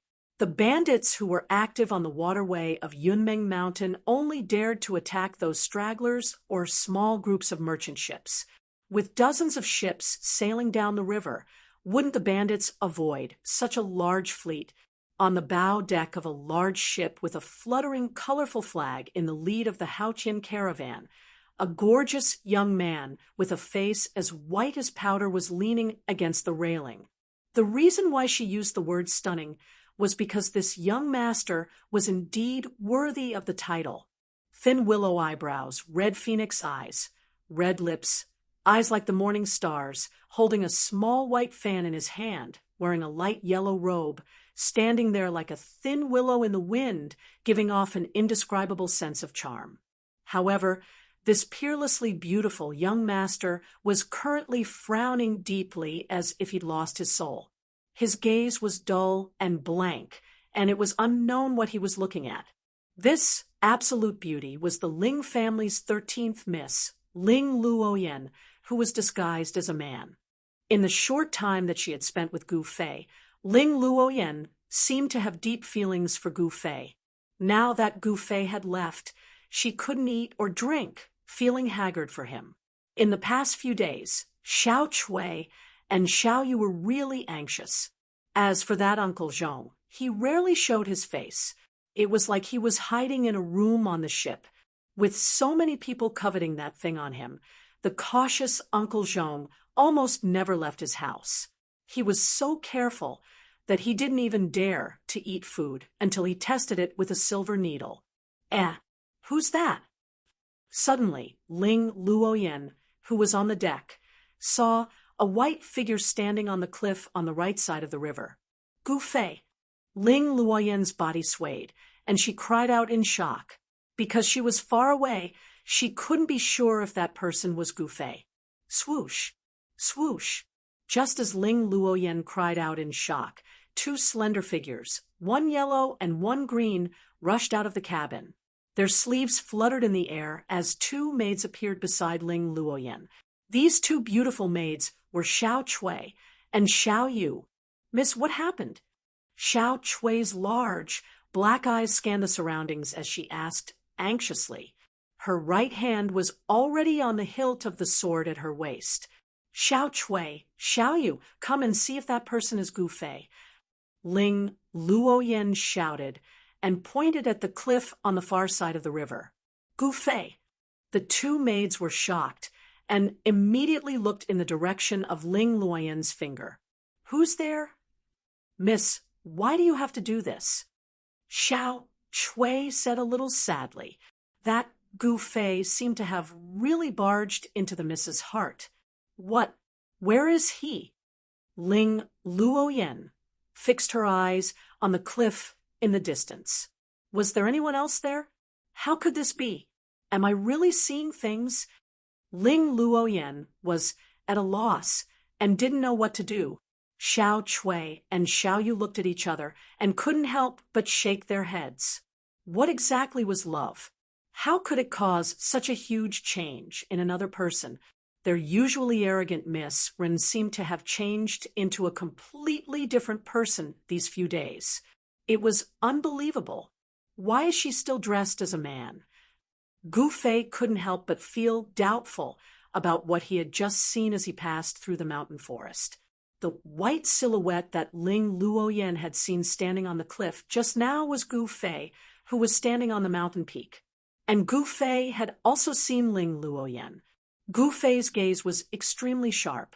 The distance of tens of miles didn't affect his vision at all. Ling Luoyan's appearance fell into his eyes. However, Gu Fei didn't want to think too much about Ling Luoyan. The doubt in his heart only flashed for a moment before it was cast aside. In his eyes, Ling Luoyan was just a passerby in his life. She couldn't even be considered a passerby. A purple little beast followed behind Gu Fei like a tail. Of course, this little beast wasn't coming for Gu Fei, but for the beast crystal in his magic treasure pouch. This purple marten was also extraordinary. It knew that Gu Fei wasn't someone to be trifled with, so it didn't dare to get too close to Gu Fei. Otherwise, this little beast would have long since snatched the unremarkable little pouch hanging on Gu Fei's waist and escaped without a trace. Gu Fei couldn't help but find it funny.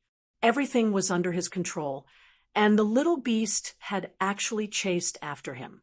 It seemed that this little beast valued the beast crystal very much. After leaving the Yunmeng Mountains, the terrain began to flatten out. In front of him was an ancient forest that stretched as far as the eye could see. It was like a huge piece of green satin was spread under the sky, and the Yen River that connected the north and south was like a white line on the satin. Gu Fei stood at the top of an old tree and looked at the scene in front of him. He was also awed by the power of nature. In the sky and on the ground, a boundless expanse of green extended to the ends of the sky, as if there really was no end. At this time, it was already noon. The Haotian merchant group's ship had long since been left far behind by him. Moreover, there were no forks in the Yen River basin, so the Haotian merchant group's ship definitely wouldn't fly into the sky. Not far from Gu Fei, The little beast that had followed him all the way was staring at the ordinary pouch hanging on Gu Fei's waist with a pair of large, intelligent eyes, as if itching to try it out. "Humph, you've already suffered, so why don't you be smarter?" Gu Fei said to the little beast. "My things aren't that easy to snatch." Squeak, squeak. The little beast seemed to be a little angry. It jumped up and down on the top of the tree, but it didn't dare to approach Gu Fei. Gu Fei was also very speechless about this little beast. Along the way, whenever he wasn't paying attention, this little beast would make a move on the Dharma treasure pouch hanging on his waist. This violet mink that was only the size of a fist had extremely agile movements, and its speed was extremely swift as well. It was simply on par with Gu Fei when he executed his 8 steps extreme speed. There were a few times when this little beast really almost succeeded. Just as Gu Fei was about to continue on his way, he suddenly discovered a figure in front of him, stepping on the top of a tree and rapidly approaching him under the scorching sun. That person quickly closed in. He saw that this person was a handsome young man with long eyebrows, eyes like cold stars, and a face as sharp as a knife. He wore a tight, black suit. "Who are you?" Gu Fei frowned and looked at that person coldly. His pupils couldn't help but contract. "Someone who wants your life." The black-clothed young man elegantly floated down to the top of a tree in front of Gu Fei. His feet stepped on the leaves, but his body was as steady as a mountain. His entire body emanated an incomparably fierce aura. Chapter 99. In a boundless oasis, Gu Fei was intercepted by a black-clothed man who had suddenly appeared. This was a young man with incomparable confidence and unparalleled strength. "You want to kill me? Why?" Gu Fei frowned. It seemed like he did not offend anyone.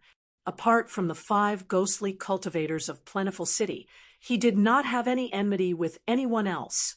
The 5 ghostly cultivators of Plentiful City had their ghost Tao formations set up by the 5 ghost banner destroyed by the Sword Immortal Senior of the Guangqing Immortal Sect.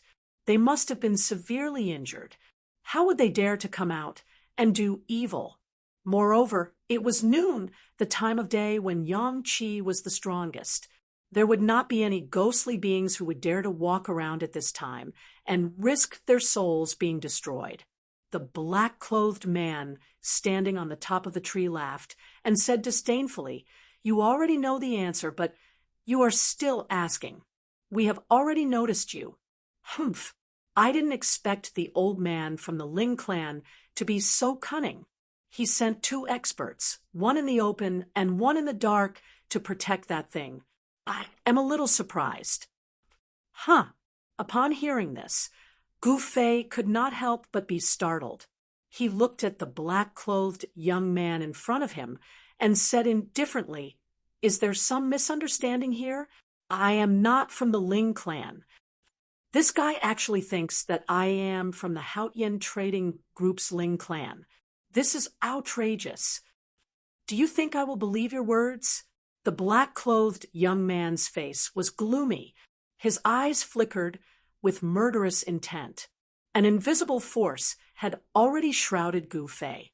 After sensing the murderous intent from the black-clothed young man, Gu Fei's expression gradually became extremely solemn. This person's cultivation seemed to be not below mine. It is up to you whether you believe it or not. However, if you really think that you have the ability to kill me, you might as well give it a try. Gu Fei stared coldly at the black-clothed man in front of him. A mountain-like wave of Yuan Qi surged out from his body.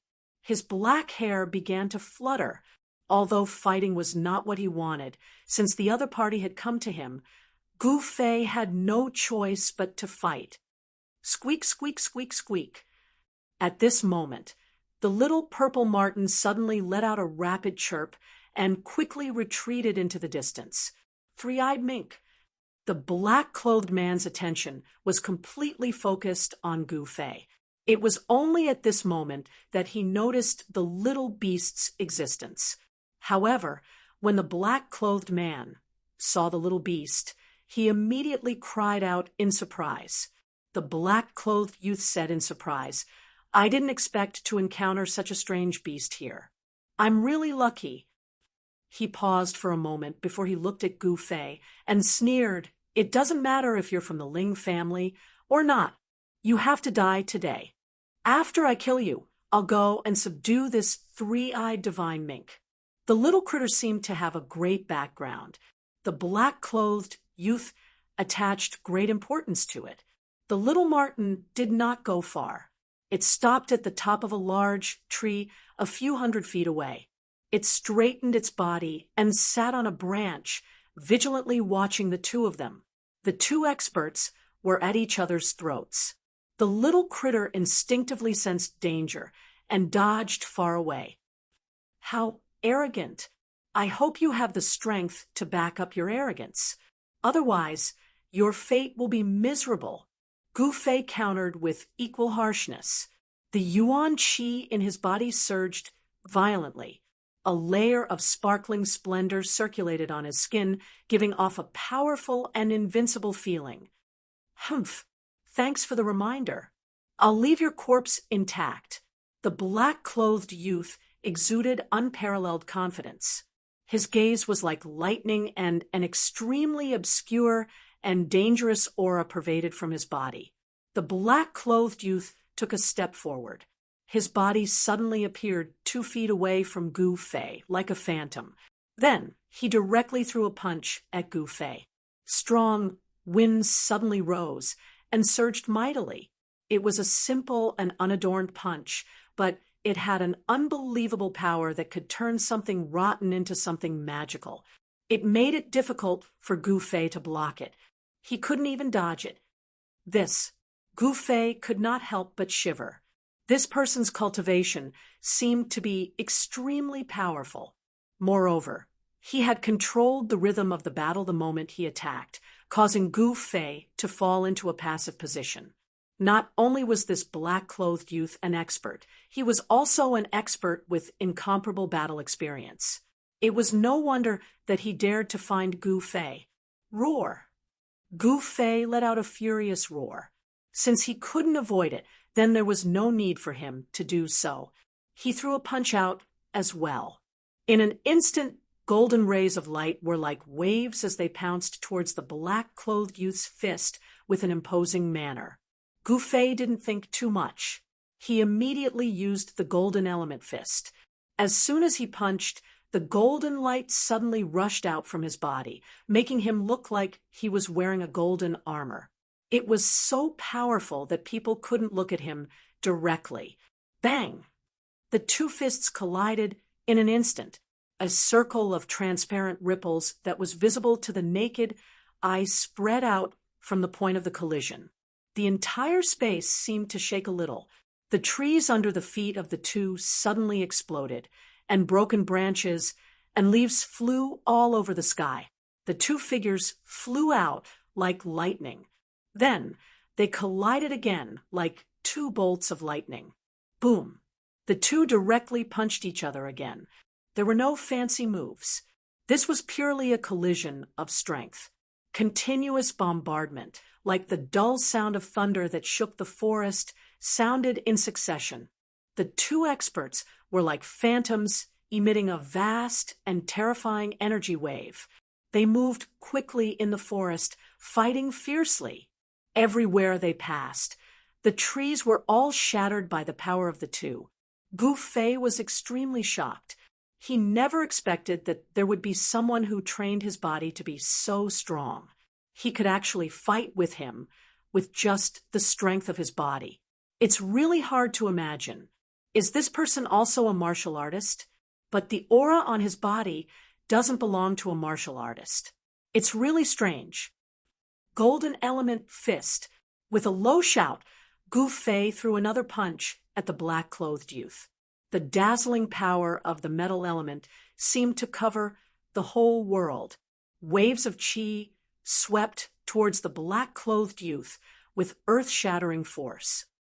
Reversal of heaven and earth. The black-clothed youth's hands moved. Mysterious and strange waves appeared between his hands. A strange wave followed the trajectory of his hands and emitted out. The black-clothed youth no longer fought with Gu Fei. Instead, he displayed his unfathomable magical power. The unfathomable power turned the world in front of the black-clothed youth into a black hole. In an instant, it completely swallowed the unparalleled golden element fist force that Gu Fei blasted out. "I'll return it to you," the black-clothed youth shouted softly. As he moved his hands, the world seemed to be reversed. The swallowed fist force gushed out and was hit back by the black-clothed youth. How is this possible? Gu Fei was shocked. The magical power of this black-clothed youth was really strange. He actually gave him a taste of his own medicine and reversed his attack. It was really terrifying. With such a magical power, wasn't he already in an invincible position? The reversed fist force surged like a rolling river. It was unstoppable. The golden light was dazzling, and in an instant, it rushed in front of him. "How dare you?" Gu Fei's long hair fluttered in the wind as if he had gone insane. This black-clothed man was actually using his own power to attack him, which infuriated him. He didn't dodge or evade, but instead sent out another punch. This punch was also the golden element fist. However, it was different from the previous punch. This punch seemed to draw the endless power of the metal element in the world. All of it surged forward with earth-shattering force. It was majestic and unstoppable. Boom, boom, boom. The two monstrous forces collided.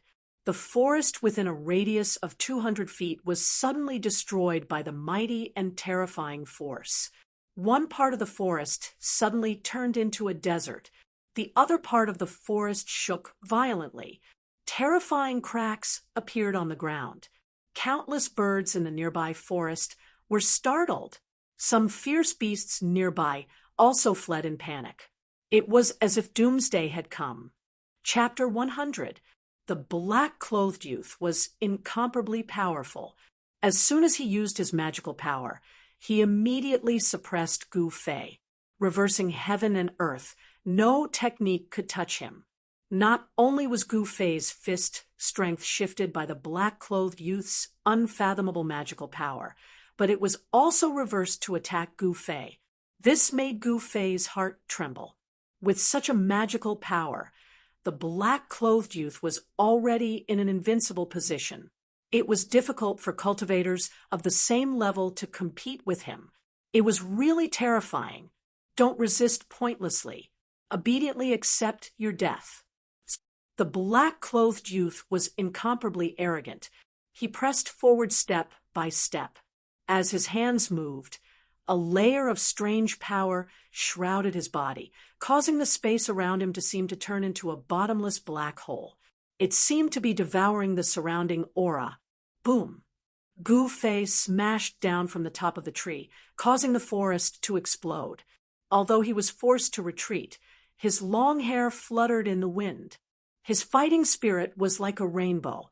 His body emitted a piercingly cold golden light, and the power of the metal element covered his body. Although he was temporarily at a disadvantage, it was difficult for the black-clothed youth to really hurt him. Gu Fei pulled out his feet that were stuck in the soil. He coldly stared at the black-clothed youth and sneered. "Since I came down the mountain, you are the second person who is a threat to me." "Very good. Reversing heaven and earth. I want you to be invincible and have nothing to borrow. Let's see how you're going to reverse the situation," Gu Fei said coldly. His words were also filled with incomparable confidence. Although the black-clothed youth was strong, and the magical power he displayed was said to be unparalleled among experts of the same level, in Yi Shiwen's opinion, it was not invincible. Gu Fei was worthy of being a warrior born to fight. After just one move from the black-clothed youth, he immediately knew how terrifying this magical power was. At the same time, he also thought of a way to deal with this magical power. It was a very stupid way. Shameless boasting. The black-clothed young man's expression immediately changed when he heard this. He shouted loudly and waved his hands. Green energy threads shot out from his hands like silk and wrapped around Gu Fei. Hundreds of green energy threads quickly cut through the void. There was a sizzling sound, like sharp blades cutting through the void, cutting the void into thousands of pieces. Humph! Gu Fei sneered. He operated his Xian Qi and restrained all the power within his body. The dazzling golden aura also entered his body in an instant. However, his skin became even more sparkling and translucent. Tiny rays of light flowed on his skin. His body seemed to be cast from fine iron, and he exuded a strong sense of oppression. The black-robed young man had a cruel sneer on his face. He waved his hands, and hundreds of green threads instantly spread out in the air, forming a huge net that enveloped all directions, sealing off all paths of retreat for Gu Fei. The green energy net came down from above, and the trees around Gu Fei were instantly cut into thousands of pieces as soon as they were covered by the energy net. The green threads seemed to be sharper than divine weapons. Are you going to die this time? The black-clothed young man was very pleased with himself. Since he had personally come out, of course he would be victorious. However, before he had the time to be happy, his expression changed. Something's wrong. How can Gu Fei be so calm in the face of such a killing move? The black-clothed young man was a little surprised. At this moment, Gu Fei did something that shocked the black-clothed young man. It was an action that made the black-clothed young man feel incredulous. Gu Fei, not only did he not dodge, he pushed his feet on the ground, and with an indomitable momentum, he soared into the sky and punched towards the energy net that enveloped him. There was no glaring aura surging out, nor was there any powerful energy ripples. It was just an ordinary punch. However, under the disbelieving gaze of the black-clothed young man, the energy net formed by the interweaving green threads collapsed the moment it came into contact with Gu Fei's fist. The razor-sharp energy threads did not hurt Gu Fei at all, but a large hole was torn open in the energy net. Gu Fei's body was like a phantom, and with a punch, he broke through the razor-sharp energy net and pounced towards the black-clothed young man on the treetop. His movement technique was as fast as lightning, and in an instant, he appeared in front of the black-clothed young man. Ha! Gu Fei let out an angry roar, and the bones in his body crackled. A strong wave of Yuan Qi exploded from his body, and he directly punched towards the black-clothed young man's chest. Reversal of heaven and earth. The black-clothed young man was shocked. He knew that he had made a mistake. He had underestimated the opponent in front of him who was younger than him.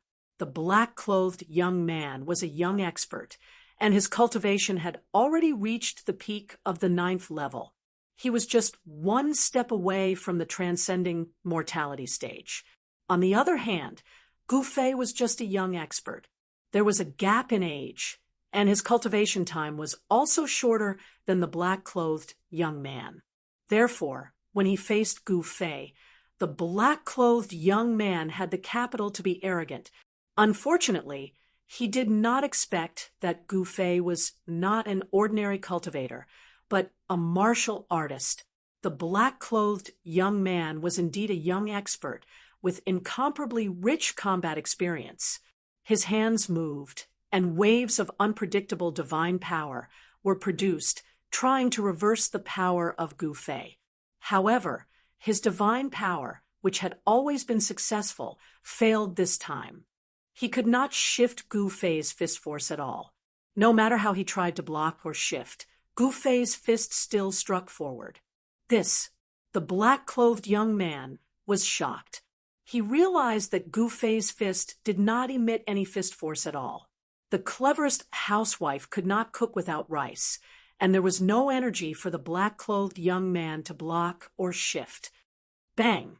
Gu Fei's fist blasted on the black-clothed young man's hands that were crossed in front of his chest. At this time, the fist force still did not burst out. The fist was like a heavy hammer, fiercely smashing on the black-clothed young man's arms. The power was distributed throughout the whole body, and it did not leak out. It was all restrained within the body between the muscles, bones, blood, and flesh. Although it did not leak out of the body, the power of Gu Fei's fist did not diminish because of this. Instead, it just happened to restrain the black-clothed young man's divine power. Wah! The black-clothed young man's eyes protruded out. How can this be? The black-clothed young man was blown back 20 feet by Gu Fei's punch. He staggered on the top of the tree and almost fell from the tree. On his arms, where Gu Fei punched, the bones in his arms felt like they were about to break. The pain made him break out in a cold sweat, and there was a burst of blood in his chest and abdomen, and his internal organs were also shaken. The situation changed in an instant. Gu Fei stepped on the top of the tree and chased after him. He was not in a hurry to attack. Instead, he looked coldly at the black-clothed young man. Who exactly are you? Gu Fei did not want to get into a fight without knowing what was going on. How is this possible? What kind of cultivation method is this? Could it be? The black-clothed young man did not answer the question. Instead, he tried his best to calm the surging aura in his chest. His eyes stared fiercely at Gu Fei. The black-clothed young man's entire body emitted a fierce, murderous aura that made people's hearts palpitate. It could be seen that his killing intent towards Gu Fei was not concealed at all. "Marshal," Gu Fei said indifferently. Although his tone was calm, his entire body emitted a majestic aura. The posture of an expert who looked down on the world was completely displayed. "Marshal, could it be you are the long-lost successor of the martial sect?" The black-clothed young man said in shock. He thought of the long-lost power. The path of martial arts had gradually declined. In today's world, true martial artists had probably long disappeared. This was because martial arts cultivation methods were very difficult to master. On the contrary, Tao techniques were easy to learn and master. As long as one's muscles and bones were not bad, one could cultivate Tao power. Even if one could not become a true expert, one could still live a long life.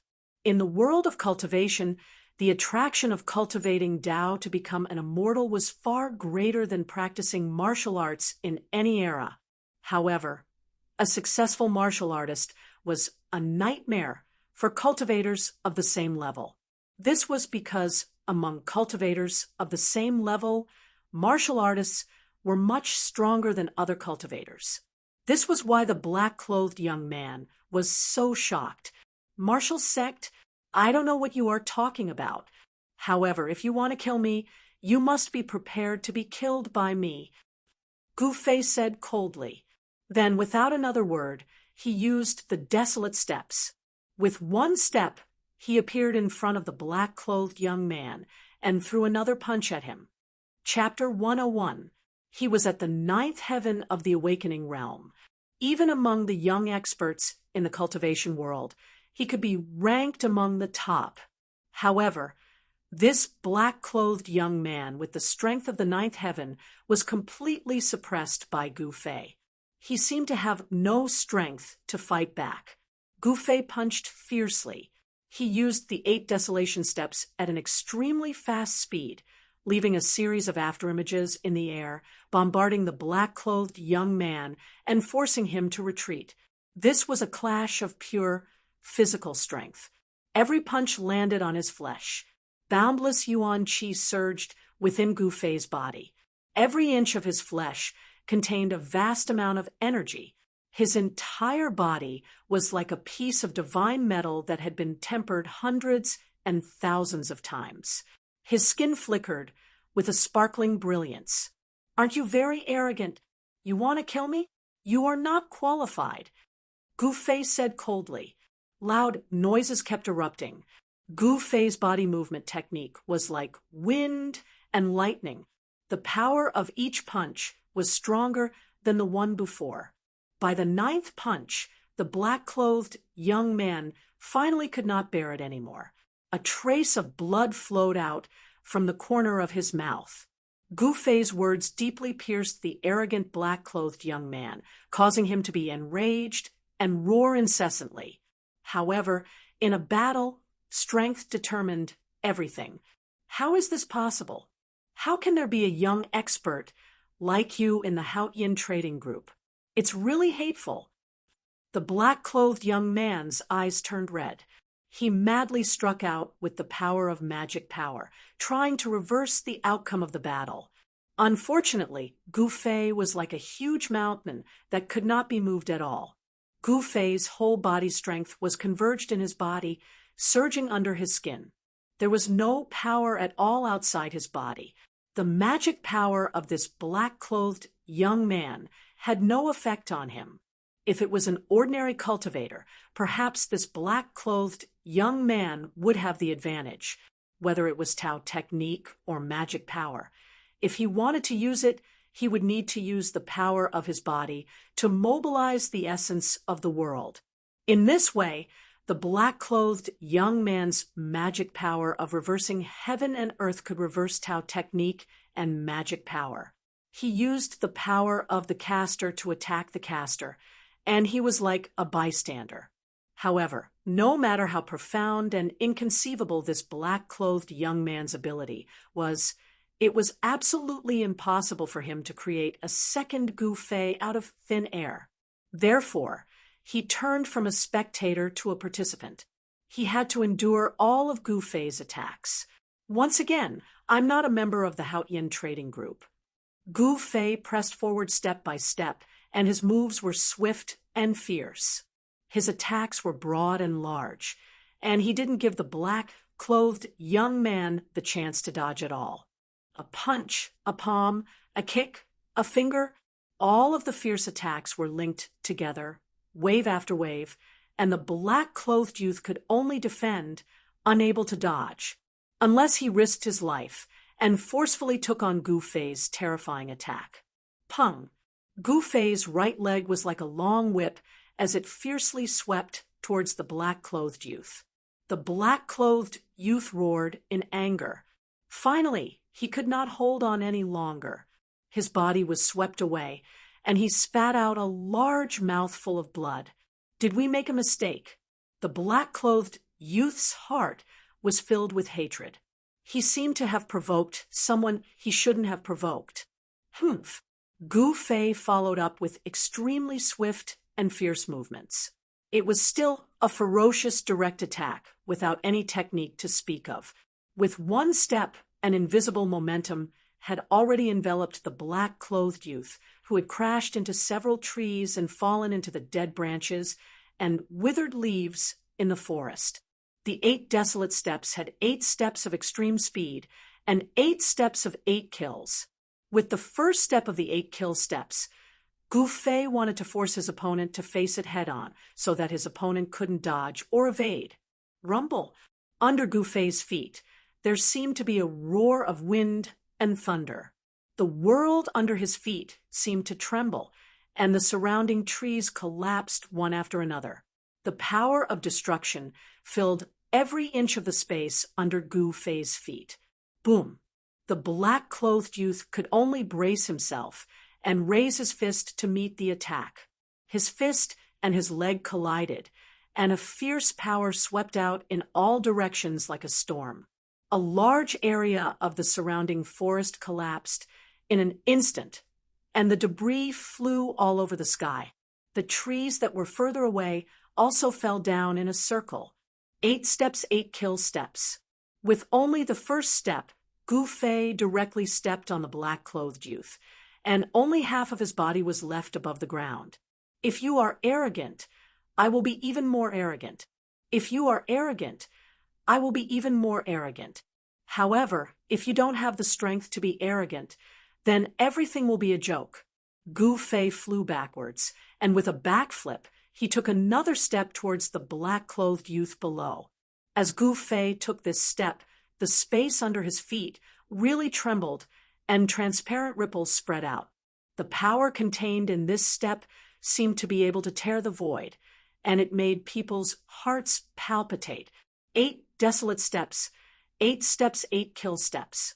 With every step, both the power and the aura would multiply from the previous step. This was not just a superposition of power, but also a superposition of the aura.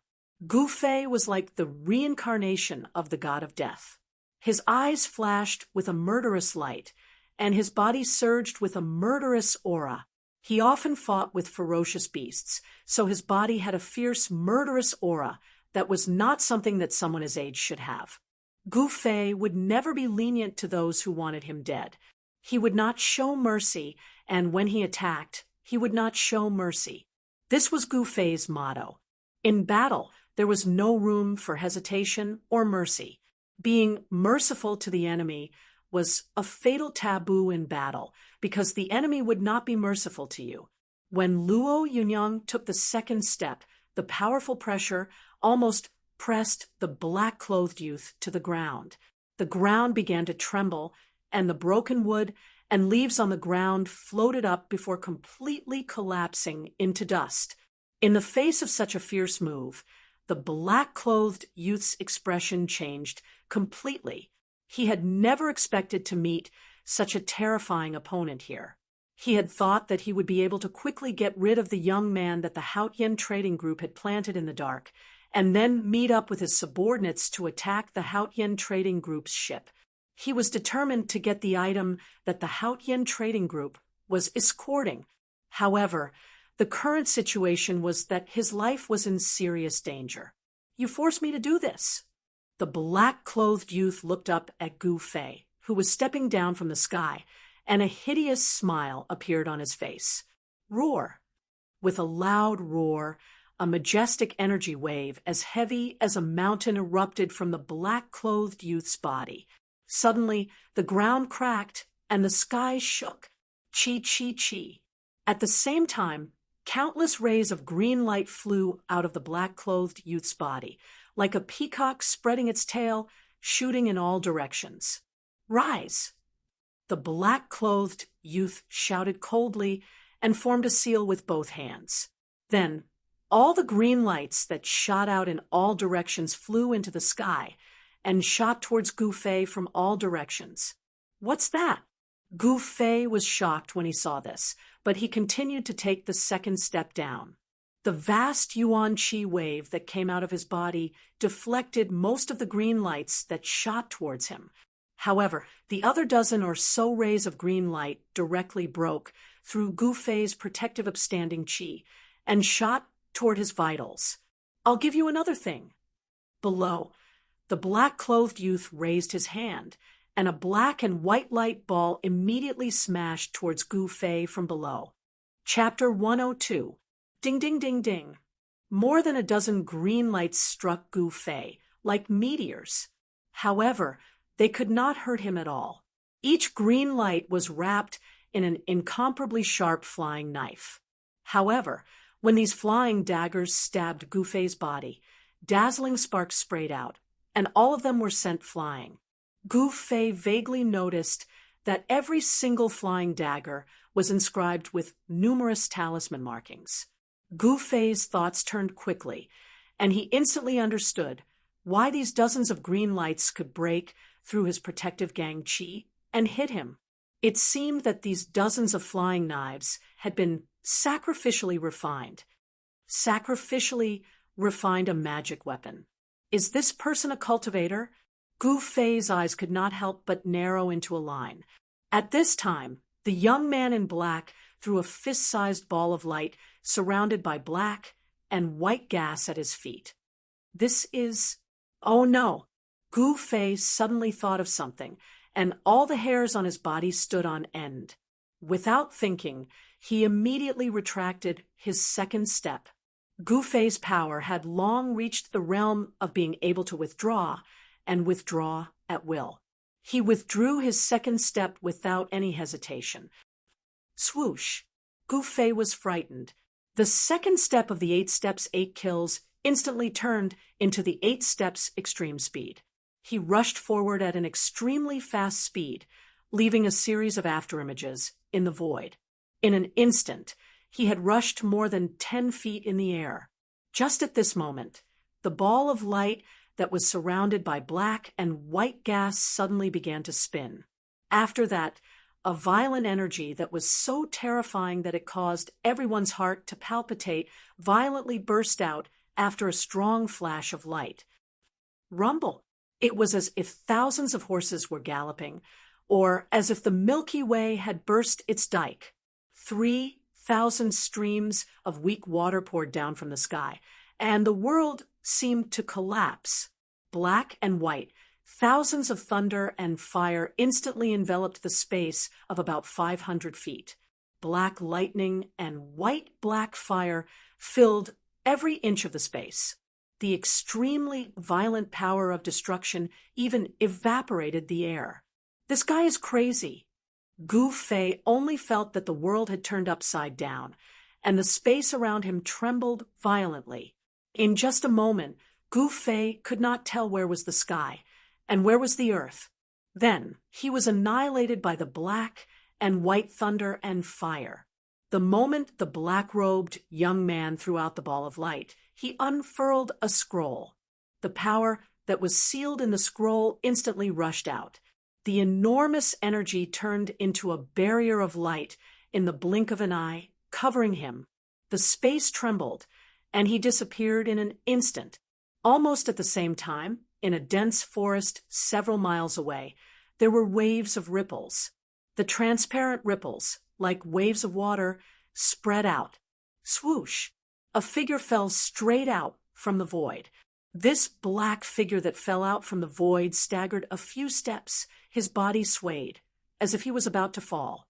Luckily, there was a short tree next to him, and he held on to the short tree, so he did not fall to the ground. After panting for a while, this person turned back to look at the black and white thunder and fire in the dense forest several miles away. His eyes were full of laughter, and even a little crazy, being enveloped by the Tiangang god thunder. Even a transcending mortality realm cultivator would be seriously injured, not to mention a awakening self-realm cultivator like you. This black-clothed person was the black-clothed young man that teleported here with a Tao technique scroll. This kind of Tao technique scroll that was sealed with a Tao technique of space was very precious in the cultivation world. Only those cultivation families with a long history or cultivation forces would possess it. For ordinary people, not to mention possessing it, it was rare to even have a look at it. The reason why the spaced out technique scroll was precious was because it could allow the person who possessed the scroll to escape a life and death calamity in an extremely dangerous situation. And the Tiangang god thunder that the black-clothed young man spoke of was also very famous in the cultivation world. It was a powerful lightning bead that was refined by a Tao technique expert with supreme Tao power, using the astral lightning of the 9 heavens and the yin lightning of the earth, one hard and one soft, one yang and one yin, using the power of yin and yang lightning to refine a powerful lightning bead. When this Tiangang god thunder bead was released, it was a black and white ball the size of a fist, and the yin and yang qi condensed within it instantly turned into thousands of yin and yang lightning. The heavenly lightning and the earth interweaved, and a terrifying power of lightning erupted. Moreover, this sort of energy of lightning was the bane of all evil spirits. No matter how formidable a spirit was, so long as it was struck by it, it would instantly disperse its profound ghost body and perish in both body and spirit. It was truly formidable to the extreme. Even a cultivator at the Transcendence realm that had already cultivated a Tao core would have a slim chance of survival if they were struck by this Tiangang god thunder bead.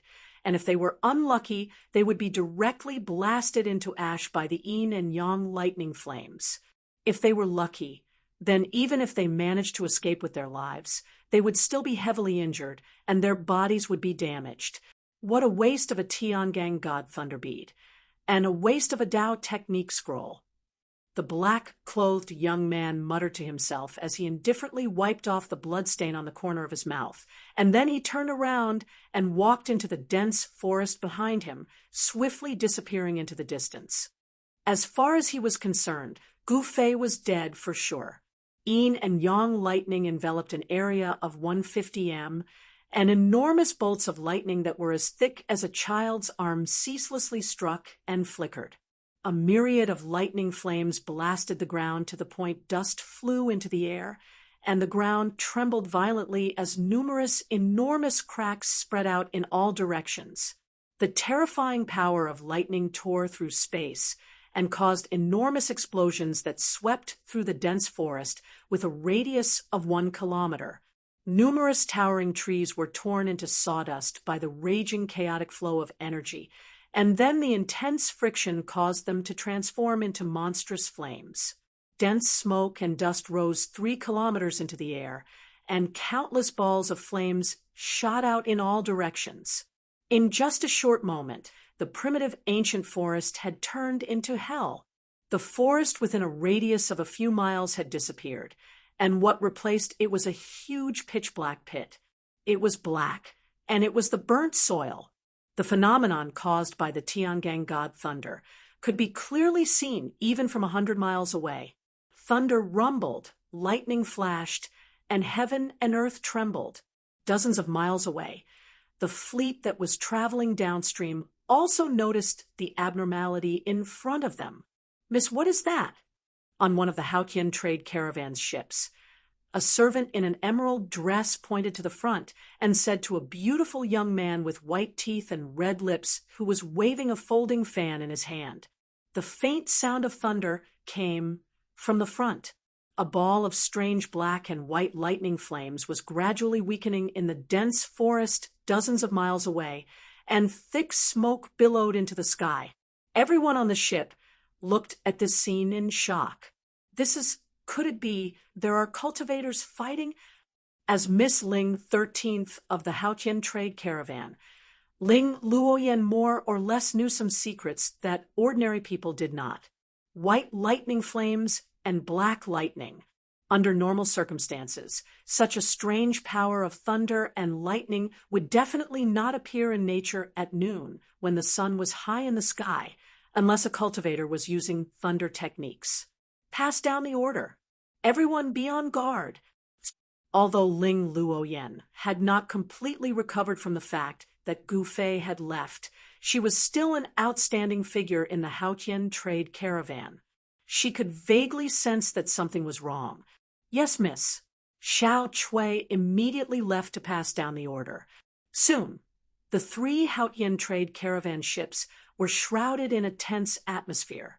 Groups of green-clothed guards patrolled back and forth with serious expressions, as if they were facing a great enemy. The other merchant ships also seemed to feel the tense atmosphere on the Haotian trade caravan. The merchants who traveled between the north and the south were all shrewd fellows, so they followed suit. The ship owners also told their subordinates to be on guard. The terrifying power of Yin and Yang lightning wreaked havoc for a while, before gradually dissipating. When the world returned to its calm state, the ground that was shrouded by the power of thunder and lightning was already riddled with holes. A pitch-black pit in the middle was especially conspicuous. Although the power of thunder and lightning had dissipated, the ground was still smoking as if it had been burned by heavenly fire. The air was filled with a burning smell. A charred arm suddenly stretched out from the edge of the pit.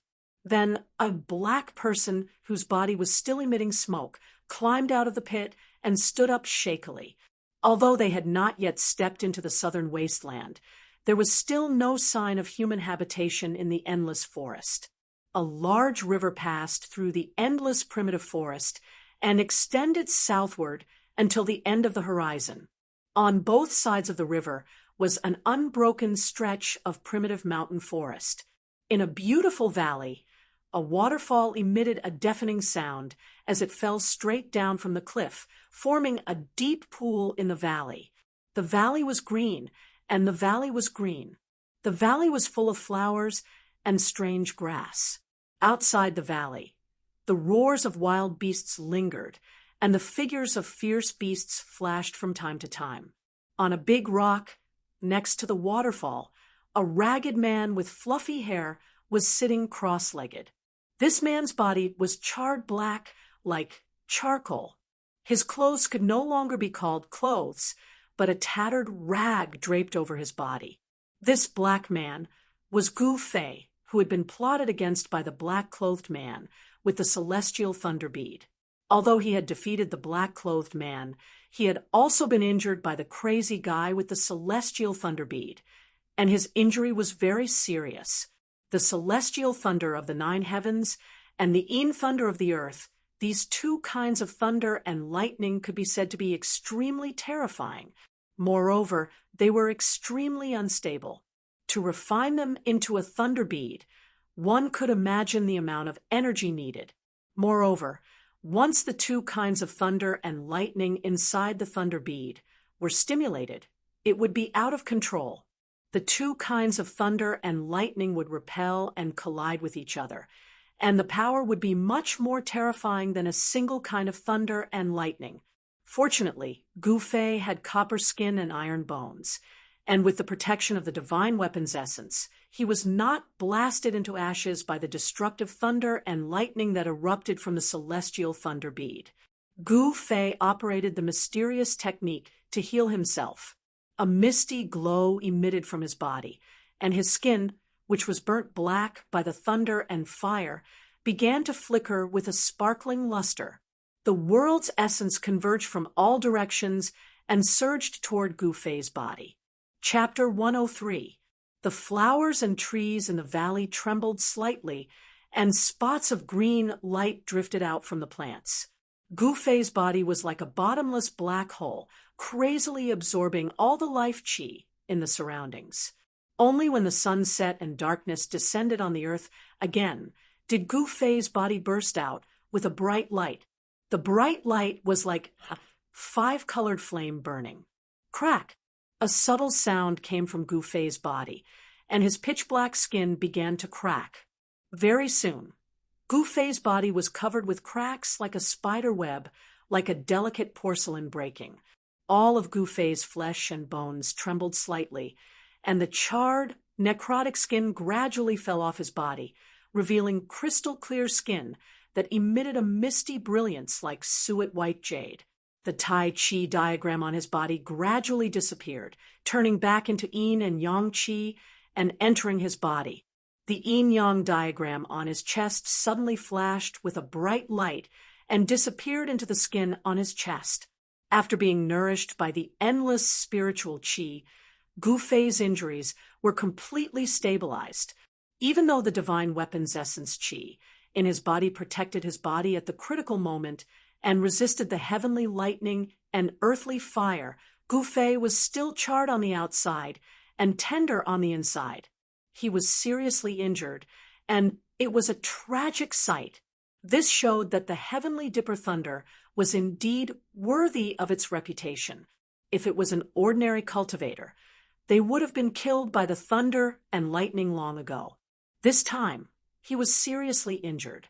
If he had not tempered his body day and night, and the vitality in his body far exceeded that of an ordinary person, it would have been very bad. Even his cultivation might have been affected, and he would have needed a long time to recuperate. Where did that guy come from? He seems to be targeting the Haotian merchant team. Gu Fei opened his eyes, and a bright light flashed in them. He seemed to have become the target of a force that wanted to eliminate him. Gu Fei stood up from the boulder. The waterfall beside him rumbled like a white chain pouring down from the peak of the mountain. Waves of water vapor blew against his face, making Gu Fei feel refreshed. The mountain range was filled with spiritual qi, especially the rich wood power. It was truly a good place to recuperate. Gu Fei surveyed his surroundings. Under the hazy moonlight, the valley was very calm. But outside the valley, the roars of beasts could be heard from time to time. The outside was not a friendly place. I wonder if the people of the Haotian trading group can deal with those mysterious fellows. I'm afraid that girl has already arrived at Bluestone Town. Gouffet muttered to himself. He knew that, with this delay, the Haotian trading group's merchant ship had already left and might have already arrived at Bluestone Town. The girl he was talking about was the 13th daughter of the Ling family, Ling Luoyen. Squeak, squeak. Suddenly, a crisp chirp came from outside the valley. Following that, Gouffet saw a tiny silhouette flash by the entrance of the valley, and a little beast charged into the valley at lightning speed. The small beast was only the size of a fist. The most mystical thing about it was that there was a vertical scar on its forehead, as if there was a vertical eye growing on its forehead. Three-eyed mink, Gouffet could not help but feel happy when he saw this small beast. When he was fighting with the mysterious black-clothed youth, how could he have the time to care about this small beast? Now that he saw that this small beast did not seem to be affected by the battle, Gouffet was filled with joy. This little critter was really too adorable.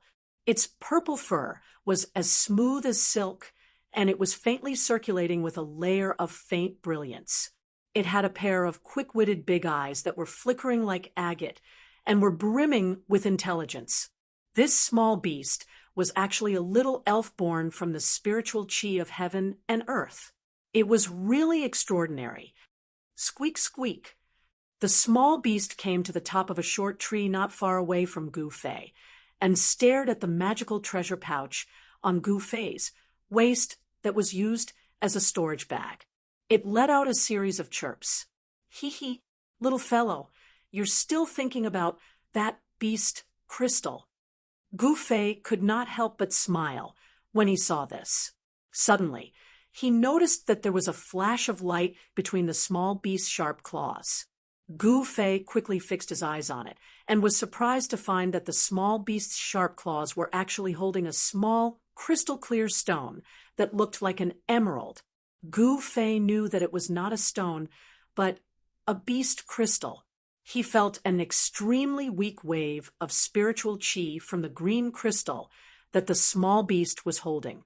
It was a wave of elemental spiritual chi. Although the green crystal was only the size of a little finger, it did indeed contain spiritual chi. He didn't know where this little critter found this beast crystal. Seeing that the spiritual chi it contained was so weak, it should be the beast crystal of a weak, fierce beast. Could it be that this little beast killed a fierce beast and obtained this beast crystal from the fierce beast's body? If that's the case, this small beast is too shocking. When Gouffet thought of this, his heart could not help but tremble. Squeak, squeak. The small beast suddenly grabbed the small beast crystal and gestured at Gouffet. Little fellow, what are you trying to do? Gouffet said with a smile. This was really a psychic small beast. Unfortunately, it could not speak, so Gouffet had no idea what it wanted to express to him. The small beast seemed to be a little anxious as it chirped and constantly used its little claws to point at the magical treasure pouch on Gouffet's waist. The clothes on Gouffet's body were tattered, but the magical treasure pouch on his waist was still considered intact and was not damaged by the power of thunder and lightning. The magical treasure pouch, refined by a great cultivator of the Imperial Void Realm, was not so easily damaged. After curiously looking at the small beast jumping and gesturing for a while, Gouffet seemed to know what this small beast wanted to do. It seems to want to exchange that beast crystal with me. Gouffet hesitantly took out the khaki-colored beast crystal from his magic treasure pouch. The beast crystal was the size of 2 adult men's fists. It was emitting a faint khaki-colored light, and a huge spiritual yuan fluctuation immediately spread out. Squeak, squeak. When the small beast saw that Gouffet took out the beast crystal, it immediately chirped happily and waved its 4 claws. Whoosh! A purple shadow flashed, and the small beast pounced towards the beast crystal in Gouffet's hand like lightning. Gouffet did not stop it. He only felt a shake in his hand, and the small beast flashed away again. He looked down, and sure enough, on top of the beast crystal in his hand, there was another small piece missing. Gu Fei smiled helplessly and saw a green crystal rolling beside his feet. It was the beast crystal that contained a trace of Jupiter and spiritual qi that the small beast had taken out. Such a weak spiritual qi could hardly attract Gu Fei's interest. However, he still bent down and picked up the small, sparkling, and translucent beast crystal that was like an emerald and placed it together with the earthy yellow beast crystal into the magical treasure pouch. When Gu Fei was about to continue sitting cross-legged on the big rock and circulate his qi to heal his injuries, suddenly a cold and gloomy aura came from the direction of the entrance of the valley. Gu Fei was startled and quickly flew behind the waterfall. Behind the waterfall, there happened to be a shallow cave that he could hide in. Just as Gu Fei hid, two ghost-like black shadows floated in from outside the valley. That gloomy aura immediately pervaded the valley. Through the water curtain in front of him, Gu Fei saw that beside the deep pool there were already two people standing silently. These two people could no longer be called humans. Their faces were fair, without any facial hair, and their lips were pitch black. Their bodies seemed to be shrouded in a layer of misty black gas. At first glance, these two people seemed to be condensed from a mass of black gas. They were light as a feather and did not have a physical form. Chapter 104. The two ghost cultivators were looking around beside the waterfall as if they were looking for something. One of them, a tall and skinny middle-aged man, said, "Senior brother, we clearly sensed that there was a strong fluctuation of spiritual energy in this small valley. Why did the fluctuation suddenly disappear here?" "You ask me, but who should I ask?" The other slightly short and fat middle-aged man, who had a deathly pale face, said angrily. While these two fellows were talking, a pair of green eyes that were like will-o'-the wisps were constantly scanning the surroundings. This small valley seemed to have a circumference of 100 or 200 feet. Other than a deep pool formed by the waterfall that hung down from the mountain peak, there seemed to be only some flowers and trees. It could be said to be clear at a glance. After Gu Fei, who was hiding in the shallow cave behind the waterfall, heard the conversation between these two people, he already understood that when he took out the earthen yellow beast crystal from his magic treasure pouch, it had let these two old ghosts sense the energy fluctuation that was spreading from the beast crystal. Gu Fei subconsciously touched the magic treasure pouch on his waist that contained the beast crystal and sneered in his heart, "These two ghost cultivators have very sensitive noses. It's good that they don't find me." Gu Fei was secretly on guard. Judging from the huge demonic aura emitted from these two ghost cultivators, their strength was not inferior to his. Moreover, he was currently injured, so it was not suitable for him to fight with others. "Who is it? Come out." Just as Gu Fei was holding his breath and carefully hiding behind the waterfall, suddenly a loud shout came from outside. "No way, I'm so unlucky. I've been discovered." Gu Fei was immediately shocked. With a thought, he was about to rush out from behind the waterfall. "Humph, you two ghost things, you can actually discover me. Not bad, not bad." Just at the moment when Gu Fei was about to rush out from behind the waterfall, suddenly there was a clear and melodious voice coming from outside. That voice was like big and small pearls falling on a jade plate. It was pleasing to the eye and sounded very comfortable. "Who is it? Come out quickly." The two middle-aged ghost cultivators at the side of the pool couldn't help but be greatly shocked when they saw that there really was someone hiding nearby, and they shouted out furiously, "You two don't know the difference between life and death. There's only one ending for anyone who dares to scold me in this world." The pleasant voice rang out again. Gu Fei's gaze pierced through the water curtain in front of him. He saw that outside the valley, under the moonlight, a person floated in like a cloud of smoke. A peerless beauty was like a flickering light and a passing shadow, nimbly flitting past the flowers, grass, and trees. She was elegant like a fairy that had descended to the mortal world. Under the moonlight between the mountains, she was simply like a fairy that had strolled out of a painting. Stunning, that's right, stunning.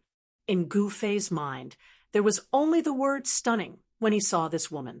It had to be said that this woman was truly beautiful, but her beauty was somewhat soul-stirring.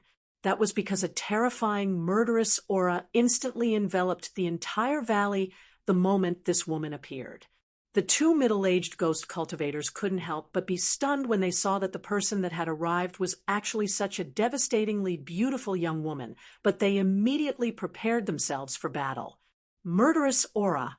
The two middle-aged ghost cultivators sensed a murderous aura that caused their hearts to palpitate from this young woman. Obviously, this murderous aura was directed at them. Who are you? We don't seem to have any enmity between us. The short and fat middle-aged man was unable to maintain his composure at this moment, because even though the other party was a young woman, she made him feel the threat of death. Even though they had already become ghosts, if they were to die again, then their souls would scatter, and they would completely disappear from this world forever. The peerless and mysterious young woman arrived nearby in an instant, and she stood gracefully on a short tree at the side of the pool. She stepped on a few leaves, and her body seemed to be weightless. A gentle breeze blew by, and it fluttered her fine black hair that hung at her temples and fluttered her dress that was like light muslin. Every single move she made revealed an elegant and refined bearing. The young woman glanced at the two nervous and vigilant ghost cultivators, and a trace of a cold smile appeared on her beautiful face. She said, "What are you waiting for? Aren't you going to kill yourselves? Don't tell me you want me to do it myself." The short and fat middle-aged man looked at the beautiful young woman standing on the top of the short tree in front of him and said coldly, "We're from the Ghost Palace of Plentiful City." At the same time, the two of them flipped their right hands at almost the same time, and a small flag that was about a foot long and covered in ghostly runes appeared in their hands. The two of them were tightly holding a small evil flag that was shrouded in black chi, and a faint ghostly shadow could be faintly seen. When Gu Fei saw the two small flags appear in the hands of the two ghost cultivators, he couldn't help but be shocked. The two small flags were actually the 5 ghost flags. A few days ago, he, Lu Yunhe from the Guangqing Immortal Sect, and Ling Luoyan from the Haotian Trading Group were all trapped in the 5 ghost formation. They were almost refined by the ghost fire and lost their lives. How could Gu Fei not be shocked when he saw the 2 ghost flags for the first time? Humph. So what if you're from the Ghost Palace of Plentiful City? Since you're not willing to kill yourselves, then I have no choice but to reluctantly send you on your way. After the young woman finished speaking, she pressed her right hand forward. At the moment when the young woman's palm pressed forward, the 2 middle-aged ghost cultivators looked at each other and waved the 5 ghost flags in their hands at the same time. Suddenly, as a cloud of black chi swept out in all directions from the flags, it instantly drowned the figures of the 2 ghost cultivators. Immediately, waves of sharp ghost howls that made one's hair stand on end resounded in the valley. It was mournful and ear-piercing. Following that, the black chi and ghost fog spread out in the blink of an eye. The valley was immediately filled with a violent storm, and the sun and moon lost their light. This side of the world seemed to have fallen into the netherworld. The rolling black clouds were as fast as galloping horses, and they covered the sky and the earth as they surged toward the young woman. Amidst the black clouds, thousands of dark green sparks shot out, and the sound of explosions could be faintly heard. It was as if a sky was raining stars. It was the extremely and poisonous ghost flame lightning. If an ordinary cultivator were to come into contact with one of these dark green sparks, their bones and flesh would immediately melt and turn into a pool of yellow water. Even the origin spirit that was condensed in the Niwen Palace would be burned into ashes by the ghost flame in lightning. It could be said to be extremely sinister. Behind the waterfall, Gu Fei, who saw this scene, couldn't help but break out in cold sweat for the beautiful young woman. These two ghost cultivators had obviously been waiting for a long time. Once they attacked, they used their full strength and they hoped to kill this mysterious young woman in one go. However, the wishful thinking of these two ghost cultivators was destined to fail. The young woman's right hand that pressed forward erupted with a vast wave of energy. After that, a large hand of raging flames rushed out from the young woman's palm, and it instantly enlarged to the size of a house. The vast and mighty raging flames burned the surging black chi and ghost fog into light smoke, and the thousands of ghosts and spirits in the ghost fog dispersed at the same time. Chapter 105. The surging black smoke and ghostly mist were caught by a faintly discernible and seemingly transparent fire net. The fire net spread out in all directions, and the black smoke and ghostly mist were immediately wrapped up like dumplings. The sharp and ear-piercing ghost howls shook the entire valley. Only now did the two ghost cultivators who were hiding in the black mist realize that they had provoked someone they shouldn't have provoked. They roared again and again in the ghost mist, releasing layers of xian in ghost chi, wanting to break the seal of the fire net. A myriad of ghastly green ghost flames shot out from the roiling ghost mist and collided with the flaming net, causing a myriad of dark green specks of ghost flames to spread out, and the sounds of explosions were dense like a string of pearls. The dark, baleful energy that erupted out was like a raging sea that pounced towards the flaming net in unison. Chi, chi. As soon as the green ghost flames and Xianin ghost energy pounced on the fire net, they immediately emitted bursts of green smoke and dissipated into nothingness. Gu Fei, who was hiding behind the waterfall, couldn't help but be shocked when he saw the scene outside. He had tasted the power of this Xianin ghost flame. It was extremely sinister and powerful. However, when the thousands of ghost flames hit the fire net didn't even have the slightest tremble. It was still gradually shrinking inwards. It was actually refining the thousands of ghosts with its unpredictable firepower. That beautiful girl actually had such a magical ability. This made Gu Fei couldn't help but look at her in a different light. Roar! Why did you attack us? Aren't you afraid of offending my plentiful city ghost palace? A mournful roar came from the ghost mist that was trapped in the fire net. The girl standing on the top of the short tree, next to the pool, smiled indifferently.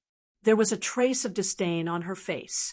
She opened her red lips and said, "Others are afraid of your plentiful city ghost palace, but I am not. Even if the ghost emperor of plentiful city came, he wouldn't dare to do anything to me." This girl's background seemed to be not small. She actually dared to look down on the plentiful city ghost palace. The ghost emperor of plentiful city was a terrifying expert who had cultivated the immortal ghost body. Gu Fei was secretly shocked. Although it was his first time going down the mountain, it didn't mean that he hadn't heard of the name of the ghost emperor of plentiful city. This old ghost was extremely legendary in the cultivation world. With his own strength, he created the ghost cultivation Tao among the four great cultivation systems of Buddhism, Taoism, Fiendish, and Demon. He became a hero and fought with Buddhism, Taoism, Fiendish, and Demon. This ghost emperor of plentiful Do was a peerless genius that was rarely seen throughout the ages. In this world, there weren't many people who dared to look down on Ghost Emperor Fengdu. "Who the hell are you?" The two ghostly cultivators who were trapped in the fire net were startled and asked hurriedly. The 5 ghost pennant was actually unable to break through the fire net. It seemed that they were doomed today. The fire net was miraculous. It was still gradually shrinking inwards. The flames emitted from it were very different from ordinary flames. They seemed to be transparent, faintly discernible, and not fierce at all. They seemed to be a kind of divine flame that was in between existence and non-existence, between tangible and intangible. But what was certain was that the divine flame emitted from the fire net was definitely not the Buddhist demon refining fire, nor did it seem to be the Taoist three true fire. However, the power of this divine flame was definitely not inferior to the Buddhist demon refining fire or the Taoist three true fire. It might even surpass them. You have eyes but can't see. Who can you blame? The corner of the girl's mouth rose, and she smiled disdainfully. Then she formed a mysterious spell with both of her hands. The fire net suddenly burst into flames. The unpredictable fire power surged out and burned everything around it. There wasn't any terrifying heat wave, but the flowers and trees in the valley began to wither. The water in the pool began to bubble and evaporate. All the fish floated on the surface with their white bellies. Gu Fei, who was hiding behind the waterfall, didn't feel any heat. However, he felt that his blood and qi were actually boiling. The fire seemed to be burning inside his body. It made him sweat profusely, and his whole body was boiling hot. It was really strange. "Spare me, miss, spare me." In an instant, more than half of the surging black gas and thick, ghostly fog were refined. The fire net had shrunk to less than 10 feet. Vaguely, one could see two figures shrouded in ghostly fog under the fire net. They were faintly discernible in the ghostly fog, waving a large banner in their hands anxiously. Layers of dark, ghostly qi surged out from the two large black banners. In the hazy, ghostly fog, there were thousands of ghostly shadows wandering and howling. It was a creepy sound. "Humph! How dare you offend me? Death cannot wipe out your crimes. Obediently accept your death." The beautiful girl's face was as cold as ice. The coldness in her words was suffocating. She formed a spell with both of her hands and shot out a vast amount of fire origin power at the fire net. Sizzle! The ghostly fog that was shrouded by the fire net was refined into wisps of light smoke. The thousands of ghostly creatures in the ghostly fog screamed as they were burned to death by the divine flames. The fiery net was still shrinking. The two ghostly cultivators were frantically begging for mercy. However, the young lady turned a deaf ear to the pleas of the two ghostly cultivators. She was unmoved and continued to manipulate the fiery net to refine the layers of ghostly mist. Thousands of malicious ghosts were instantly turned into nothingness.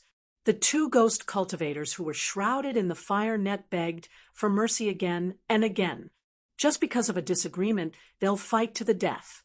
This girl, Gu Fei, couldn't help but be secretly shocked. This girl killed people at the slightest provocation. She was really arrogant and overbearing. If she knew that I was invisible, would she also attack me? Thinking of this, Gu Fei suddenly had an idea. He quickly restrained his breath and stood quietly in the shallow cave behind the waterfall. He didn't even dare to breathe loudly. Just when the two ghost cultivators were about to be refined together with the five-ghost streamer by the fire net that emitted the strange divine flames, a few squeaks suddenly came from the dense forest outside the valley. The sound was so faint that it seemed to be the cry of some kind of beast. After hearing these cries, the girl's face lit up. "Count yourself lucky." The girl pointed at the fire net impatiently. Whoosh! The fire net that was shrouding the two ghost cultivators immediately flew toward the girl. The fire net shrank rapidly. The girl leaped up and grabbed the fire net that had shrunk to the size of a fist in her hand. Then she rushed out of the valley like the wind. In an instant, The girl's figure disappeared into the dense forest outside the valley. The two ghost cultivators didn't expect that the girl would suddenly leave. The two ghost cultivators, who had escaped with their lives, waved the big streamer in their hands repeatedly and retracted all the black chi and ghost mist that lingered around them. Then, the two ghost cultivators collapsed to the ground as if they had exhausted all the ghost energy in their bodies. However, their faces revealed the joy of surviving a disaster. "Senior brother, where did that girl come from?" The tall and thin ghost cultivator asked the short and fat ghost cultivator with lingering fear. "I don't know. This is not a good place. Let's leave quickly. If that girl comes back, we won't be able to escape death." The short and fat ghost cultivator didn't care about his weak body and struggled to stand up. The battle just now was extremely dangerous. If they had been a little later, the two of them would have been refined by the girl into a mysterious ghost body. Their souls would have been destroyed, and they wouldn't even be able to enter the reincarnation cycle and reincarnate. The two of them had lost a lot of power and vitality. Even the 5 ghost streamer in their hands, which had shrunk to about a foot, had become dim and dull. The ghosts that had condensed on it had long been refined. "Humph. Want to leave? Leave your life behind." The two ghost cultivators were just about to leave when the waterfall nearby them suddenly exploded. Amidst the splashes of water that filled the sky, a figure charged out from the waterfall like a bolt of lightning. Chapter 106. The person who suddenly attacked was Gu Fei. This was a once-in-a-lifetime opportunity. These two ghost cultivators had almost been completely refined by the mysterious girl, and their vitality was greatly injured.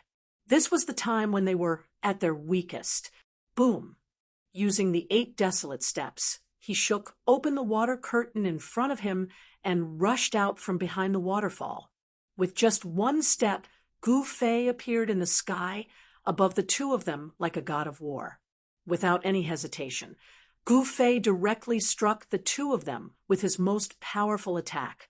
The golden light swept down like a surging golden wave, and the terrifying Yuan Qi caused heaven and earth to tremble. No, the two ghost cultivators were scared out of their wits by this sudden turn of events. They only had time to let out an extremely mournful howl before their ghostly bodies were blasted apart by the terrifying power that surged down and turned into 2 puffs of black smoke. The mysterious ghost chi was extremely and extremely cold. The 2 balls of black gas that exploded instantly turned the surroundings into a world of ice and snow. Even the deep pool was suddenly condensed with a thick layer of ice. Within the 2 balls of black gas, there were 2 green lights that looked like ghost fire. They rolled and surged up into the sky, trying to escape. A centipede died, but did not fall down.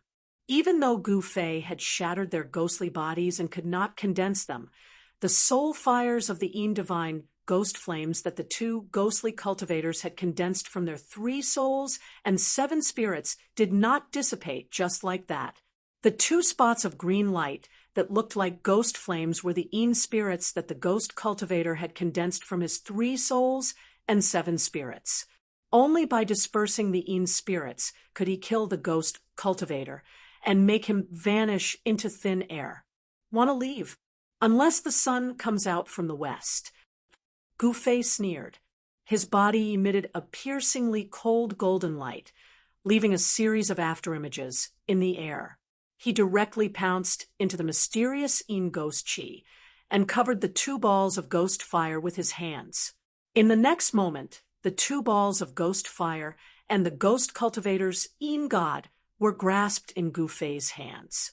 When Gu Fei held the 2 soul fires and the ghostly flames of the god, he suddenly felt a terrifying chill pass through his hands. His hands, which were filled with the power of the fire element, actually felt a little numb. Such powerful ghost chi. Gu Fei was secretly shocked. Both of his hands felt like he was grabbing a mass of 10,000-year-old ice and snow essence. If Gu Fei had covered both of his hands with spiritual energy of fire beforehand, his hands would have been frozen by now. Gu Fei floated down from the sky and landed on the rocky ground beside the deep pool. Pung! Without any hesitation, Gu Fei exerted strength in his right hand and clenched it. He immediately crushed the soul fire in his hand. The Yin spirit flame directly destroyed the ghost cultivator's soul, and he would never be able to reincarnate. It wasn't that Gu Fei was vicious and merciless. It was just that the world of cultivation was this cruel. As long as one was an enemy, one had to kill them all, because if you didn't kill them, they would kill you instead. This was a very shallow logic. When dealing with enemies, there was absolutely no room for mercy.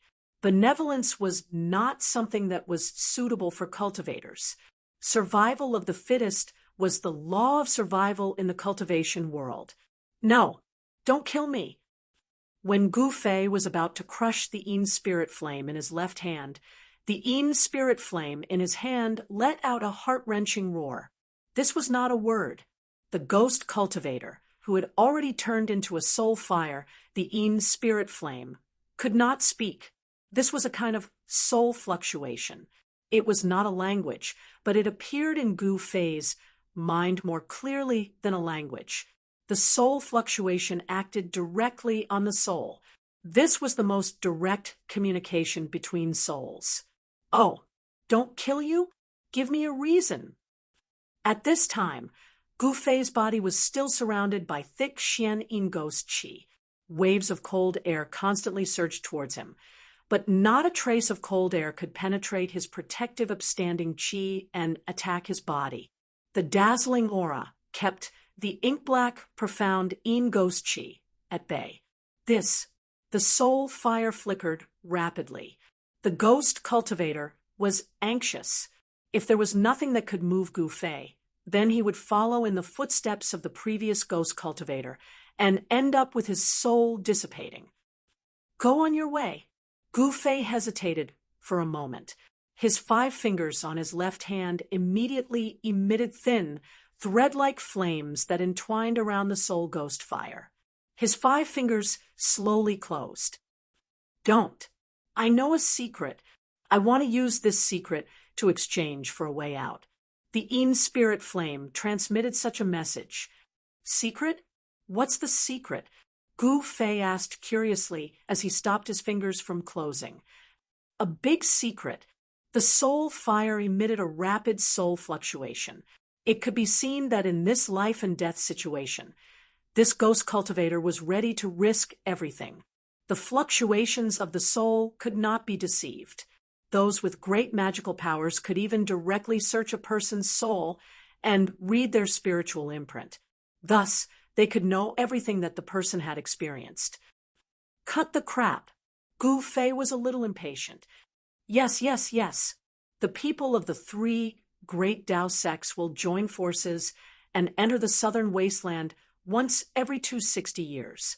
This time, our plentiful city ghost palace received news that there is a strange place in the southern wasteland that opens every 260 years.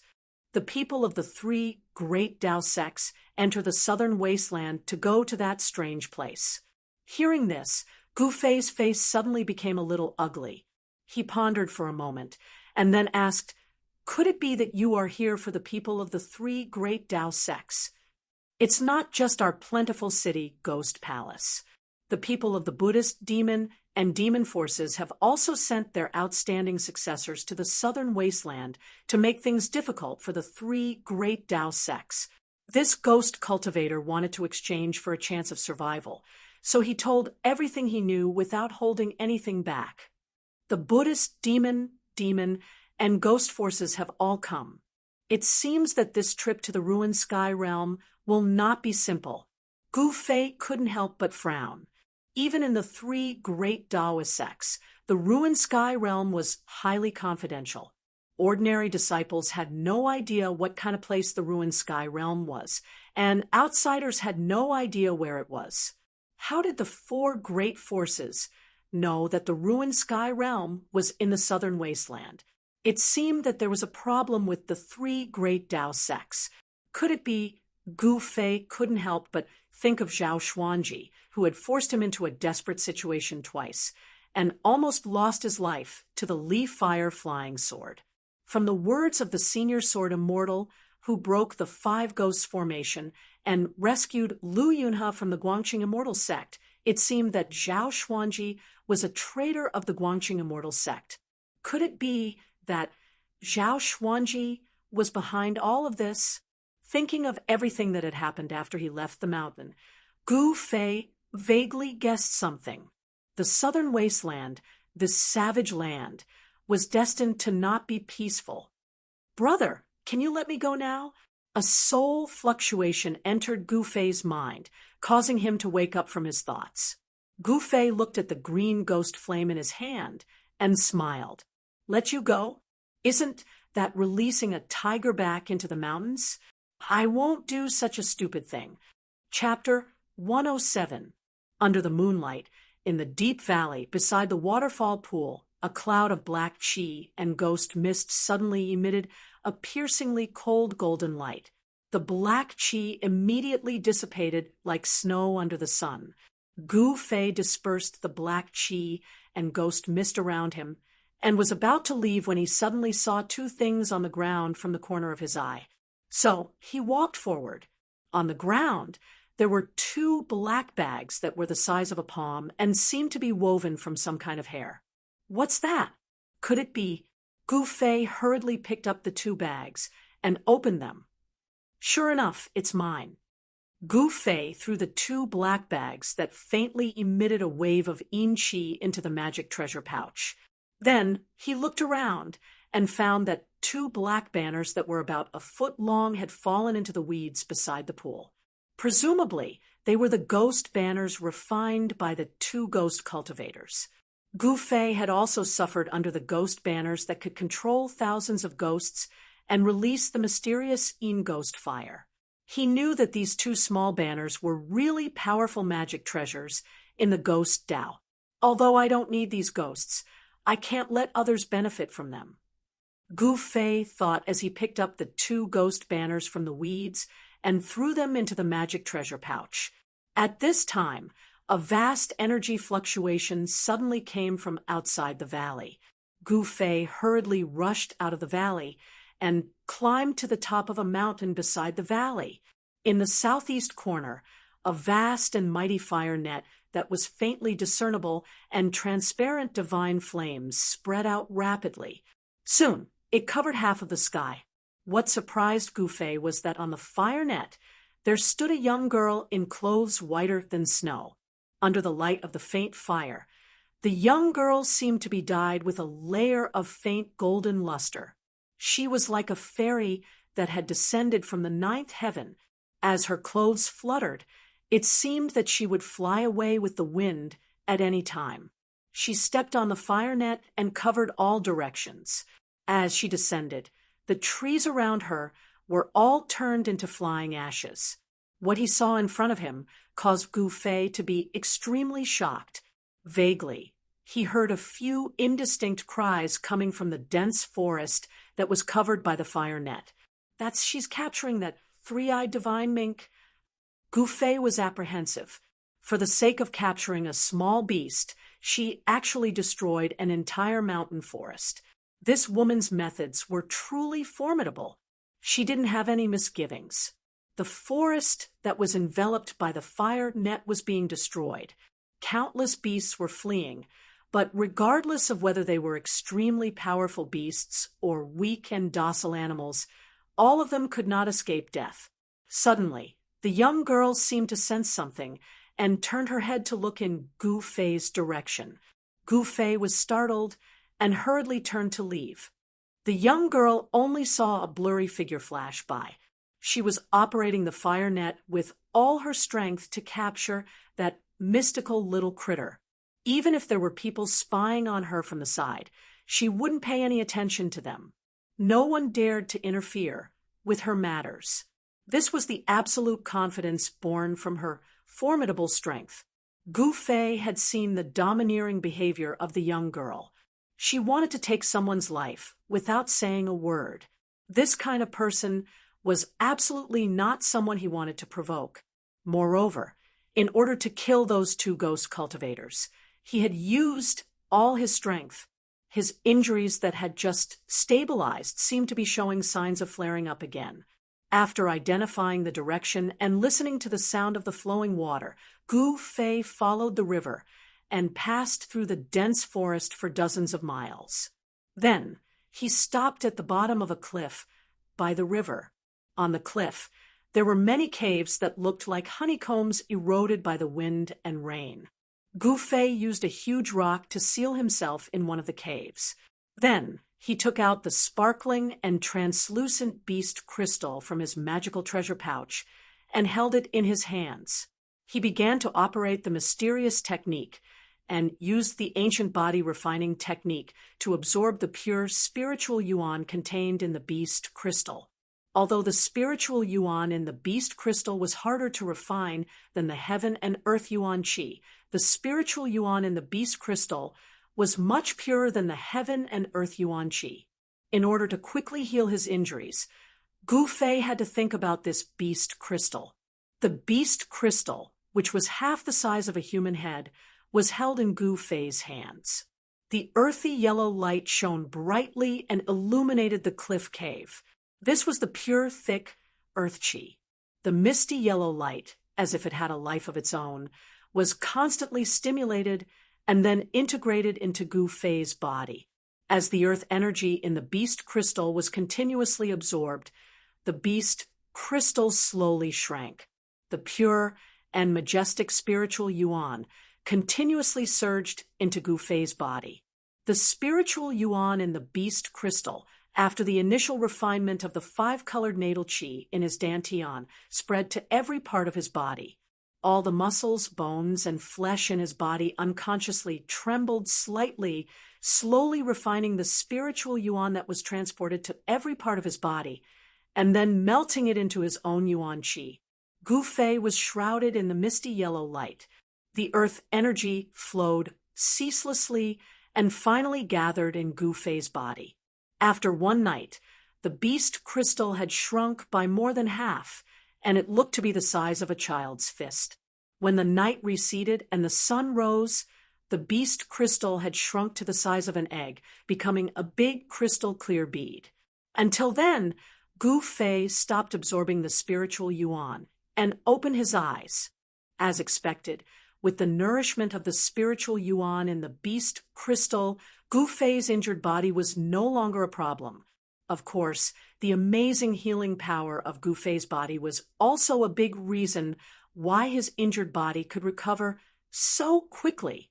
After refining his body day and night, it was of course very fast for him to recover from injuries. When Gu Fei walked out of the cliff cave, climbed up the cliff, and looked south, he was surprised to find that in his field of vision there was a dark wall at the end of the green field. Is that the Bluestone town? Gu Fei was shocked. The river that was flowing south had changed its course. It no longer flowed south, but southwest. That pitch-black wall stood beside the river that had been diverted. I can't act rashly, according to the ghost cultivator. Other forces in the world of cultivation have also sent people into the southern wasteland.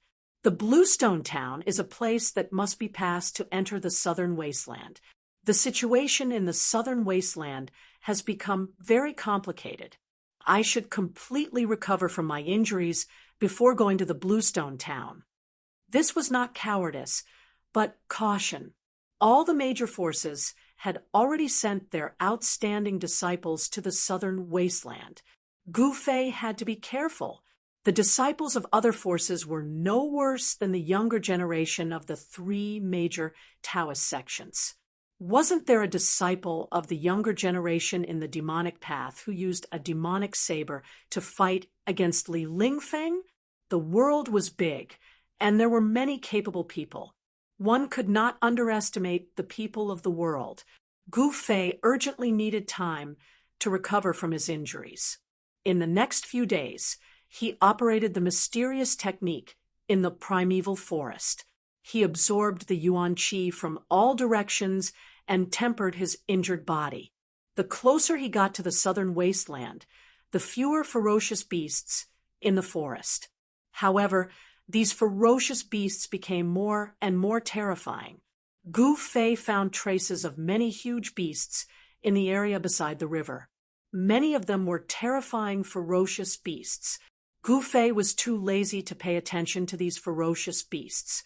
Apart from looking for something to fill his stomach when he was hungry, he spent the rest of his time sitting cross-legged in the cliff cave and operating the mysterious technique. The spiritual energy of the plants converged, and a green brilliance flickered continuously in the cliff cave. The spiritual energy around Gu Fei was dense, and a hazy green radiance enveloped his body. Wisps of pure spiritual energy of the plants flowed into his body, and his injured body was constantly nourished by the gentle green glow. Traces of clotted blood were discharged from his pores.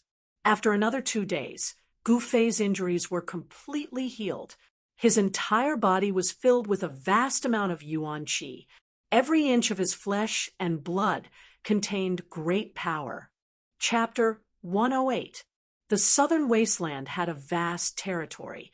Unlike the central plains, more than 90% of the southern wasteland was covered by primeval forests.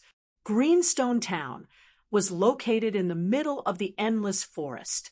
Instead of calling Bluestone Town, it would be more appropriate to call it a city. The city wall was 200 feet high, isolating Greenstone Town from the forest outside. It was necessary to build a city wall. The city wall was 200 feet high, enough to stop most of the beasts from entering the town. Of course, if there were some rare flying beasts, the city wall would not be able to stop them. Therefore, the Yen Kingdom sent an elite army to guard Greenstone Town. Apart from maintaining order in Greenstone Town, they could also prevent the beasts from attacking. There were 4 city gates in the east, west, south, and north of Bluestone Town.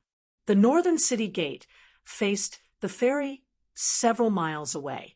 The Bluestone Road was wide enough for a dozen horses to run side by side. People came and went, but it was the busiest place among the 4 gates. There was an endless stream of merchants coming and going from the south to the north. Compared to the north and south gates, the east and west gates were deserted. Occasionally, some hunters or herb gatherers would come and go. The primeval forest outside of Greenstone Town was a natural treasure house. There were all kinds of rare birds and beasts and all kinds of spiritual herbs. As long as one was not afraid of death and was lucky enough to hunt 1 or 2 beasts and pick 1 or 2 herbs, it would be enough for an ordinary person to eat and drink for a lifetime. At noon, a young man in ragged clothes came from the ancient path on the east side of Bluestone Town. Even though his clothes were ragged, he was clean from head to toe. Especially the skin that was exposed, it was fair and translucent, and it seemed to be enveloped in a layer of precious splendor. Although it was outside of Greenstone Town, ordinary people would not dare to walk on the east and west roads alone, because on both sides of the ancient road was the primeval forest. From time to time, beasts would jump out of the forest, threatening the safety of passers-by. But this did not affect Gu Fei. Greenstone Town was located at the border between the Central Plains and the Southern Wasteland. It was a transit station. The population was at least more than 100,000, almost comparable to a medium-sized city. This was the characteristic of the Southern Wasteland town. Because the area was too vast, the primeval forest was dense, and the beasts were rampant. Therefore, there were usually many people living together. Additionally, Bluestone Town was an important city connecting the north and the south of Yen Country. Its geographical location was very superior. Therefore, although it couldn't match the scale of Dragon Emperor City in South Wilderness, it was also one of the most prosperous places in South Wilderness. This was the first time Gu Fei had seen a town since he came down from the mountain. Looking at the people coming and going on the streets, he felt that everything was so novel. A weapon made from millennium cold iron. Even if you don't want to sell it, come and take a look. Golden scaled python skin, unicorn horn, bargain sale. Buying beast crystals, delicious 100-year-old tortoise soup, so nutritious, people were coming and going on the streets. Both sides of the street were lined with shops, and the empty spaces were filled with stalls. The sound of people shouting could be heard continuously. Gu Fei curiously walked through the streets, looking at the various forms of life. He felt that everything was new to him. He had never seen anything like this before. Rising Sun Restaurant. Unconsciously, Gu Fei came to the door of a restaurant. Raising his head and looking at the 4 shining words above the door, Gu Fei naturally strode inside. He knew what a restaurant was. It was a place where people dined in the secular world. He was a bit hungry now. Stop! When Gu Fei was about to step into the restaurant, he heard a shout from inside. After that, he saw a young servant in cyan walking out quickly. "You beggar, where are we? Get out of here." The young servant in cyan stopped Gu Fei. Not only did he not let him in, he even pointed at Gu Fei's nose and scolded him with a disgusted look. What did you say?" Gu Fei's eyes widened in anger. 2 rays of sharp light shot out from his eyes. He was actually treated as a beggar. How could this be? You, what are you trying to do?" The young servant in cyan was immediately intimidated by Gu Fei's imposing manner. He couldn't help but take 2 steps back with a panicked look on his face. "Who are you calling a beggar?" Gu Fei took a step forward and stretched out his right hand. He grabbed the clothes in front of the young servant's chest and lifted him up. The commotion at the door immediately attracted the attention of the people in the restaurant. A middle-aged man, who looked like a shopkeeper, quickly walked out from behind the counter. "This is a restaurant under the name of the Rising Sun Trading Company. Who are you? How dare you make trouble here?" The middle-aged man, who looked like a shopkeeper, said in a stern voice. At this moment, a few men dressed in yellow tights rushed out of the restaurant and surrounded Gu Fei. Humph! The tattered clothes on Gu Fei's body fluttered even though there was no wind. His long hair danced in the wind, and an enormous, imposing manner spread out from his body. At the same time, in a private room on the 2nd floor of the restaurant, a black-clothed young man, who was raising his wine cup, suddenly stopped in midair. His expression became very ugly, causing a purple-clothed young man who was sitting opposite him to feel very astonished. "Brother Beitang, what's wrong?" The young man in embroidered clothes hurriedly asked. "Humph! I didn't expect that I would actually meet an enemy of mine here." The black-clothed young man heavily placed the wine cup on the table in front of him and said fiercely. A murderous glint flickered in his eyes. "Ah!" The purple-clothed young man couldn't help but frown when he felt the obscure, murderous aura emitted from the black-clothed young man. Outside the restaurant, at this moment, a powerful ripple of energy surged out from inside the restaurant. A figure silently appeared at the entrance of the sand restaurant. "Young lord, step back." "Yes." The middle-aged man, who looked like a shopkeeper, did not hesitate or say anything else. He hurriedly retreated with the few yellow-clothed guards. His attitude was extremely respectful. Gu Fei felt pressured. He stared at the figure that suddenly appeared. His instincts told him that this person was an expert that could not be underestimated. It was a young man in his 20s. He was tall and slender. He was dressed in white and had an elegant demeanor. However, his appearance was not very outstanding and could even be said to be slightly ordinary. However, this person's eyes were extremely sharp. As they flickered with light, his gaze was like a blade or a sharp sword. His ordinary appearance, when paired with a pair of eyes like that, he seemed to stand out from the masses. Without a doubt, this person's cultivation was extremely powerful. Gu Fei was rather shocked. He did not think that he would meet such an expert in a restaurant. This person was only a few years older than him, but his cultivation made Gu Fei feel that it was unfathomable. He put down the green-clothed manservant, who was still in the air, and the manservant immediately scrambled to escape. The servant already knew that he probably offended someone that he should not have offended today. I have failed in disciplining my servants and have offended you. I hope that you will not lower yourself to the same level as those servants. I have prepared some water and wine as an apology. I wonder if you will do me the honor. The young man had a faint smile on his face as he spoke in a manner that was neither servile nor overbearing. That's great. Gu Fei smiled and strode into the Rising Sun restaurant. Chapter 109. The small commotion only attracted the attention of a small portion of the people in the Rising Sun restaurant. The young master of the Rising Sun led Gu Fei straight to the second floor. Gu Fei found that even on the first floor, there seemed to be many xiuzha exchanging toasts and talking loudly. There were many xiuzha in this important town of the south that traveled north and south. When Gu Fei ascended to the second floor, he immediately felt a few extremely obscure, divine senses sweeping towards him. This was definitely something that only an expert could do.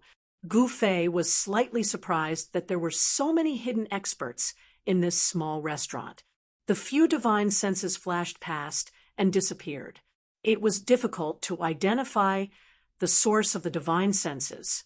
Gu Fei couldn't help but frown. The feeling of being spied on was very bad. As for the young master of the Rising Sun, it seemed as if he didn't notice anything wrong. He led Gu Fei to a private room. This was a private room by the window. It could clearly see the endless stream of pedestrians on the street. I am Chu Tian of the Rising Sun Trading Company. I apologize to you again. My subordinate was reckless. Brother, please don't be offended. After the two of them sat down, the young master of the Rising Sun cupped his hands and apologized to Gu Fei again. Don't mention it. I am Gu Fei. I am just an ascetic cultivator. Gu Fei said indifferently and revealed his identity. An ascetic cultivator? When Chu Tian heard this, he couldn't help but feel secretly happy. This kind of practitioner, who didn't belong to any sect, was the easiest to rope in. He could already see that Gu Fei was extraordinary. The young master of the Rising Sun, Chu Tian, immediately wanted to rope in Gu Fei. Haha, it is really a great thing to be able to befriend Brother Gu. I wonder where Brother Gu is cultivating now. And where are you heading to? Chu Tian asked. Gu Fei took a sip of the fragrant tea, then said, People like us, the 4 seas are our home. We go wherever we go. Now, I want to go to the southern wasteland to see for myself. Now, Gu Fei was more cautious. The current situation in the southern wilderness was complicated, and there were many people who were against the 3 great Taoist sects. If people knew that he was a disciple of the Taishan sect, he was afraid that it would cause unnecessary trouble. There were still over 20 days before the opening of the ruins' heavenly realm. Gu Fei didn't want to cause any trouble on the way to Dragon Emperor City in South Wilderness, to the southern desolate land. Chu Tian said happily, Our Rising Sun Trading Company is also going to the southern desolate land. Aren't we going the same way? Brother Chu is also going to the southern wasteland. I see that the people of the Haotian merchant group are also heading to the southern wilderness. Why are there so many people rushing to the southern wilderness? Gu Fei asked. Haotian caravan. Brother Gu also knows about the Clear Sky Merchant Group. Chu Tian's expression became a little strange. What's so strange about that? Gu Fei said calmly. Even a cultivator like Brother Gu, who is dedicated to cultivation, also knows about the Haotian Merchant Group.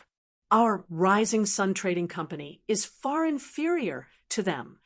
Chu Tian sighed, but he looked a little gloomy. At this moment, the door of the private room was pushed open. Gorgeous maids in palace attire walked in, carrying stacks of delicacies in their hands.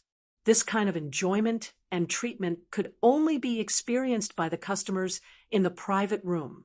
Brother Gu is not a businessman, so of course you don't know the reason. This season of the year is the most abundant season in the southern wasteland. Not only our Yin kingdom, but also the other 3 empires. Many merchants come to the southern wasteland to purchase goods. The Haotian Merchant Group is a competitor of our Rising Sun Trading Company. I see. No wonder Chu Tian's expression became a little ugly when he heard about the Haotian Merchant Group.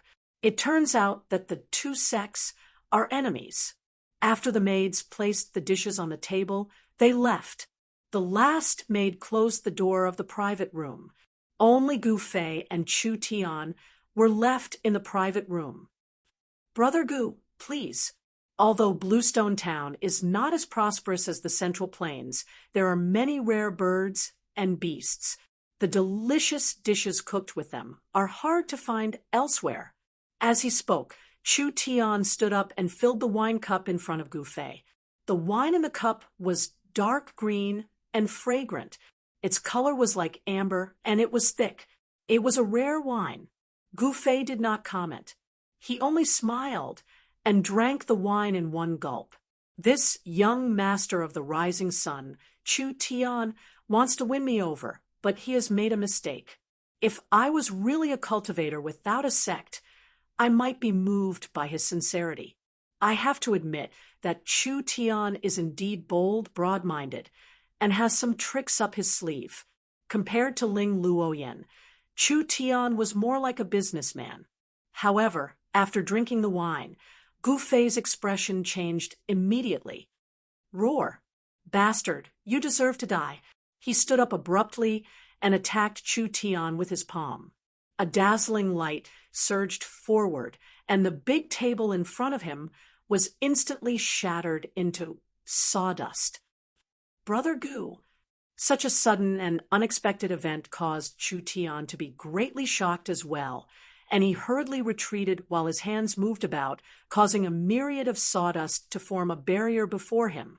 Bang! The ferocious force pushed Chu Tian into the wall behind him. The entire restaurant seemed to shake, and the wall behind Chu Tian suddenly cracked like a spider's web. At this moment, Gu Fei's face turned black, and his body trembled as if he had been poisoned. It was obvious that the wine that Gu Fei drank was poisoned. Gu Fei was inexplicably shocked and angry. After pushing Chu Tian back with his palm, he staggered a few steps, and his body was on the verge of collapse. He never would have thought that Chu Tian would be so sinister. Rousing the yuan qi in his body, Gu Fei forced all the wine out of his body through his pores. However, what seeped out of his body was not wine, but traces of pitch-black and smelly liquid. The pitch-black liquid dripped from his body. Sizzle! White smoke rose from the ground, showing how strong and overbearing the poison was. Even the floor was corroded. Gu Fei took a deep breath, and the muscles, bones, and internal organs in his body immediately let out a muffled explosion. His muscles, bones, and organs all released all the yuan qi in his body without reservation, suppressing the spread of the poison. Seeing Gu Fei in such a state, Chu Tian was also dumbfounded. Pung! At this moment, the door to the private room was suddenly smashed, and 2 people walked in from outside. It's you. When Gu Fei saw the young man in black, his eyes immediately turned red, and the muscles on his face could not help but twitch. The 2 people who came in were 2 young men, one dressed in black, the other in white. Both were handsome and elegant, and their eyes were like cold stars. They looked at Gu Fei and Chu Tian with a faint smile. The young man in black was the mysterious young expert who thought that Gu Fei was from the Haotian Trading Group and tried to kill Gu Fei in the dense forest by the river. Chapter 110. Gu Fei's eyes, which had turned blood red due to his anger, swept a glance at the three people in the private room.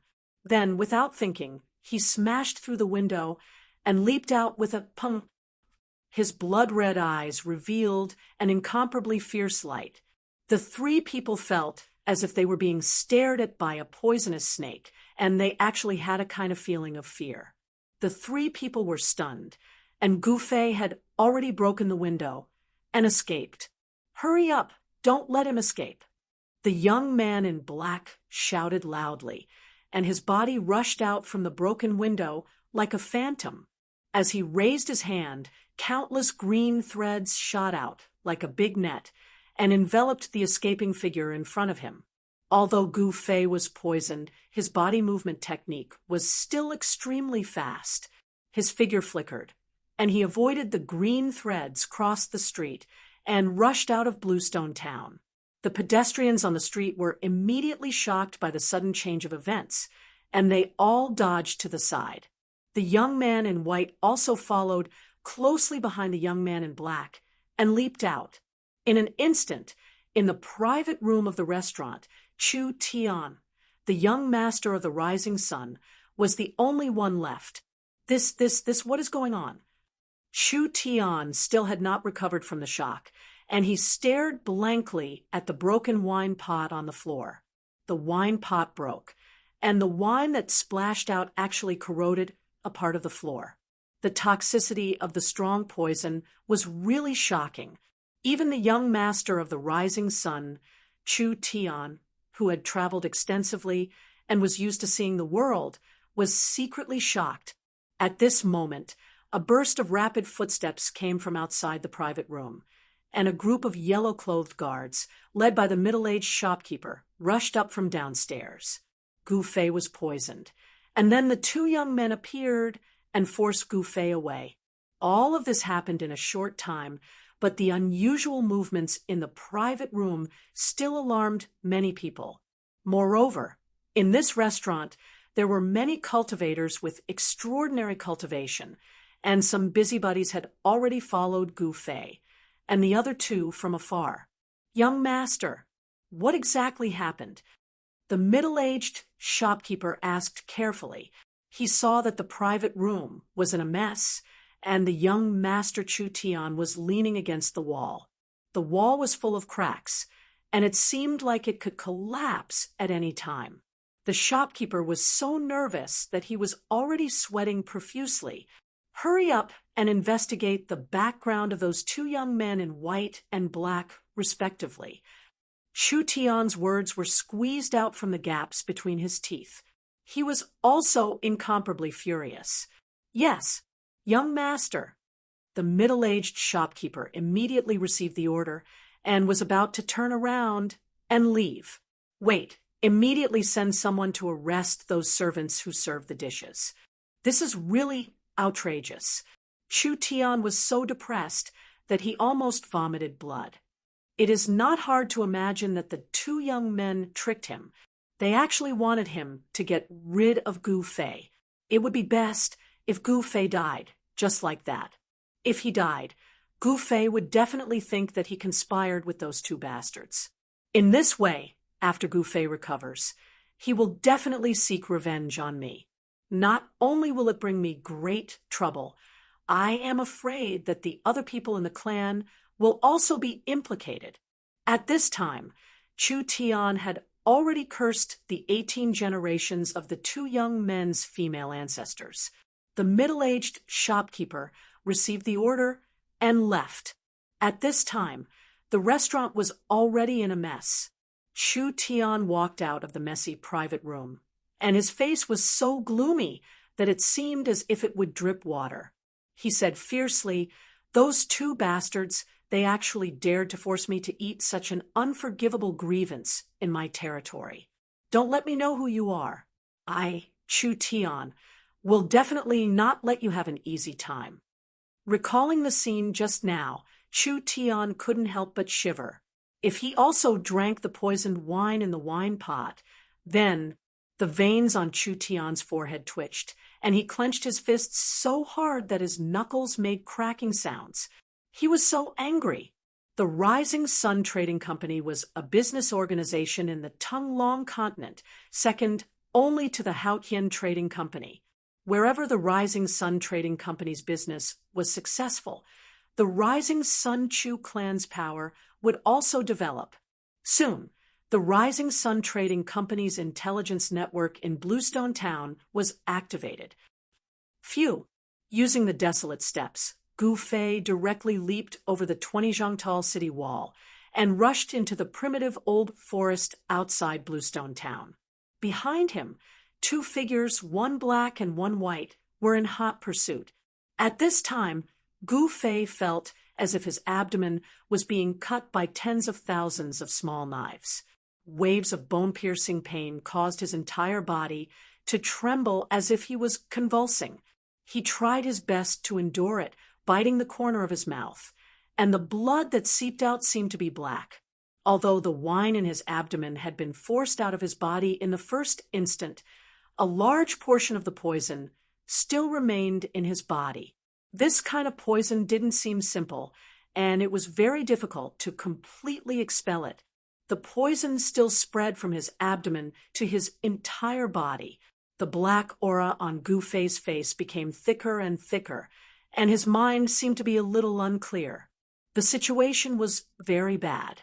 If he didn't immediately find a place to circulate his qi to expel the poison, his life would be in danger. Actually, it was fortunate that Gu Fei practiced martial arts, and his body was tempered to an incomparably tough state. His muscles, bones, blood, and flesh all contained a vast amount of essence, which could temporarily suppress the spread of the poison. If it was an ordinary practitioner, the poison would have already spread throughout his entire body, and he would have died. Gu Fei, obediently accept your death, and we might leave your corpse intact. The black-clothed young man's cold voice came from behind. He had already known Gu Fei's identity from the white-clothed young man. Gu Fei must die. Otherwise, it would be very troublesome for them, and it might even bring about a calamity that would destroy their clans. Swoosh! A white figure flashed in front of him, and one of them had already rushed ahead and intercepted Gu Fei. Gu Fei was suffering from a strange poison, and he needed to suppress the poison in his body with his mysterious qi, so his movements weren't as swift as before. In the end, those two people still caught up to him. Now, he could only fight with his life on the line. Only by facing death would he have a chance of survival. Pung! Gu Fei wielded his palm like a saber, and a bright aura shot out from the edge of his palm. The saber light exploded and directly chopped towards the person in front of him. Under the saber qi, the trees in front of him were constantly shattered. Humph! A trace of disdain flashed in the eyes of the person in front of him. He also wielded his palm like a saber and similarly chopped out. A saber light swoosh! With a sound, it tore through the void and instantly collided with Gu Fei's saber light. Boom! As if two thunderbolts violently collided, a burst of dazzling light burst out, and a terrifying saber qi swept out. The surrounding trees suddenly collapsed, turning into sawdust that flew out in all directions. Gu Fei's hair danced wildly, and his eyes were like cold lightning. With his injured body, his strength was greatly reduced, and he couldn't compete with the person in front of him. He was directly forced by that person's saber to cough up blood and retreat. Behind him, there was a large net made up of green energy threads that were as sharp as blades. It had already sealed off all his escape routes and was closing in on him from behind. Wherever the energy net passed, the grass and trees were all cut into thousands of pieces. Gu Fei soared into the sky and took a step in the air. Both of his hands brandished a dazzling saber light and cut open the energy net that was coming towards him and rushed out of the heavy encirclement. Chapter 111. The scorching noon sun hung high in the sky, scorching the earth. However, the endless primitive forest outside of Bluestone Town did not feel hot at all. Towering trees with lush branches and hundreds of zhang old vines climbed and twined, casting a large shade in the forest. Boom, boom, boom! In a forest dozens of li away from Bluestone Town, trees were constantly falling and branches and leaves were flying everywhere. The birds nearby were frightened and flew away in a panic. The beasts in the forest were scrambling to escape. There was a chase going on here. Two figures, one in black and one in white, were emitting waves of terrifying energy. They were unleashing powerful attacks towards a fleeing figure in the forest ahead of them. The pursuers were handsome, but their faces were murderous. They were two young experts. The one being chased was a greenish-purple youth in ragged clothes who looked like a beggar. The black-clothed youth stretched out his right hand, and countless green threads rushed out of his palm and rushed forward. The green threads were like rain, like sharp blades that cut through the void. Nothing could stop them, and they cut everything in front of them. Regardless of whether it was a large tree or a path of flowers and grass, they were all cut into thousands of pieces by the green threads. The youth's footwork was marvelous, and he barely dodged the green threads the moment they attacked him. However, some of the green threads still swept across his back. A few bloody marks appeared on the youth's back. His skin was split open, and his body of bronze and iron was also injured at this time. It showed that the black-clothed youth's magical power was extraordinary. What a pity! The black-clothed youth could not help but curse a few times when he saw that his attack had failed again. The white-clothed youth placed his hand on the hilt of the saber at his waist, ready to launch a fatal attack at the fleeing person at any time. The saber at the white-clothed youth's waist was not an ordinary item. The scabbard was engraved with mysterious talismans, and there was a faint brilliance flowing on the talismans. Even so, an extremely obscure, murderous saber chi still passed through the scabbard that was sealed by the talismans. This saber was not an ordinary divine weapon, but more like a saber that had been refined by a cultivator. Moreover, it was obvious that not an ordinary cultivator could refine such a murderous saber. The talisman on the scabbard seemed to be suppressing the spirit of the divine saber.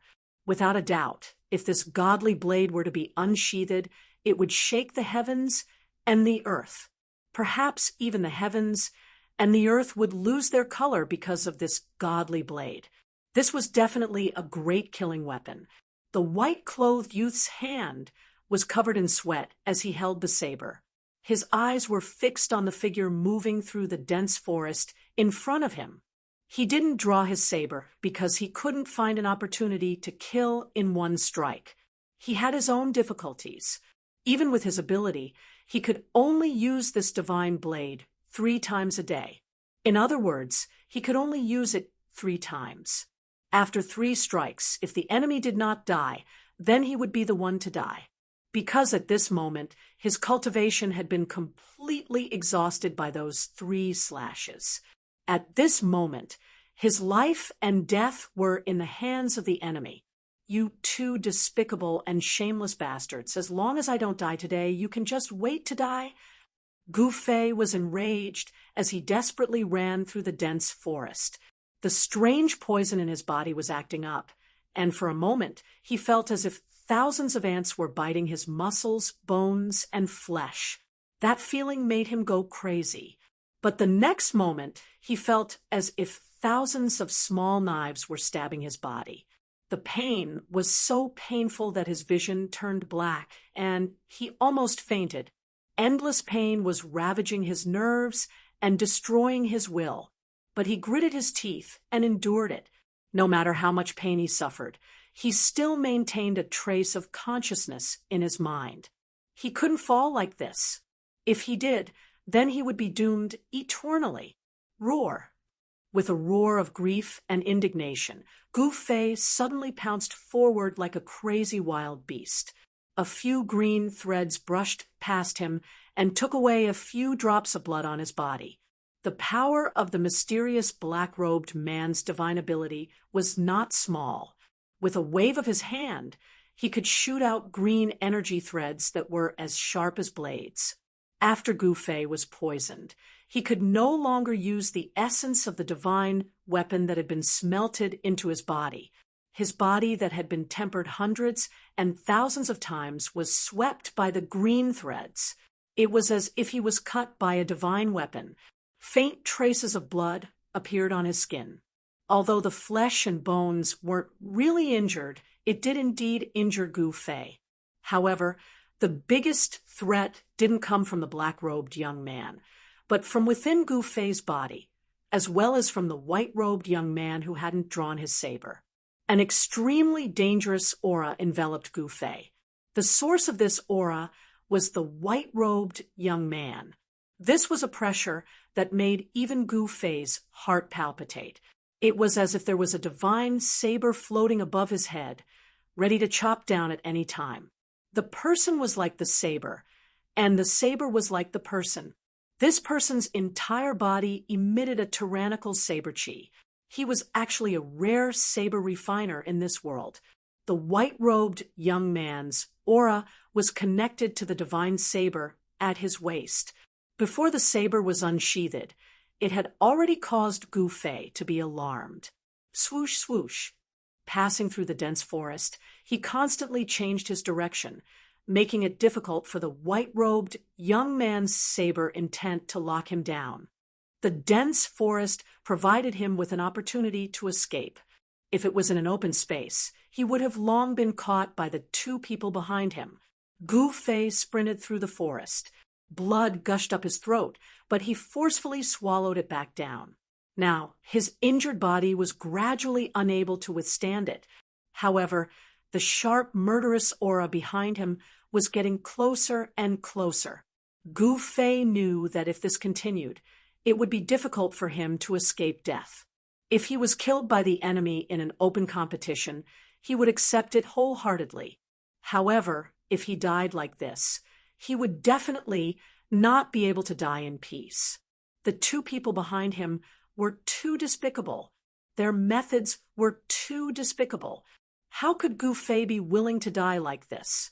He was unwilling. He hated it. The situation before him had to be changed. Otherwise, he would definitely die. He identified the direction, turned around, and sprinted towards the denser forest in front of him. Although there were no roars of beasts in other areas, there were traces of ferocious beasts. Only this direction was empty. There was not a single beast in such a large forest. This was enough to explain two things. First, there were no signs of beasts here. There were no ferocious beasts living in this area. Second, there was a powerful and terrifying ferocious beast living here, causing the nearby ferocious beasts to not dare to set foot in this ferocious beast's territory.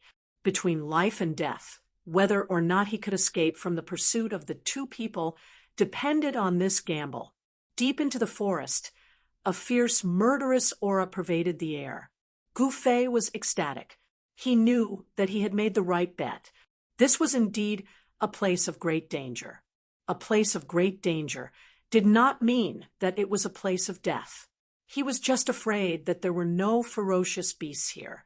If there were, then Gu Fei could take advantage of the chaos to escape from the two people's pursuit. Gu Fei did not stop. He quickly ran forward, but the two people chasing behind him were aghast. They could feel the terrifying, murderous aura pervading the forest.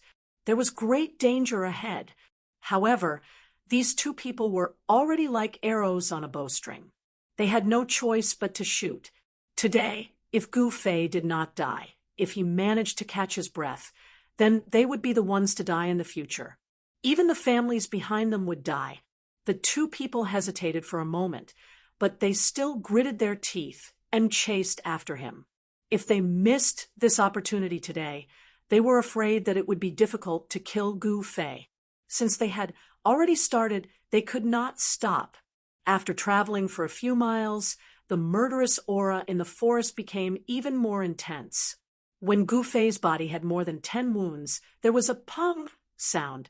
Branches and leaves fluttered in the air. He rushed out of the forest, and the field of vision in front of him suddenly widened. A strange sound immediately passed into Gu Fei's ears. It seemed to be the cry of some kind of beast. It seemed that there was more than one sound, but many sounds. A very noisy cry came from not far in front of him. Without thinking, Gu Fei crouched down and immediately rushed in the direction of the noisy cry. Voila! Voila! While running, besides the noisy beast cries, Gu Fei also heard the faint sound of running water. A cold, murderous aura came from behind him. Gu Fei knew that the two people were already close. In this open area, the white-robed young man was probably going to take out his saber. For Gu Fei, who was poisoned, this was undoubtedly a fatal threat. I must not let that guy find a chance to take out his saber. All kinds of pain rushed into his head from his limbs and bones, causing Gu Fei's running body to shake. The sweat that seeped out of his body was purplish-black. This was a sign that the poison in his body was constantly being forced out. His body, which had been tempered day and night by the essence in his body, was far stronger than what Gu Fei had imagined. As he ran, the primal qi in his body was continuously stimulated through his blood, flesh, tendons, and bones. As his tendons, flesh, and blood trembled, not only did they transmit wave after wave of primal qi, they also continuously expelled the poison from his body through his pores. The purplish-black sweat dripped onto the places that Gu Fei passed. The leaves and weeds that were stained with the sweat quickly withered. The white-robed young man's feet whistled as he moved forward at an extremely fast speed. In an instant, he passed the black-robed young man, and the hand that was holding the saber began to move. The white-robed young man forced his way behind Gu Fei and was about to pull out his saber. But at this time, there happened to be a call in front of him. Without thinking, Gu Fei immediately dodged behind the colonel. "How dare you?" When the white-robed young man saw this, he couldn't help but hate. A rare opportunity to take out his saber had disappeared right in front of his eyes. Gu Fei turned around the call and saw that there was a large lake about 200 or 300 feet in front of him. The lake water was still emitting hot steam. There were many fiery red shadows that looked like little people swimming and playing in the lake water. The noisy beast cries came from ahead. That is, Gu Fei's mind was shaken as a fierce aura assaulted him. There were many fiery red figures.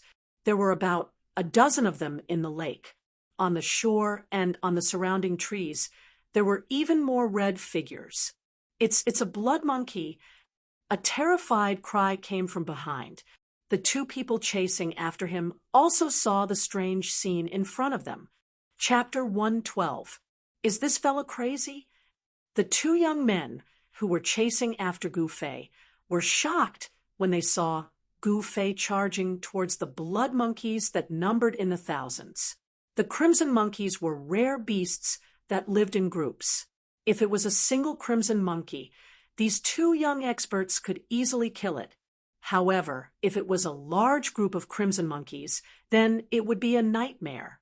Even ants could bite an elephant to death, not to mention a powerful beast like this. At this moment, a series of sharp roars came from the opposite side of the mountain, breaking the tranquility of the mountain in an instant. Many fiery red shadows were moving quickly on the mountainside. The murderous aura of the blood monkeys covered the sky and covered the earth. The three men's expressions changed. The two young men in black and white immediately stopped in their tracks. They finally understood why no ferocious beasts dared to set foot in this area. Although they really wanted to kill Gu Fei, protecting their own lives was more important. At this moment, the thousands of blood monkeys were alarmed. More than a dozen strong, fiery red shadows leaped from the treetops and pounced towards them. The blood monkeys were like flashes of fire in the forest. The blood monkeys were moving at high speed.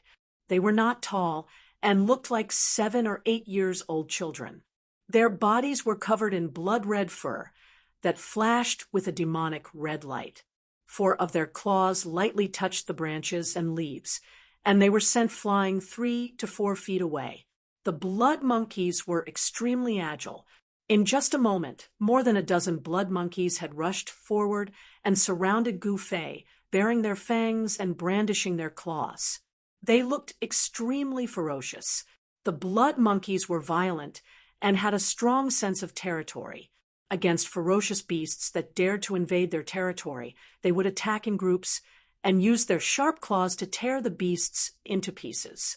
Although they were small in size, the blood monkeys were extremely strong. They could tear lions and tigers apart, and their sharp claws could pierce through metal.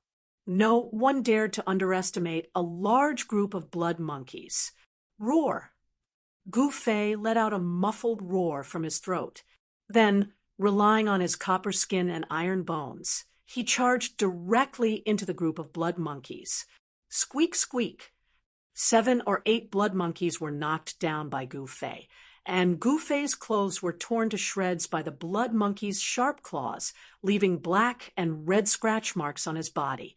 Although the blood monkey's claws were sharp, they couldn't break through Gu Fei's skin and flesh, which he had tempered day and night. The blood monkeys that were sent flying by Gu Fei rolled on the grass and let out mournful cries. After struggling for a while, they actually died. The blood monkeys that had grabbed Gu Fei also fell to the ground, twitching violently. After a while, they all died. The strange poison in Gu Fei's body had actually poisoned the blood monkeys. This was something that no one had expected. When the remaining blood monkeys saw Gu Fei charging over, they all retreated, not daring to touch Gu Fei. These blood monkeys were able to become fierce beasts, but they also had some intelligence. The other blood monkeys had already rushed over from all directions. The 2 young experts who were chasing after Gu Fei had extremely ugly expressions on their faces, and they decisively retreated. Even so, they were already surrounded by more than 10 blood monkeys. The black-clothed young man decisively waved his hands, and green energy threads shot out from his fingers towards the blood monkeys that were leading the way. Chi, chi, chi. The blood monkeys that were entangled by the green energy threads were all shredded into pieces, and bursts of blood mist burst out. However, once these blood monkeys saw blood, they became even more frenzied, and they pounced on the 2 without any regard for the consequences. Rip! One of the white-clothed youth's sleeves was torn off. Evil creature! The white-clothed young man roared and swept his right leg horizontally. Bang! He directly swept away the blood monkey that had torn off his sleeve. However, just as one blood monkey was sent flying, another one pounced on him. This kind of strange blood monkey was extremely agile and had a pair of sharp claws that could pierce through stone and gold. It was a very strong attack power, and it was not a good thing to fight against a large group of blood monkeys. Escape! The black-clothed young man and the white-clothed young man were not ordinary people, and they acted decisively. Knowing that it was impossible, they immediately retreated.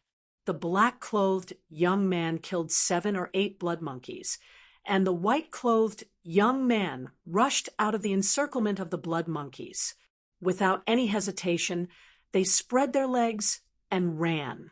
Suddenly, an extremely sharp beast's roar came from the mountainside. A blood shadow flashed, and a huge blood shadow leaped 4 to 5 zhang and chased after the black-clothed young man and the white-clothed young man. Behind the huge blood shadow was a large group of blood monkeys. There were at least 200 to 300 of them, and they leaped and dashed towards the 2 of them. They were like countless flickering flames, extremely conspicuous. Oh no, that's the Monkey King. Seeing this, the 2 of them were immediately scared out of their wits. Without looking back, they turned around the call and rushed into the dense forest. Among the large group of blood monkeys, there must be an especially special monkey king. The monkey king that was chasing after the two young experts was more than 3 zhang tall, and it was much more robust than the other blood monkeys. In front of the monkey king, ordinary blood monkeys were like little children. Its blood-red fur shone with a bloody demonic light under the sunlight, and its 4 limbs were filled with a strong sense of power. Its pair of eyes emitted 2 rays of ominous light. Even though they were more than 20 zhang apart, Gu Fei could still feel the coldness in its eyes. Whoosh! The huge monkey king's blood-red figure streaked across the sky and dashed into the dense forest, leading a group of blood monkeys into the forest. Not long after, a peerless saber aura that caused even the heaven and earth to lose their color burst out from the dense ancient forest. Following that, 9 saber auras soared out from the forest like blooming lotuses and slashed in 9 different directions. Obviously, the Blood Monkey King and its group of blood monkeys had caught up to the 2 of them, forcing the white-clothed young man to use his fiendish divine saber. Trying to escape the pursuit of the blood monkeys in the forest was simply like a dream. The white-clothed young man finally unsheathed his saber, and he had no choice but to do so. The terrifying saber aura slashed out hundreds of zhang away, causing the forest to collapse under the vast saber aura. Countless blood shadows exploded under the saber aura, bursting out with a fishy and demonic stench. 9 slashes from the saber caused the heaven and earth to tremble. The fiendish divine saber chi was like mercury spilling onto the ground, penetrating every nook and cranny. With the Blood Monkey King at the center, the ground within 100 zhang was turned into a sandy ground as 9 saber marks spread out into the distance. With a single slash, the fiendish divine saber chi was able to kill or injure the blood monkeys. The Blood Monkey King was seriously injured and was forced to retreat. The 2 blood monkeys did not dare to stay any longer after escaping from death. After determining the direction, they retreated toward Bluestone Town. Meanwhile, Gu Fei took advantage of the chaos to knock down a dozen blood monkeys in a row and ran in the opposite direction of the 2 blood monkeys. There were quite a number of blood monkeys surrounding Gu Fei, but in the end, Gu Fei relied on his unique poison physique to poison the blood monkeys one after another and broke out of the encirclement. After frantically running for 20 to 30 miles, Gu Fei finally couldn't hold on any longer and fell into a mountain stream, falling into a coma. However, even in a coma, Gu Fei's body was still rejecting the poison in his body. The Taiji Yin Yang fish ball also appeared in front of his chest. The misty yin and yang qi protected Gu Fei's heart meridians, preventing the poison from attacking his heart and ending his life. Chapter 113. When Gu Fei woke up from his coma, he found that he was still lying in the stream. He had a splitting headache, and his entire body felt like it was being burned by flames. It was hot, very hot. His skin was like a red-hot soldering iron, and the stream water beside him seemed to be boiling, emitting steam and bubbles. With just a slight movement, his entire body felt like it was being pierced by 10,000 needles. He couldn't help but let out a painful cry. Slowly climbing up, Gu Fei found that his surroundings were gloomy and the forest was covered in mist. Looking up, the sky was pitch black, and the clouds were surging, as if a storm was coming. Gu Fei couldn't tell whether it was day or night. It was completely silent, and he couldn't hear any beast roars. "I'm not dead yet. I'm not dead yet," Gu Fei muttered to himself as he staggered along the stream. His head was dizzy, and the intense pain caused his mind to be in a mess. It seemed as if he would fall unconscious again at any moment. However, the inhuman pain stimulated the sensitive nerves of Gu Fei's body, causing his mind to gradually clear up. His chaotic brain began to gradually sort out his thoughts. walking along the stream for several dozen feet. Gufei was surprised to find that there were many beasts lying on both sides of the stream. There were also dead fish floating in the stream with their stomachs turned upside down. This, Gufei couldn't help but be alarmed. He was going upstream. So how could the fish in the stream still be poisoned to death? Just what kind of strange poison was this that was so tyrannical and powerful? The poison that was forced out of Gufei's body was actually able to infect the stream upstream. It was truly shocking. It wasn't until he walked more than 100 feet in the mountain stream that the dead fish in the stream gradually disappeared. After walking another dozen feet, Gufei saw the shadows of fish swimming in the stream. Boom! Suddenly, a bolt of lightning cut through the sky, as if it had suddenly torn a long hole in the dark sky. A burst of intense light erupted, instantly illuminating the world. A gust of wind blew past, and the trees in the forest swayed violently, rustling. The wind brought with it heavy moisture, and Gufei could smell the scent of water. A storm was coming. A strong light flashed, and Gufei could vaguely see a cliff in front of the mountain stream. There seemed to be a dark cave at the bottom of the cliff, and the stream was flowing out from that cave. Gufei had no choice but to be careful. Moreover, his current situation was not good. There were still remnants of poison in his body, causing his body to be extremely weak. If he ran into any powerful beasts, his life would be in danger. Of course, if that unlucky beast ate Gufei, it would also be poisoned to death. After being washed by the stream, most of the toxins in Gufei's body had been expelled, but some of the toxins that had invaded his internal organs were not so easy to expel out of his body. He needed to find a place, a relatively safe place, to expel the toxins. It had to be said that the two mysterious young men's methods were really despicable. Although Gufei only drank a cup of poison wine, he was now half dead. If it wasn't for the fact that he cultivated ancient martial arts, tempering his body day and night, and the vitality contained in his body was extremely strong, far surpassing ordinary cultivators, that cup of poisoned wine would have taken his life. Rumble! The dark clouds in the sky were so dense that they almost covered the ground. Bolts of lightning flashed in the clouds like silver snakes swimming in the clouds. The power of heaven and earth deterred all living things. At this moment, besides the rumbling thunder, not a single beast's roar could be heard. All the beasts in the forest seemed to be hiding. Gufei endured the discomfort of his body and carefully walked ashore from the mountain stream. Then he walked forward through the trees and weeds beside the mountain stream. Sure enough, there was a pitch-black hole in front of him. When the storm was about to come and the sky was dark, the hole at the bottom of the cliff was like a gaping mouth that could swallow any living creature that passed by at any time. Gufei felt a burst of pressure. Should he go in or not? Gufei pondered. Rumble! Another shocking lightning flashed across the sky, and the sound of thunder shook the world. Seeing that the storm was coming, Gufei weighed the pros and cons, and felt that it was better to enter the cave to avoid this storm.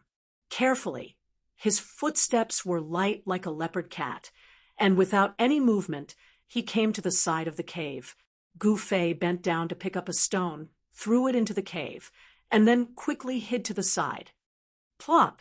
The sound of water came from the cave. Gufei carefully listened to the sound in the cave and did not move. He was not in a hurry, and it could even be said that he was very patient. After a while, there was no more sound coming from the cave, but Gufei still did not move. He knew that when some berserk beasts were hunting, they would hide very well and would not easily attack. Although the intelligence of berserk beasts was far less than that of humans, hunting was their nature. In this aspect, humans were far inferior to berserk beasts. They were the most outstanding killers in the jungle. Sha sha. Heavy rain fell from the sky, covering the world with a layer of rain curtain. Lightning flashed, thunder roared, and the wind howled. The storm that had been brewing for a long time finally arrived.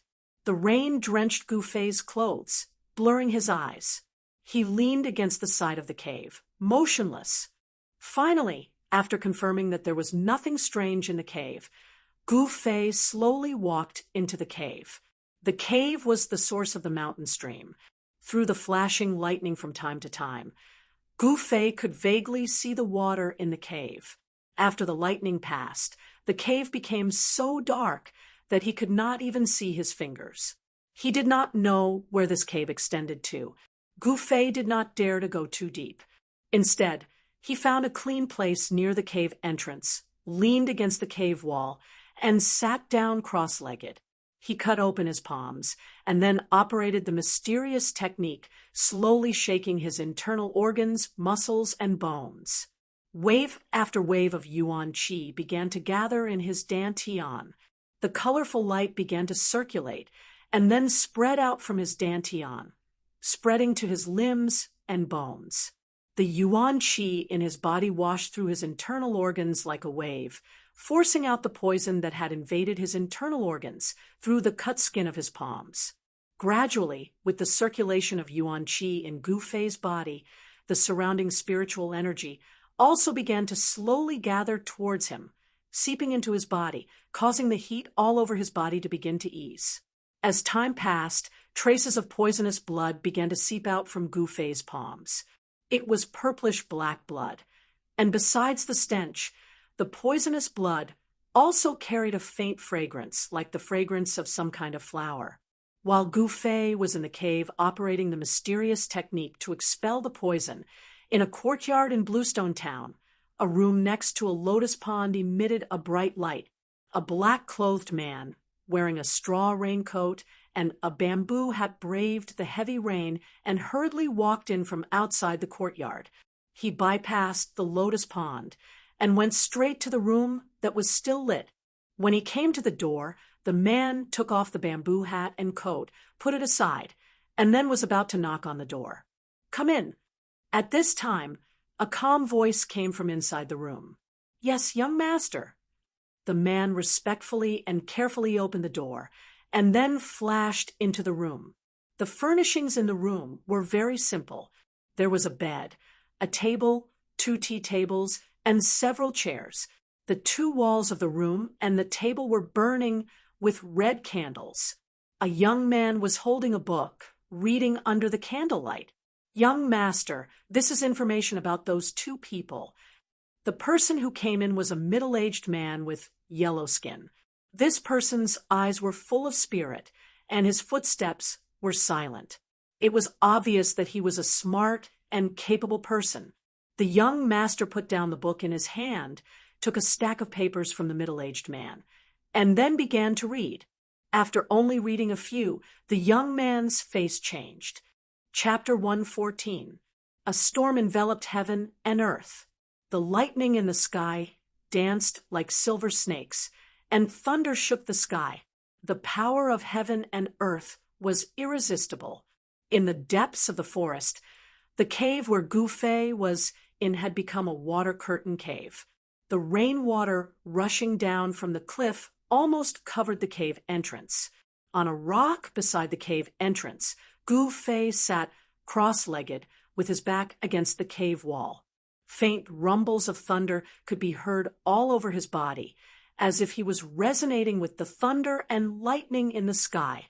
The sound of the heavenly thunder drum forged his muscles and bones. At this moment, Gouffet was using this divine ability to force out the poison. An endless amount of spiritual energy gathered around him, forming faintly discernible spots of spiritual energy outside his body.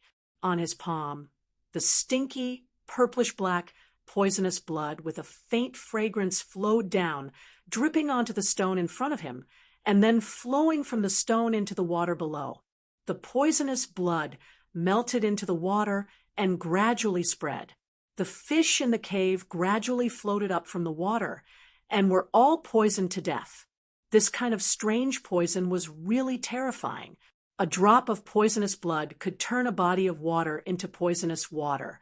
All living things in the water would die and become lifeless, stagnant water. Suddenly, whoosh! A green shadow rushed out of the water in front of Gufei and then landed on Gufei's right palm. It was a small green snake the size of a chopstick and less than a foot long. It was really incredible that this small snake was not poisoned to death by the strange poison that melted into the water.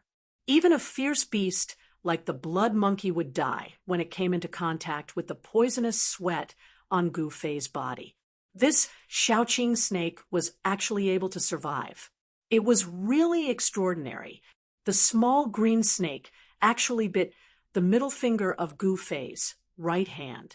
2 sharp teeth protruded from its upper jaw, breaking the skin of Gufei's middle finger and piercing into his flesh. It actually pierced through Gufei's flesh. The 2 sharp teeth of the Shaoqing snake were obviously more powerful than divine weapons. All of this happened too suddenly and too quickly. By the time Gufei was alerted, the Shaoqing snake had already bitten his middle finger. Gufei's heart skipped a beat, but immediately after, the unvented heat in his body, the astonishing heat produced by the evaporation of the strange poison in his body, suddenly seemed to have broken through a gap and poured out from his middle finger. The bite of the Shaoqing snake seemed to have opened a gate, allowing the heat poison in Gufei's body to escape. Gufei immediately felt a cooling sensation throughout his body. His skin, which was so red that it looked as if it was about to drip blood, began to gradually fade, and his body temperature began to drop. What kind of snake is this? Gufei did not make any move. He calmly sized up the little green snake that was biting his right middle finger. The dim cave did not hinder his vision. With Gufei's current cultivation, as long as there was a little light, he could clearly see everything around him. He saw that the little snake was covered with small green scales, and there was a faint green luster flowing on the scales. The entire slender snake body seemed to be carved out of jasper, crystal clear. However, what surprised Gufei the most was that there were 2 small protrusions on the small head of the Shaoqing snake. The protrusions were not scales, and the color was not green, but a faint silver, which was not obvious. Could it be that it has grown horns? Gufei was extremely surprised. If it really had grown horns, then this Shaoqing snake was not an ordinary snake. It was said that there were some strange beasts in the world that inherited a trace of the bloodline of ancient holy beasts. If the trace of bloodline in their body could be stimulated, and if it was enlarged infinitely, the power of ancient holy beasts could be reproduced. Could it be that this Shaoqing snake was actually a holy snake with a trace of the bloodline of a real dragon? If that was the case, the potential of this Shaoqing snake was simply unlimited, returning to its ancestry with the body of a snake, the holy snake with the bloodline of a real dragon. Even after thousands of generations, the bloodline of a real dragon was extremely thin, but there was still a chance of returning to its ancestry. Of course, the process of returning to its ancestry was definitely full of dangers, and it was bound to go through thousands of hardships. It was a magnificent feat that was 1 in a million, although Gufei guessed, so it was only his wishful thinking in the end. No one knew whether this Shaoqing snake had the bloodline of a real dragon or not. However, even so, this Shaoqing snake also showed an extraordinary side. It was actually sucking the remaining poison in Gufei's body. Fine purple-black poisonous qi, as thin as hair, converged towards the 2 sharp teeth of Shaoqing snake, which pierced into Gufei's middle finger along Gufei's middle finger. Less than an hour later, as if the Shaoqing snake had been full of the poisonous blood, it slithered off Gufei's palm and coiled up on a stone beside Gufei, remaining still. This bizarre little snake seemed to be refining the poisonous blood, as a wisp of vague spiritual source seemed to be flowing over its cyan body. Gu Fei was shocked to find that a small part of the remaining poison in his body had been sucked away by the Shaoqing snake. The bloody color over its body had faded away as it gradually recovered its strength. It seems that it will take me a few days to completely remove the remaining poison in my body. Dragon Emperor City, Ruin Heavenly Realm, I'd better not waste time. Gu Fei couldn't help but worry about it. He didn't know whether Dan Chenzi had already arrived at Dragon Emperor City with Li Lingfeng, Ziyu, and the others, or whether they would wait for him. No matter what, he had to go to Dragon Emperor City. Gu Fei faintly felt that the trip to Ruin Heavenly Realm might be an opportunity for him to break through his destiny. He would not give up until he was in despair. Among the 9 meridians of Taishan sect, Green Spirit Peak had been declining for hundreds of years. Not only were they ridiculed by their peers, but even few people in the top 3 Taoist sects mentioned Green Spirit Peak. It seemed that people in the cultivation world had forgotten about the existence of Green Spirit Peak in Taishan sect. Gu Fei had a heavy burden on his shoulders. Whether he liked it or not, as the only successor of Green Spirit Peak, the heavy burden of revitalizing Green Spirit Peak naturally fell on his shoulders. He couldn't avoid it, even if he wanted to. The storm raged for several hours before it gradually weakened. When the clouds and rain dispersed, endless starlight sprinkled down from the sky. At this time, it was already night time. Dripping sounds could be heard everywhere, and the air was filled with water vapor. Gu Fei's body seemed to be rippling with a layer of the world's Yuan Qi, which was the power of water of the 5 elements. The essence of heaven and earth that Gu Fei absorbed mainly consisted of wood essence, earth essence, and water essence, while the fire essence and metal essence were much thinner. The 5 elements inside and outside resonated with each other. Using the 5 elements inside his body to guide the 5 elements of heaven and earth into his body, Gu Fei's body seemed to be injected with endless vitality. His injured body that had been ravaged by the strange poison gradually recovered its vigor. Gu Fei had already recovered some of his cultivation strength. If he didn't encounter any powerful fierce beasts, he could easily protect himself in this endless primeval woods. Gu Fei continued to agitate the essence in his body, gathering the spiritual yuan of heaven and earth to refine his injured body. He slowly forced the remaining poison out of his body like silk. It was not until the sun rose in the east that he woke up. The moment he opened his eyes, the Shaoqing snake on the rock sensed that something was wrong. It raised its head vigilantly and flicked its tongue. Gu Fei smiled indifferently. He didn't have any hostility towards the Shaoqing snake. Instead, he stood up and took off the tattered clothes on his body. Then he got down from the rock and walked into the water to wash himself. Chapter 115. At noon 3 days later, on the avenue leading to Dragon Emperor City in South Wilderness, a fleet of vehicles was moving forward while the horses were roaring. There were many boxes or bags of goods on the big carriages being pulled by 4 horses side by side. After counting carefully, there were 20 to 30 such big carriages. The carriages were guarded by over 100 mercenaries who were holding weapons in their hands with dumbfounded looks. On both sides of the avenue were dense, primitive woods. Some fierce beasts might jump out of the woods at any time. Therefore, these mercenaries dared not be careless. There was a carriage in the middle of the fleet. Its window was covered with a cloth curtain. Nobody could see clearly who was sitting inside. That person inside was also very mysterious. Even when the fleet stopped for a rest and lunch, that person didn't get out of the carriage. What made those mercenaries confused was that this boss Zheng, a salt merchant from Central Plains, treated the person inside the carriage very respectfully. He always came back from the front of the fleet to greet the person inside the carriage. The leader of this group of mercenaries was a man with a full beard and a short stature. He was lean and strong, and wherever his skin could be seen, his muscles were like coiling dragons full of power. This bearded man was clearing the way in front of the fleet with Boss Sheng, a salt merchant from Central Plains. With a pitch-black huge axe on his shoulder, the bearded man was humming a folk song, which made him look majestic. Ha ha, Boss Sheng, what's the background of that person in the carriage behind us? The bearded man smirked as he asked a slightly fat middle-aged man in brocade clothes who was riding a tall horse on his side. I can't tell you. I can't tell you. Boss Sheng said mysteriously with a smile. Boss Sheng, we're old friends.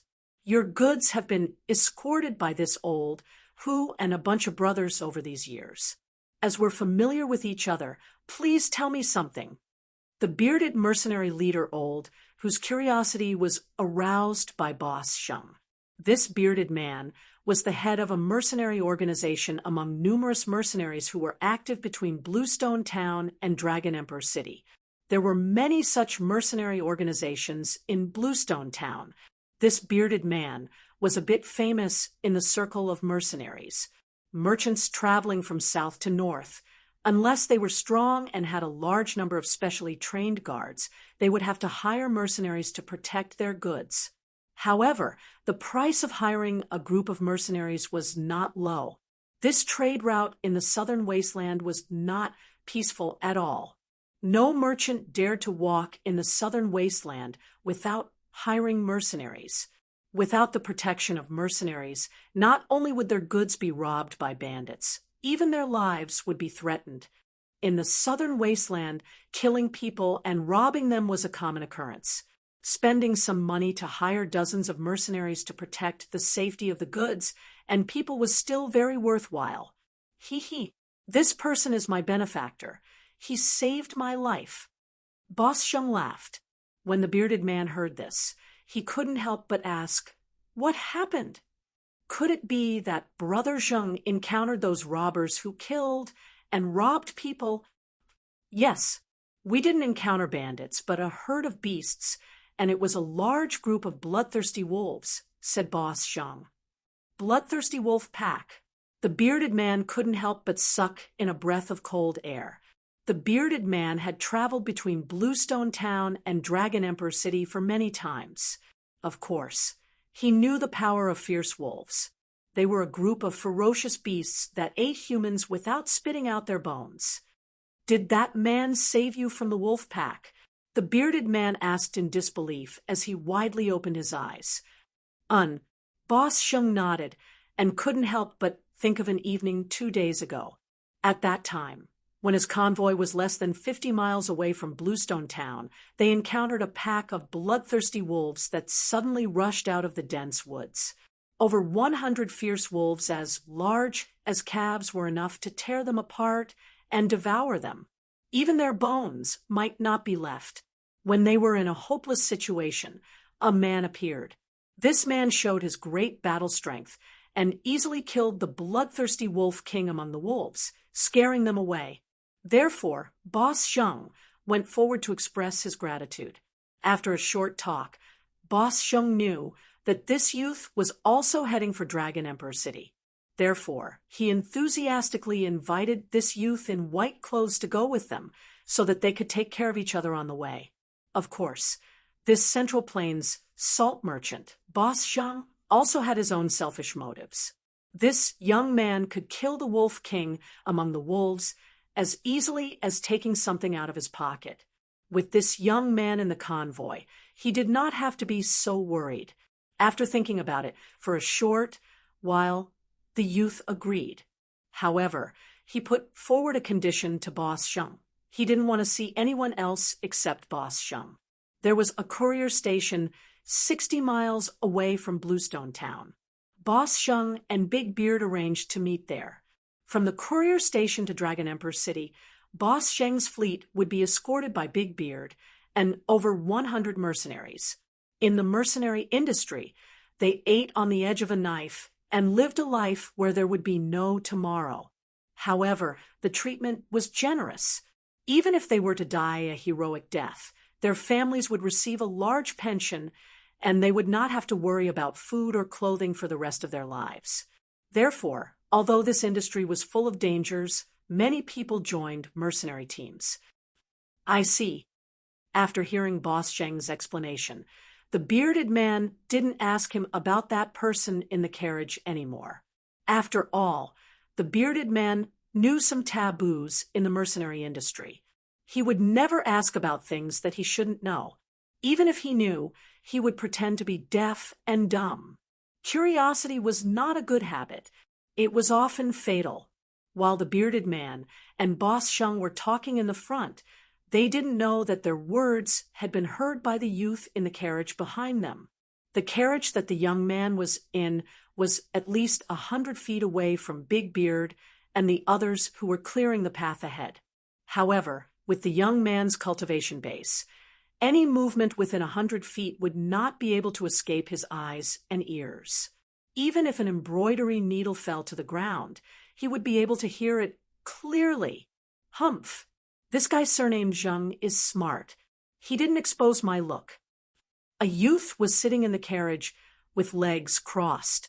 A small cyan snake was coiling on his right hand. 2 tiny teeth holes could be vaguely seen on the middle finger of the youth's right hand. The carriage seemed to be filled with a faint fragrance of plants. The youth's eyes were like cold stars, his face was like a knife, and his black hair casually draped over his shoulders. Who else could it be but Gu Fei? You little guy, you actually swallowed a beast crystal. That's really surprising. Gu Fei said with a faint smile as he gently played with the Shaoqing snake on his hand. It turned out that when this little azure snake had entered Gu Fei's magic treasure pouch that day, it had actually gone for the beast crystal within the magic treasure pouch and swallowed the jade green beast crystal that was the size of a finger. The jade green beast crystal that looked like a pearl was something Gu Fei had obtained from the three-eyed divine, Mink, that he had met by chance. However, it had now been swallowed by the Shaoqing snake. After swallowing the beast crystal, the Shaoqing snake's abdomen bulged. That beast crystal was not that easy to refine. After swallowing the beast crystal, the Shaoqing snake became listless. Only when Gu Fei used his power to expel the poison did the Shaoqing snake slowly crawl out of the magic treasure pouch and suck the poison in Gu Fei's body. 2 days ago, when Gu Fei came out of the primitive forest, he met Boss Zheng and his group who were surrounded by wolves. So he killed the Wolf King, scared off the wolf pack, and saved Boss Zheng and his group. He didn't like to deal with people, so he wanted to leave. However, when he talked with Boss Zheng, he found out that Boss Zheng was a salt merchant in the Central Plains. He was preparing to transport 10 carts of salt to the southern wasteland to sell. The southern wasteland didn't produce salt, so it was rare in the southern wasteland. Boss Zheng transported the salt to the southern wasteland in exchange for its rare products, and then transported it back to the Central Plains to earn the difference in price. Back and forth, Boss Zheng could net tens of thousands of gold with each trip. However, his strength was limited. He couldn't sell salt to the southern wasteland on a large scale. For big organizations like Haoqian Business Group and Rising Sun Trading Company, they could make more than tens of thousands of gold coins by traveling between the Central Plains and the southern wasteland. Boss Zheng's tens of thousands of gold coins couldn't even match the fraction of those organizations. This was the advantage of big business groups and big trading companies. With great wealth and power, they could always do big business.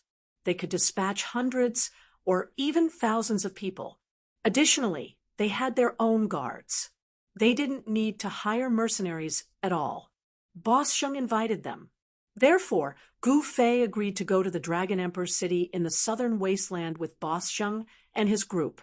In a couple of days, the remaining poison in my body would be completely removed. Wait for me, those 3 guys.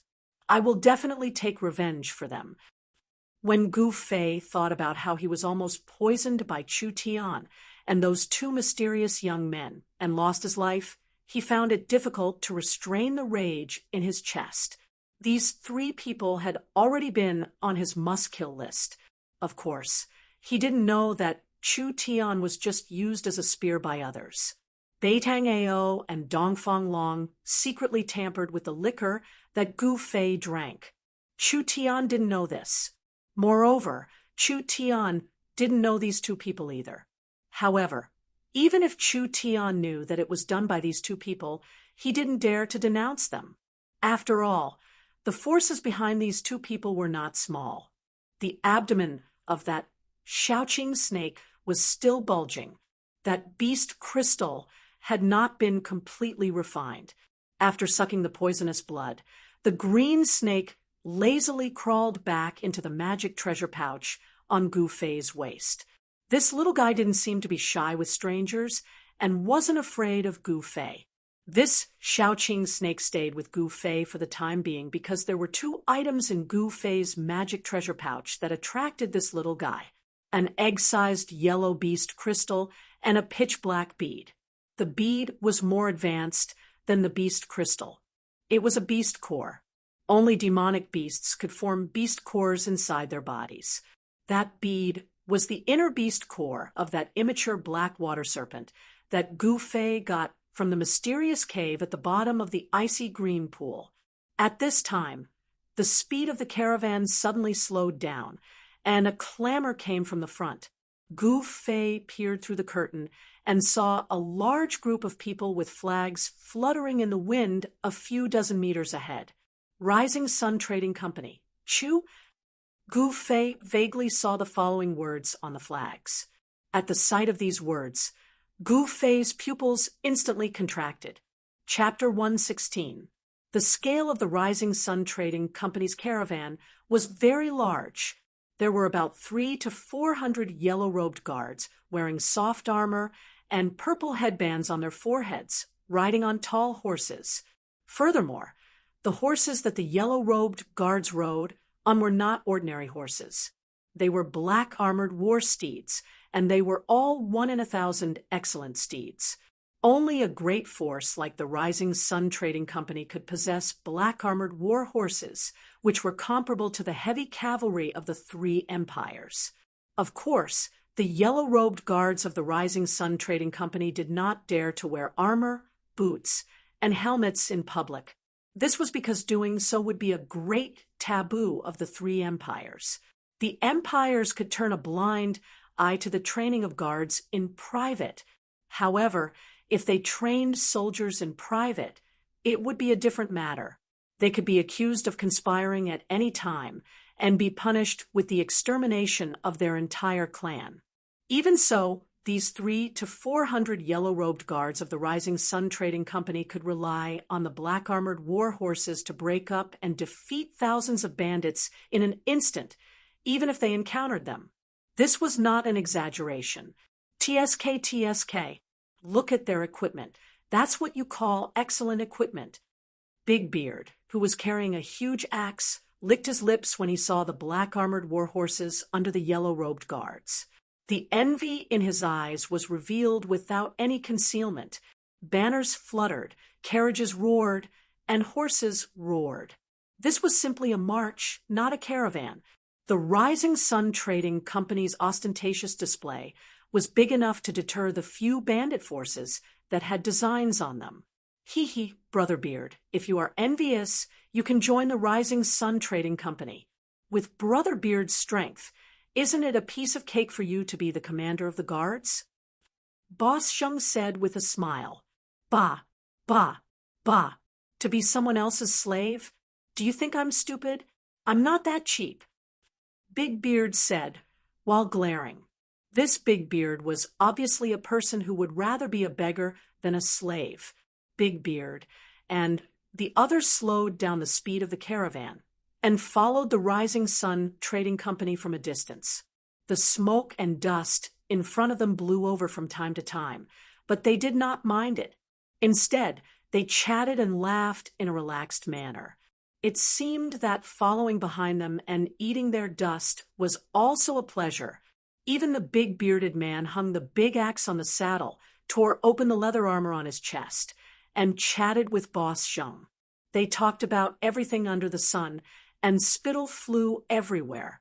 This was because the rising sun caravan's people were clearing the path in front of them. If anything happened, the people in front of them would shoulder the burden.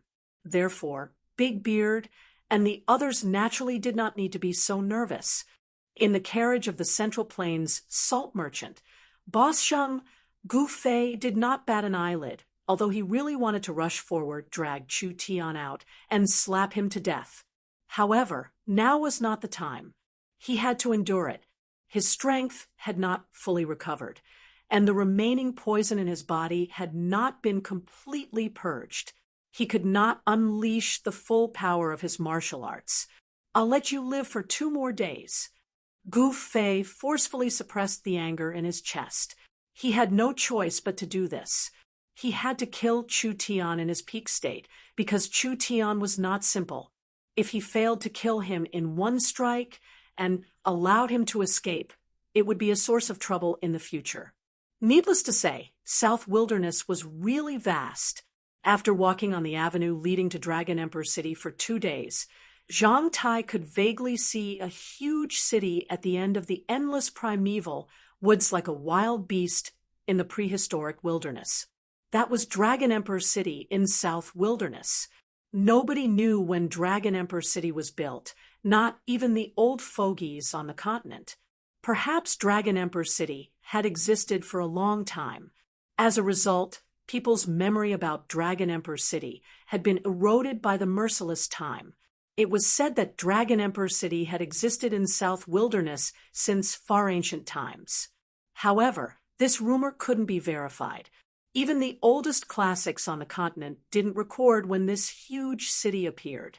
The setting sun was as red as blood, which dyed all the clouds in the skyline into fiery red, forming brilliant fiery clouds.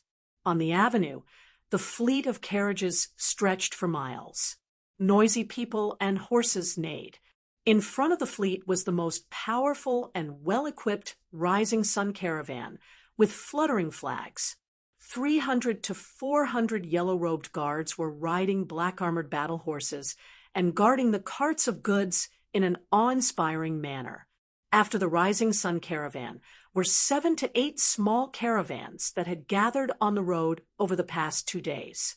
In this way, the fleet of carriages stretched for miles on the avenue. Actually, these small caravans behind the rising sun caravan had the same idea as Boss Sheng, the salt merchant from the Central Plains. They were all using the rising sun caravan's power to intimidate others. By staying close to the rising sun caravan, they could avoid robbers by relying on the power of the rising sun caravan. Over the past 2 days, Gu Fei, who was hiding in the fleet of Boss Sheng, finally got rid of all the remaining toxins in his body and recovered to his peak state. He planned to launch an attack tonight. Chu Tian dared to use despicable methods to harm him. His actions were unforgivable. Only by using Chu Tian's blood could he quell his anger. The light between the heavens and the earth receded, and darkness gradually descended. Night came quietly. The endless stars in the sky were like shy girls slowly removing their veils, sprinkling down endless starlight. After a day's journey, the people and horses were tired. When night fell, the fleet of carriages that stretched for miles also stopped. They set up camp by the roadside and lit bonfires. Some people directly walked into the forest by the roadside and hunted a few wild animals, or untied their rations from the carriages and swallowed them with coarse wine. Outside, it was fine as long as they could fill their stomachs. There was not much to be concerned about. While no one was paying attention, Gu Fei slipped out of the carriage and entered the dense forest by the roadside. He passed through the dense forest. His movements were like a phantom, like a ghost, avoiding the people's eyes and ears as he quickly moved forward. In the campsite of the rising sun caravan, a large purple tent was set up. The tent was brightly lit, and there were 2 guards standing at the entrance. Inside the tent, 2 people were leisurely playing chess. One of the 2 people playing chess was a young man in luxurious clothes, and the other was a middle-aged scholar in green clothes holding a feather fan and silk scarf. How many people have been bewitched by you 19 times? I lost again. Mr. Ning's chess skills can be said to be unparalleled in the present age. I admire you. The young man in luxurious clothes stared at the chessboard and pondered for a long time before finally saying these words.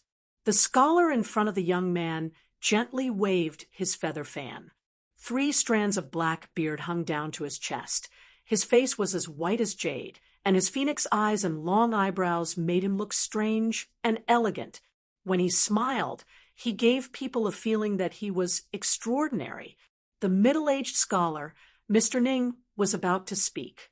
Suddenly, his expression changed, and he waved the feather fan in his hand toward the chessboard on the table. The chessboard immediately flew up, and the black and white chess pieces on it fell to the ground.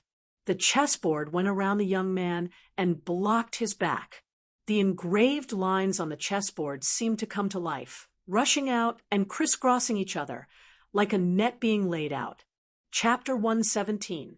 Under the curtain of night, the campsite of the Rising Sun Caravan was very peaceful.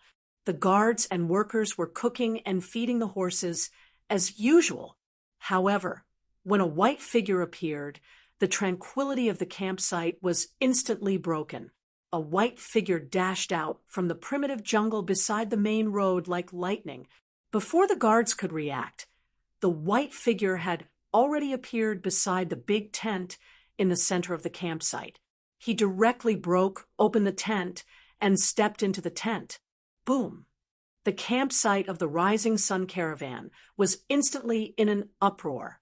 The yellow-robed guards who had woken up turned pale with fright. They picked up their weapons and rushed towards the tent in the center from all directions. However, at this moment, there was a scene in the tent. A cold-looking young man with long hair fluttering in the wind and a murderous aura was punching towards the young man in embroidered clothes who was sitting beside the table in the tent. The pneuma was vast and mighty, and the misty 5-colored aura surged forward like a surging river. Pung! The dust on the ground seemed to have been lashed by a whip, rushing up and spreading in all directions. All of this happened too suddenly. When the young man broke open the tent and entered, the young man in embroidered clothes was startled by the enemy's attack. He turned pale with fright and stood up from the chair. However, the response of the middle-aged scholar opposite, the young man was extremely fast. When the young man broke open the tent, the feather fan in his hand swept across the chessboard in front of him. The chessboard immediately burst out with misty light, bypassing the young man in embroidered clothes and moving forward to block the young man in embroidered clothes. The 19 vertical and horizontal lines on the chessboard seemed to have come to life. They rushed out from the chessboard and interweaved into a net. The net quickly spread out and caught the young man's incoming fist energy. Seeing this, the young man could not help but be startled. He seemed to have not expected that there was such an expert by Chu Tian's side. However, the young man's fist momentum did not change. His fist was like a meteorite falling from the sky, but also like a meteor streaking across the sky. The green-robed scholar, Mr. Ning, could not help but be moved at this moment. The newcomer was incomparably powerful, and the strength he displayed was frightening. An expert, definitely a rare expert. The energy net instantly collided with the young man's fist, making a sound like cloth being torn apart. The big net that was trapping him was immediately shattered by the punch. The fist, which was surrounded by 5-colored divine light, broke through the energy net. Bang! It directly hit the chessboard. Buzz! The chessboard shook violently from the punch, and it was sent flying back towards the young man in embroidered clothes who had a shocked expression on his face. Ha! Mr. Ning let out a loud shout. He formed a seal with his hand and pointed at the chessboard that was flying backwards. The chessboard immediately spun and stopped in midair. Gu Fei, is that you? At this moment, The young man in embroidered clothes cried out in alarm, and his mind shook violently. He retreated a few steps and even knocked over the table in front of him. "Humph! Chu Tian, today is the day you die." The white-clothed youth who had suddenly charged in was Gu Fei, who had taken advantage of the darkness of the night to seek revenge. "Gu Fei, listen to me. This is all a misunderstanding." At this time, Chu Tian had also lost his calm. Gu Fei's unparalleled strength and killing intent made him tremble in fear, and he lost his previous calm. Misunderstanding? How can there be so many misunderstandings in this world? Gu Fei looked around and said, "Where are those two guys? Call them out." At this time, there was a clamor of people outside. Shouts rose and fell, and heavy footsteps quickly moved towards this place. Dozens of yellow-robed guards had already rushed in from the big hole behind Gu Fei, with swords and sabers in their hands. "Kill!" A man who seemed to be the leader of the guards pointed at Gu Fei with a long sword in his hand. "Kill!" The dozens of yellow-robed guards immediately brandished the weapons in their hands and rushed towards Gu Fei like wolves and tigers. "Don't!" Chu Tian hurriedly shouted, but it was already too late. "Courting death!" Gu Fei instantly turned around and rushed into the crowd like a tiger rushing into a flock of sheep. Bang, bang, bang. The heads of 5 guards were directly smashed into their chests, and the chests of 7 guards caved in, and they flew out with their chests sticking to their backs. The leader of the guards had the worst ending. His weapon was directly smashed by Gu Fei's punch, and the broken pieces of the weapon were like thousands of sharp flying knives, shooting back. Puff, puff, puff, puff. The leader's body was full of holes. Even though he was wearing a soft armor inside, it was still pierced, like a water bag being pierced through, and blood spurted out from the leader's body. The inside of the tent suddenly became a slaughterhouse. Dozens of guards were instantly killed by Gu Fei in a flash, and the pungent smell of blood filled the tent. The middle-aged scholar with a feather fan and Chu Tian, the young master of the rising sun, both changed their expressions. Gu Fei's power immediately deterred the group of guards who were about to rush in. An ominous glint flashed in Gu Fei's eyes, like a peerless, ferocious beast. He coldly glanced at the people outside, and the group of guards outside the tent immediately became restless. They looked at each other, and for a moment, no one dared to enter the tent again. "Gu Fei, I really didn't poison you. It was those 2 bastards, Dongfang Long and Beitang Ao, who did it." After all, Chu Tian was used to big scenes. Although he was shocked, he quickly calmed down. In fact, Chu Tian relied on Mr. Ning beside him to have such courage.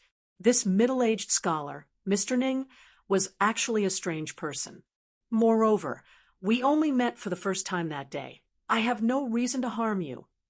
Chu Tian quickly said again. He could see that Gu Fei was a decisive person, and this kind of person was not to be trifled with. When Gu Fei heard this, he couldn't help but be startled. Chu Tian's words seemed to be reasonable, and it was impossible for Chu Tian to make a move on a stranger without any reason. Dongfang Long, Beitang Ao, Dongfang. Could it be? When Gu Fei thought of this, his eyes shone brightly, and a heart-palpitating evil qi surged out from his body, and everyone immediately felt an indescribable pressure. Gu Fei's action made the hearts of the 2 people opposite him jump. Mr. Ning even suspended the chessboard in front of him and looked at Gu Fei with a serious expression. If Gu Fei made any strange movements, he would mercilessly attack. This chessboard had actually been refined into a treasure by Mr. Ning, and the power displayed just now was just the tip of the iceberg. At this moment, a white strange bird flew in from outside the tent and landed on Chu Tian's shoulder. This strange bird was only the size of a fist, and its feathers were as white as snow. It had a pair of sharp golden claws, and there was a strand of bright red feathers on its head. If one didn't look closely, One would think that it had a red flesh crown. There was a cylinder tied to the strange bird's leg. Chu Tian quickly untied the cylinder from the bird's leg, and then took out a roll of paper from it. Gu Fei, I know where Beitang Ao is. You can go find him directly, and prove that what I said is true. Chu Tian opened the roll of paper, and said to Gu Fei after reading it anxiously, "He is there." Gu Fei asked. He had already vaguely guessed that this matter was not that simple, and it might be a disaster. Dongfang family. Gu Fei felt a burst of irritation. They are confronting the Haotian caravan 30 li ahead. Chu Tian said quickly. Whoosh! A strong gust of wind suddenly blew within the tent. Gu Fei's figure had already disappeared from the tent. A white figure quickly rushed out of the Rising Sun Caravan's campsite. Chapter 118. Gu Fei left in the blink of an eye. The battle didn't break out. Chu Tian instantly relaxed his tense nerves, making him feel exhausted. Only then did he realize that his clothes had long been soaked in cold sweat.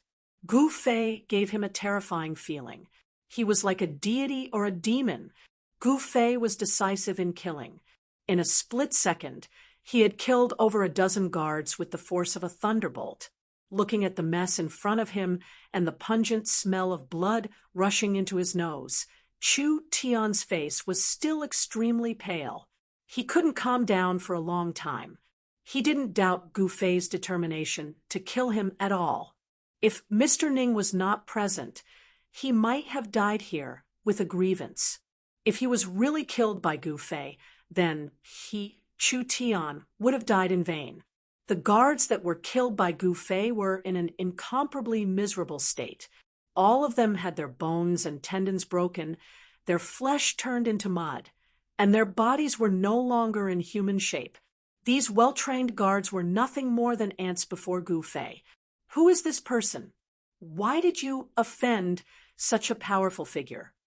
Mr. Ning waved his sleeve and put the chessboard in front of him into his sleeve.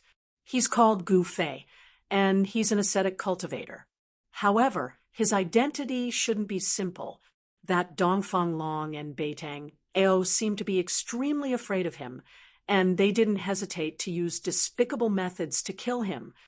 Chu Tian didn't conceal anything and told Mr. Ning about the sequence of events. Dongfang clan of Eastern Qi and Beitang clan of Southern Yen. When did these two cultivation clans get together? Strange. Who could make them afraid? Mr. Ning slightly waved his feather fan. After listening to Chu Tian's story, he couldn't help but frown. At this moment, on the ancient road leading to Dragon Emperor City, there was a camp about 15 kilometers ahead of the camp of the Rising Sun Caravan. This camp was larger and had more people than the camp of the Rising Sun Caravan.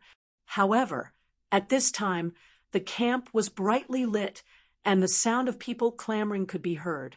A group of black-clothed people were confronting hundreds of cyan-clothed guards in front of the camp. They were led by a tall and straight young man in black and a middle-aged man in black with a pale face and no facial hair. Although the young man was handsome and his eyes were like cold stars, there didn't seem to be anything special about him. However, the black-clothed middle-aged man gave people a very strange feeling, especially his eyes, which were incomparably deep and emitted a dense chill. Cut the crap. Hurry up and hand over that thing, or else... Humph. The black-clothed young man looked maliciously at the white-clothed young man who was standing in front of hundreds of guards. The corners of his mouth curled into an evil smile. This young man was the mysterious person who had tried to assassinate Gu Fei twice. Beitang Ao, if you know what's good for you, then quickly retreat. Offending our Ling clan won't do your Beitang clan any good. Beside the handsome white-clothed young master stood an old servant in a cyan gown. It was this old servant who spoke those words. Li Zhong, your surname is not Ling. If you're willing to hand over that thing, I might consider sparing your life. At this moment, the black-clothed middle-aged man suddenly stepped forward and impatiently said to the old servant. The black-clothed middle-aged man was filled with a dangerous chi. An extremely obscure strength was surging inside his body. He was like a ferocious beast lurking in the dense woods, ready to launch a fatal strike at any passing prey. Undoubtedly, the middle-aged man's prey were the members of Haotian Ling clan. That handsome young master was Ling Luoyen, who was disguised as a man, while that old servant in a cyan gown was Granddad Zhong. Dragon Emperor City was over 100 miles away from the ancient road. However, Ling Luoyen and the others could never imagine that their caravan could encounter members of Beitang clan outside Dragon Emperor City. Seeing Beitang Ao's unbridled gaze roaming around her body, Ling Luoyen's face turned ashen. She gripped the longsword at her waist, wishing she could rush forward and dig out Beitang Ao's eyeballs to feed to the wild dogs. This person was really too hateful. As the beloved daughter of the head of Ling clan, nobody had ever dared to look at Ling Luoyen in such a blatant manner. She was extremely disgusted by Beitang Ao's gaze. I don't know what you're talking about. I don't have what you want. Granddad Zhong's aged words contained a kind of decisiveness. He looked straight at the black-clothed, middle-aged man and emitted a majestic aura as he confronted the powerful enemy in front of him.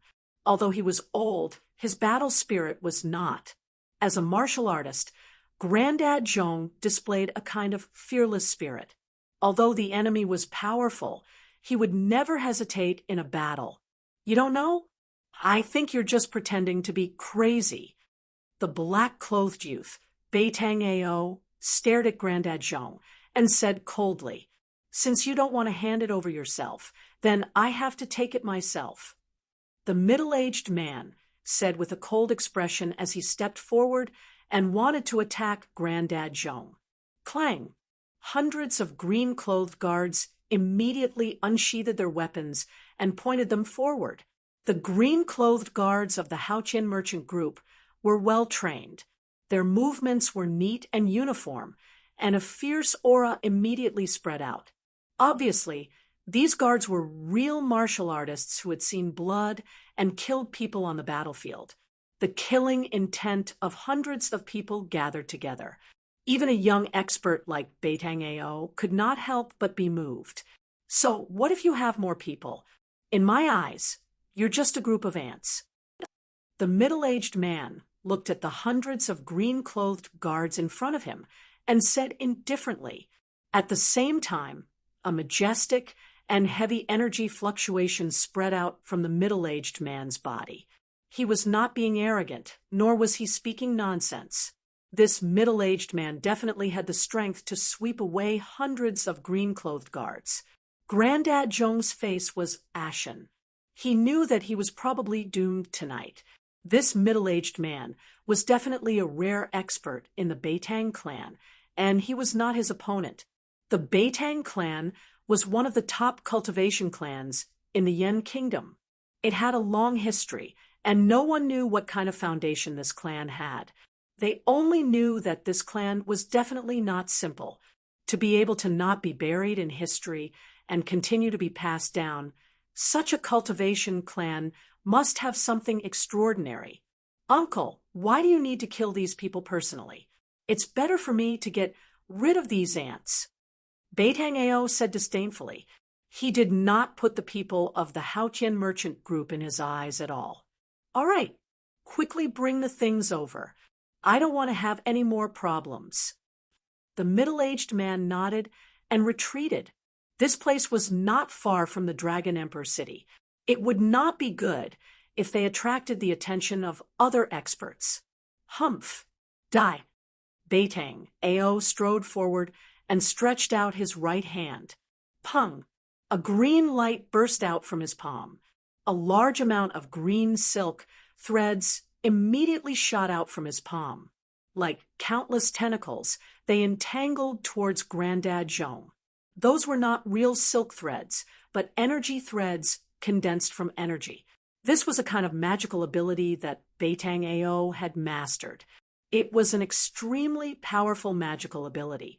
The green energy threads could cut through anything. Xiao Chui, Xiao Yu, protect the young master and retreat. Granddad Zhong shouted in a deep voice. Then he took a step forward and shook the long sword in his hand. OM! A dragon-like sword cry resounded as a dazzling sword light suddenly appeared. The dazzling sword light, like a silver dragon, soared up to meet the entangling green energy strands. Unparalleled sword chi constantly shot out and destroyed the thousands of green strands. Then Granddad Zhong soared into the sky, turned around in the air, and waved the long sword in his hand. The tip of the sword turned into many cold stars and fell down from the sky, shrouding Beitang Ao under the endless starlight, blocking all of his escape routes. Granddad Zhong's sword move was very marvelous. Ha! Beitang Ao's face revealed a trace of evil smile. Reversal of heaven and earth. With a light shout, Beitang Ao waved his hands, and a wave of bizarre energy fluctuations suddenly surged out from his hands. In an instant, Grandpa Zhong felt like the world was spinning. It was as if the universe had turned upside down. In the next moment, a horrifying scene appeared in front of him. Chapter 119. Seeing his sword move being completely reversed by the opponent. Even if Uncle Zhong was a seasoned fighter with a mind as firm as iron, he was still shocked. This youth of the Beitang family is actually a divine arts practitioner. Uncle Zhong was overwhelmed with shock and couldn't help but feel a trace of despair. A divine arts practitioner couldn't be resisted. It wasn't something a martial artist like him could contend against. However, he was incomparably experienced in fighting. When he felt something was wrong, he immediately spun his sword and used it as a shield, blocking in front of his body. The sword chi crisscrossed, and with a sizzling sound, it actually sealed the space in front of him. The starlight sword chi that shot back instantly collided with the sword shield. Ding, ding, ding! A burst of crisp sounds of collisions that were as dense as rain erupted. Specks of bright sparks, like gorgeous fireworks exploding, sprinkling down a starry radiance. At the critical moment, Uncle Zhong tried his best to block the endless starlight sword chi, but in the end, he was also knocked back by the unparalleled sword chi and lost his footing. However, it also resolved the danger of being injured by his own sword move. The two of them exchanged blows for a short moment, but it made the spectators' hearts palpitate. Especially the unfathomable divine art that Beitang Ao displayed, which could actually reverse the opponent's attack, was truly terrifying. Uncle Zhong was secretly shocked. Bean-sized beads of sweat flowed down from his forehead. This youth in front of him, with this divine art, was already in an invincible position. Protect the young master and retreat. Uncle Zhong made a prompt decision and shouted at the group of guards. Ling Luoyan was a woman disguised as a man, so Uncle Zhong didn't call her young miss, but young master. Yes, the dozen or so yellow-clothed guards immediately accepted the order and led the hundreds of green-clothed guards to spread out, protecting Ling Luoyan, Xiao Chui, and Xiao Yu within them before retreating. Even though there were many guards of the Ling family, they didn't panic and were orderly. Every one of them was an experienced martial artist. In the secular world, these guards all had the strength of a third-rated martial artist, so it wasn't a problem for them to lift 1,000 caddies. Of course, the martial artists in the secular world had long lost the true inheritance of martial arts. Although there were thousands of people who practiced martial arts, they were all martial arts that strengthened the body. The martial artists who had truly succeeded in practicing martial arts had long gone extinct. If the hundreds of third-rate warriors of the Ling family were to be released, they would be comparable to an army of thousands of men and horses. Their strength was not to be underestimated. However, In the eyes of those in the cultivation world, third-rated martial artists in the secular world were just a bunch of ants. They could kill as many as they came. You want to leave?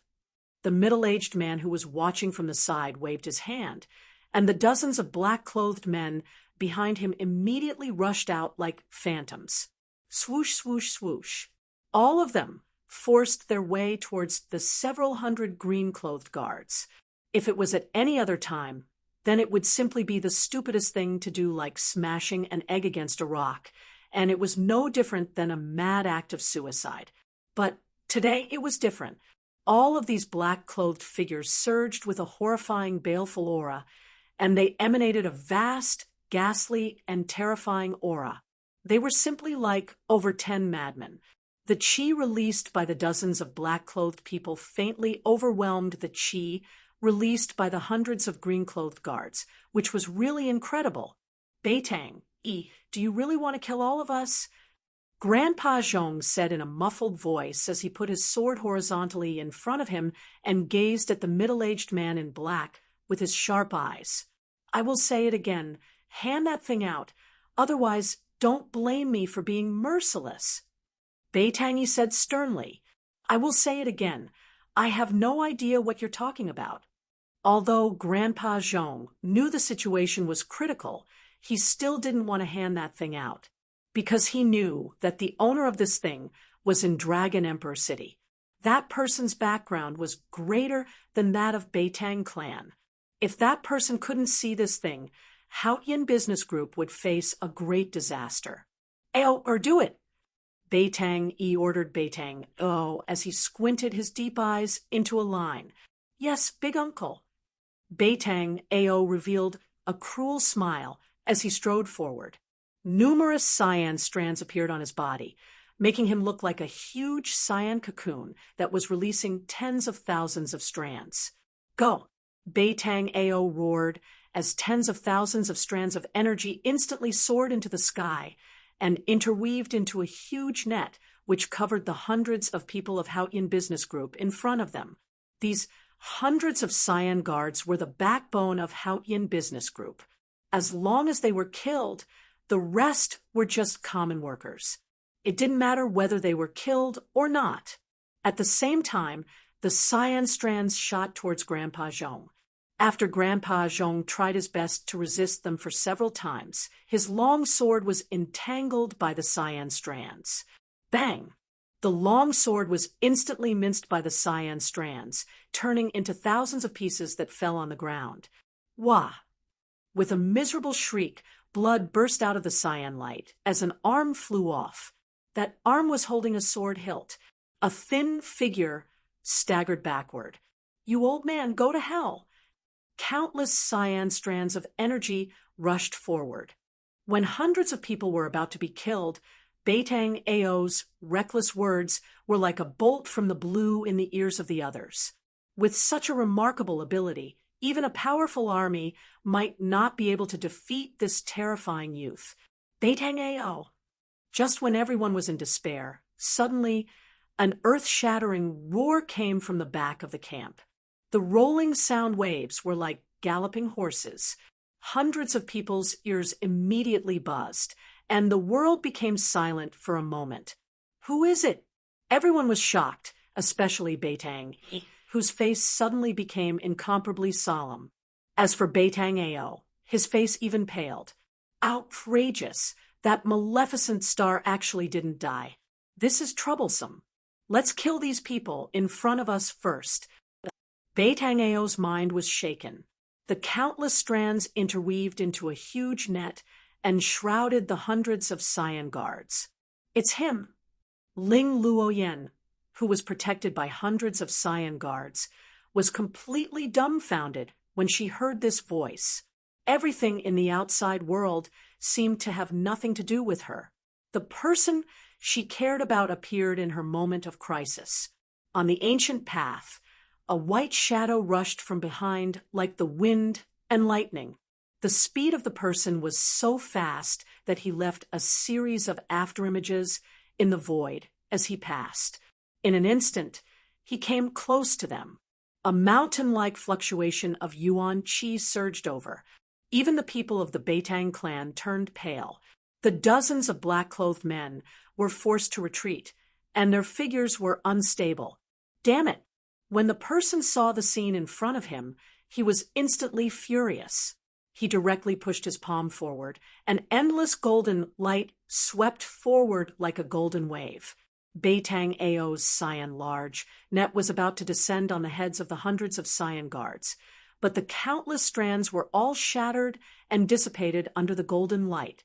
Beitang Ao felt as if he was struck by lightning. His body shook violently, and he continuously retreated a few steps. His face suddenly flushed red, and the blood in his chest and abdomen were rolling up and down rapidly. When his divine ability was broken, he suffered a not small impact. The palm power that was like a surging golden wave canceled out the thousands of strands. Whew! A gust of wind rose, and the white figure had already arrived in front of Beitang Ao in an instant. He directly punched out. There was no dazzling light, no terrifying yuan qi fluctuation. It was just an ordinary punch. However, this seemingly ordinary punch caused ripples to appear in the space in front of the fist. This was pure power that caused the space to shake. Chapter 120. His fist was like a landslide. Its momentum was extremely fierce. Beitang Ao only felt pain from the strong wind blowing against his face. Before the fist arrived, the wind had already risen. Furthermore, all of the power was gathered on the fist, not even a little bit leaked out. Beitang Ao had an unfathomable divine ability, but he had a kind of feeling of powerlessness. It was a pure martial skill, not a Tao technique or divine ability. The most frightening thing was that there was no power leaking out. In other words, there was no power for Beitang Ao to shift, block, or reverse. Beitang Ao was so depressed that he almost vomited blood. He was truly aggrieved. He had no choice but to retreat. However, he was shocked to find that if he didn't retreat, Gu Fei's fist suddenly accelerated and appeared in front of his chest in an instant. Under the pull of qi, Gu Fei followed him like a shadow, not leaving any leeway for Beitang Ao to retreat. The strong wind set off by the fist had already pressed a fist mark on the clothes on Beitang Ao's chest. It was as if a 10,000 gene boulder was pressing on his chest, making him unable to breathe. My life is over. Although he rapidly retreated, he still couldn't get rid of the fist that was smashing towards his chest. Beitang Ao was immediately scared out of his wits. He was so nervous that his heart seemed to have stopped beating. In an instant, he felt the aura of death. Seeing that he couldn't avoid it, and was about to be hit by Gu Fei's fist, Beitang Ao suddenly felt the back of his neck tighten. After that, his body was pulled back by a powerful force. At the same time, a bright golden palm stretched out from his side and welcomed Gu Fei's fist. Boom! With a loud sound, the fist and the palm collided in an instant. A gust of wind suddenly appeared out of nowhere, and a glaring light burst out. Like lightning, it instantly illuminated the dark night. The terrifying power caused the heaven and earth to tremble. The remaining power swept out, and the surrounding people were all knocked to the ground, looking extremely embarrassed. Gu Fei retreated 7 to 8 steps in succession. Only then did he stop retreating. A series of footprints were left on the hard green brick floor under his feet. He was very surprised. Someone actually rescued this hateful Beitang Ao from under his fist.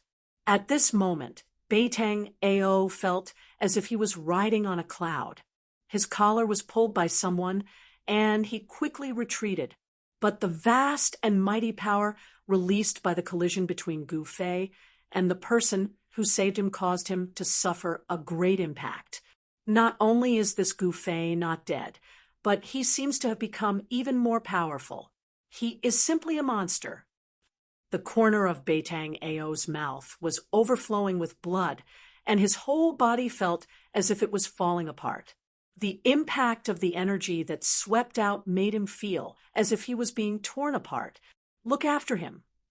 That man raised his hand and threw Beitang Ao behind him. A black-clothed man immediately stepped forward and caught Beitang Ao. The person who saved Beitang Ao was Beitang Ao's big uncle, Beitang I, among the people of Beitang family present. Only Beitang I, who had the highest cultivation, could rescue Beitang Ao from Gu Fei's fist at the critical moment. Who are you? Why did you use such a ruthless move on my nephew? Beitang I coldly stared at Gu Fei.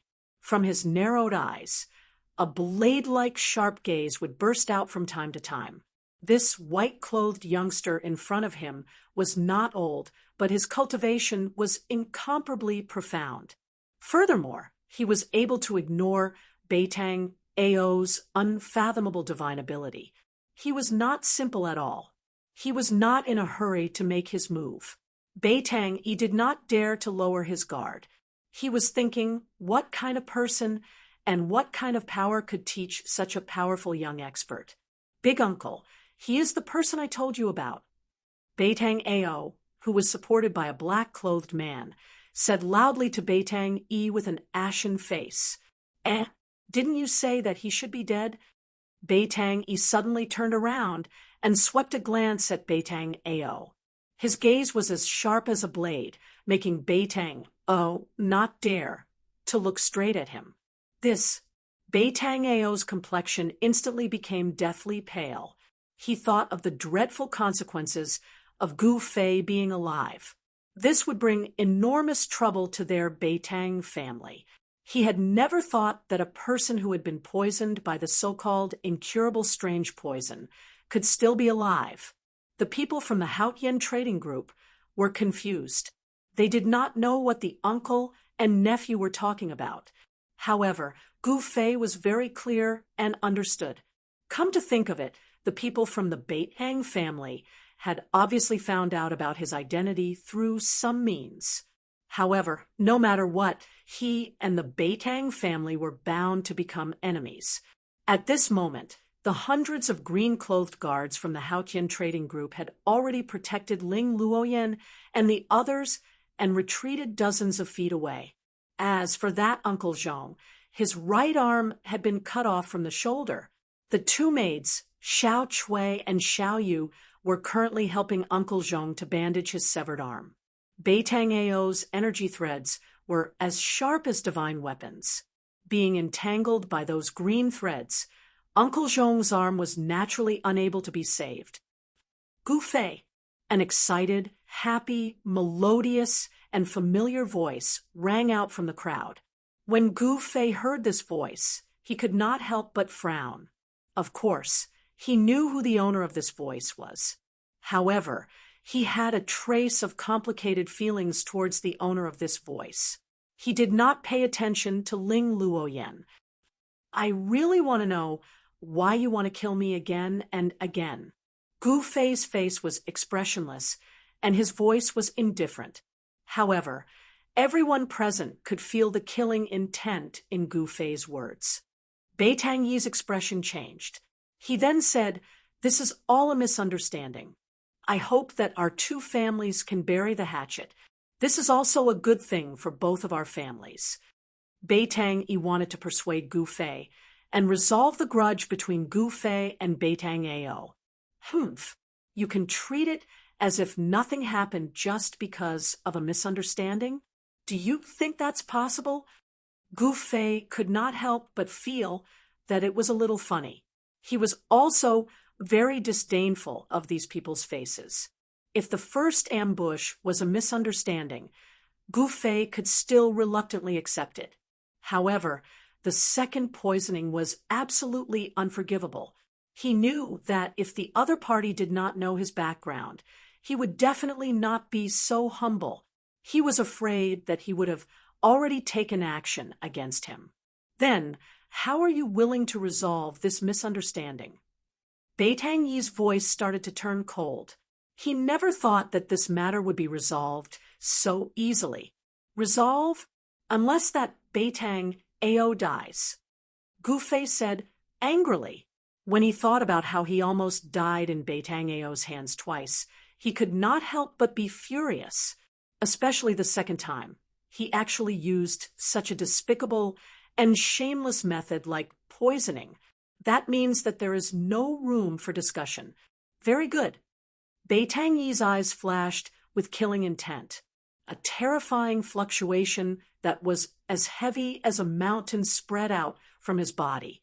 Since that's the case, I can only kill you. Beitang Ao took a step forward. His long hair fluttered without any wind. His right hand pressed towards Gu Fei. Metal divine ability, 1,000 blades. Along with Beitang Ao's cold words that seemed to have floated up from the 9 hells, a golden light burst out from his right hand that was pressing towards Gu Fei. It was as if the metal elemental energy between the heavens and the earth had been drawn by an unfathomable force at this moment, gathering from all directions. Amidst the surging golden light, thousands of sabers and swords were condensed and slashed towards Gu Fei in an overwhelming manner. Chapter 121. The metal element skill was overwhelming. The surging golden energy waves condensed into numerous sabers and swords. The saber chi rushed towards the sky, while the brilliant golden light illuminated the dark night. Everyone was shocked by Beitang Yi's immortal skill. It was like an immortal skill, which made everyone's heart palpitate. Divine abilities were not immortal techniques, but if one was able to successfully cultivate them, they would not lose out to immortal techniques. Beitang Yi's metal divine ability seemed to have truly connected with the stars in the sky, drawing in the endless starlight and transforming it into a myriad of weapons. Among the 5 elements, the power of stars belonged to metal. It was one of the most overbearing forces in the world. Wherever the sabers and swords pointed at, everything would submit to it. It was extremely powerful. Humph! I've not imagined that this guy could trigger the power of metal element. That's really amazing. Facing the overwhelming sabers and swords, Gu Fei still looked calm. The metal wind was like a blade, and the sharp metal chi collided with the ground. Poof, poof, poof. The hard paving stones were instantly covered with countless slashes from swords and sabers. However, they were unable to injure Gu Fei. This ancient road, leading to Dragon Emperor City, was paved with extremely hard bluestones. Although it had existed for so many years, it could only leave some traces of carriages and horses on it. Among the 5 elements, fire can subdue metal. I'll use the fire elemental fist to break your divine ability. Gu Fei stood proudly. His long hair was blown backward by the surging metal wind. Fire movement fist. Gu Fei directly punched forward. His move was simple and direct. It was the embodiment of strength. Under the endless golden swords and sabers, his figure was incomparably tall. How dare you resist my 1,000 sabers and swords head-on? You're courting death. Beitang Yi revealed a disdainful look when he found that Gu Fei didn't retreat. Instead, he launched a counterattack.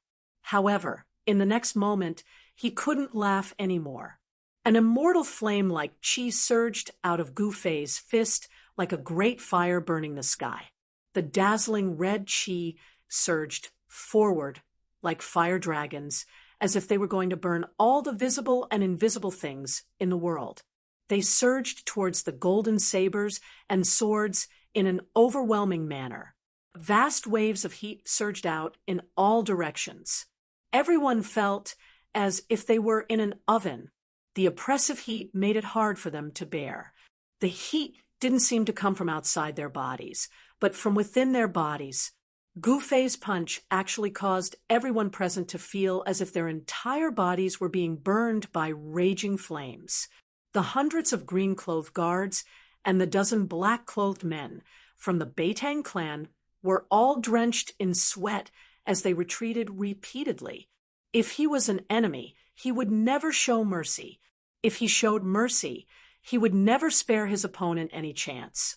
This was Gu Fei's consistent principle when facing an enemy. In a duel, it was a battle of life and death. The overwhelming golden sabers and swords instantly collided with Gu Fei's fiery fist. A rumbling sound broke out. The sound wasn't loud, but it shook the world. Thousands of golden sabers and swords were shattered into streams of light that streaked across the sky. Finally, they were extinguished in the surging fire. There were flames everywhere and sharp edges everywhere. The strong light that erupted illuminated the world. Especially under the night sky, it was particularly eye-catching. Even hundreds of miles away, it could be clearly seen. Unparalleled strength was colliding, surging, and canceling each other out. A great pressure swept out and shrouded the nearby world. The thousands of sabers and swords formed by the metal element divine power were actually blocked. It wasn't a divine power or a Tao technique, but it was better than a divine power and a Tao technique. The martial arts and combat skills that Gu Fei displayed shocked everyone. When the light dissipated, Beitang stood in the field without moving. At this time, he could no longer hide the shock in his heart. How was this possible? Gu Fei flew out. He was surprised to find that the black-robed middle-aged man was actually a powerhouse that surpassed the realm of awakening self. He was at the peak of the 8th level of heaven, but it was still difficult for him to contend, and he was forced to retreat by the metal element divine power. Although the martial arts and combat skills were not weaker than any Tao technique, the strength of the other party was there. In this battle of combat skills and divine powers, Gu Fei was at a disadvantage. A vast amount of Yuan Qi rushed out of Gu Fei's body, enveloping his whole body in a bright aura. He tried his best to stop his retreat. At this time, behind him was already a dense forest. You are actually unimaginable. Beitang looked at Gu Fei with a look of disbelief. He seemed to have thought of something, and his expression changed several times. This is Uncle Zhong, who was being protected by a group of guards, was speechless for a long time when he saw the scene just now. At this time, he trembled and muttered to himself, "I can't believe the legend is actually true. Martial arts are not inferior to divine powers and Tao techniques." "Uncle Zhong, what divine powers and Tao techniques? What are you talking about?" Ling Luoyan asked. Her gaze was still on the imposing figure in front of her. "This you wouldn't know even if I told you," Uncle Zhong said excitedly. His face, which was pale due to losing a large amount of blood due to his broken arm, now had a hint of redness. "I can't believe that I would be able to see true martial in my lifetime." Uncle Zhong seemed to have seen through Gu Fei's martial arts and seemed to know that it was another cultivation system that was different from divine powers and Tao techniques. "You have surprised me too much. I can't believe that I, Beitang am actually fighting with a true martial artist. You are a Tao sex disciple, yet you cultivate martial arts. You are really unconventional." Beitang took large strides towards Gu Fei. At this time, anyone could see that Gu Fei seemed to be at a disadvantage. Ling Luoyan and the rest couldn't help but break out in cold sweat for Gu Fei. As for Beitang Ao, who had retreated to the side, he looked at this scene excitedly. With his big uncle making a move, Gu Fei was definitely going to die this time. No one was clearer than Beitang Ao about how terrifying his big uncle was. His big uncle had just broken through to the transcending mortality realm not long ago and was a divine arts practitioner that could contend with martial cultivators. The Beitang family's 5 elements divine powers were rumored to be able to shake the heavens and move the earth and kill immortals and gods. It was a supreme divine power. Of course, Beitang cultivation was still far from the level of killing immortals and gods, but it was enough to show how extraordinary the five elements' divine powers were. Words are useless. Let's see who's the real deal. Gu Fei's expression was incomparably grave. The aura on his body was pulsating like a divine flame, and the muscles and bones in his body started to let out faint sounds of thunder. All the energy in his body was gradually being stimulated. Gu Fei felt a dangerous aura from Beitang Yi's body, which made him feel slightly uneasy. Beitang Yi's cultivation had probably broken through to the transcending mortality realm. Chapter 122. The thick earth qi surged violently and couldn't be resisted. Dusky dust covered half of the sky. That wasn't real dust. It was the great power displayed by the earth element divine art. What a powerful earth element divine art! Gu Fei was secretly astonished. This didn't mean that he was afraid of Beitang Yi. On the contrary, Beitang Yi's strength had stimulated Gu Fei's arrogance. Martial arts practitioners were natural warriors. They pressed forward with indomitable will and were fearless. Even if they knew blood would be spilled 5 steps away, they would still fight, fight, fight. They would rather die standing than live kneeling. Gu Fei's martial heart was extremely pure and untainted by any worldly concerns. His actions were all from the bottom of his heart. It was because Gu Fei had no distracting thoughts in his heart that he could advance bravely and cultivate his martial path to such a stage. He didn't retreat or give way.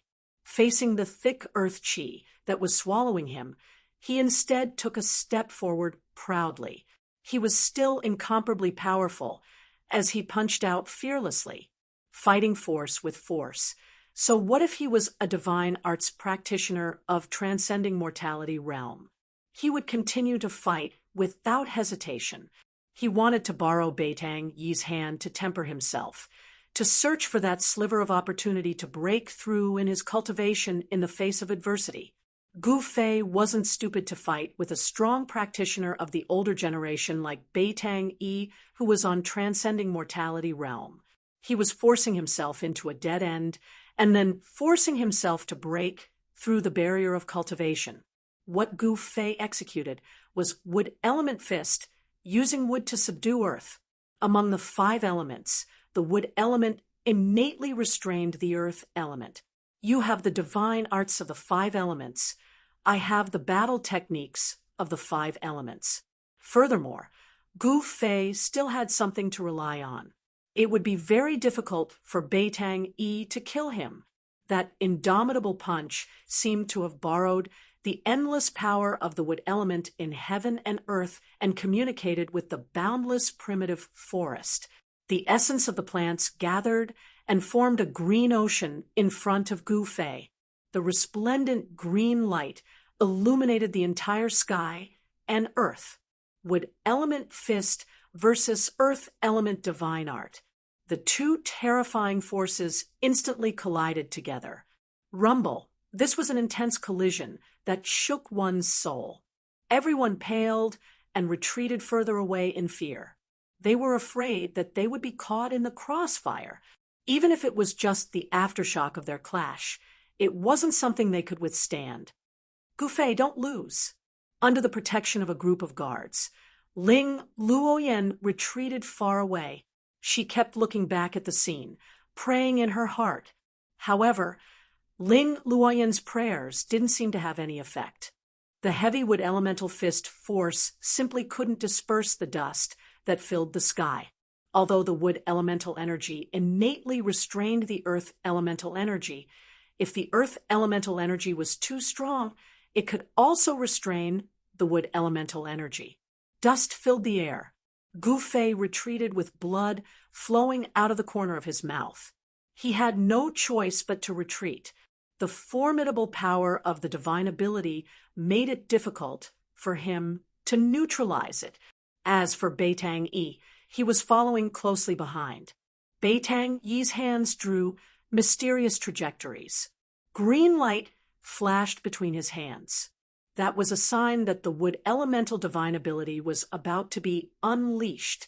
As expected, the wood elemental fist force that Gu Fei had blasted out was actually guided and blocked by him in an instant. Then it completely fused into his wood elemental divine ability and surged towards Gu Fei. Beitang cleverly made use of Gu Fei's wood elemental fist force. In addition to his own divine ability, he formed a majestic and unstoppable wood elemental divine ability.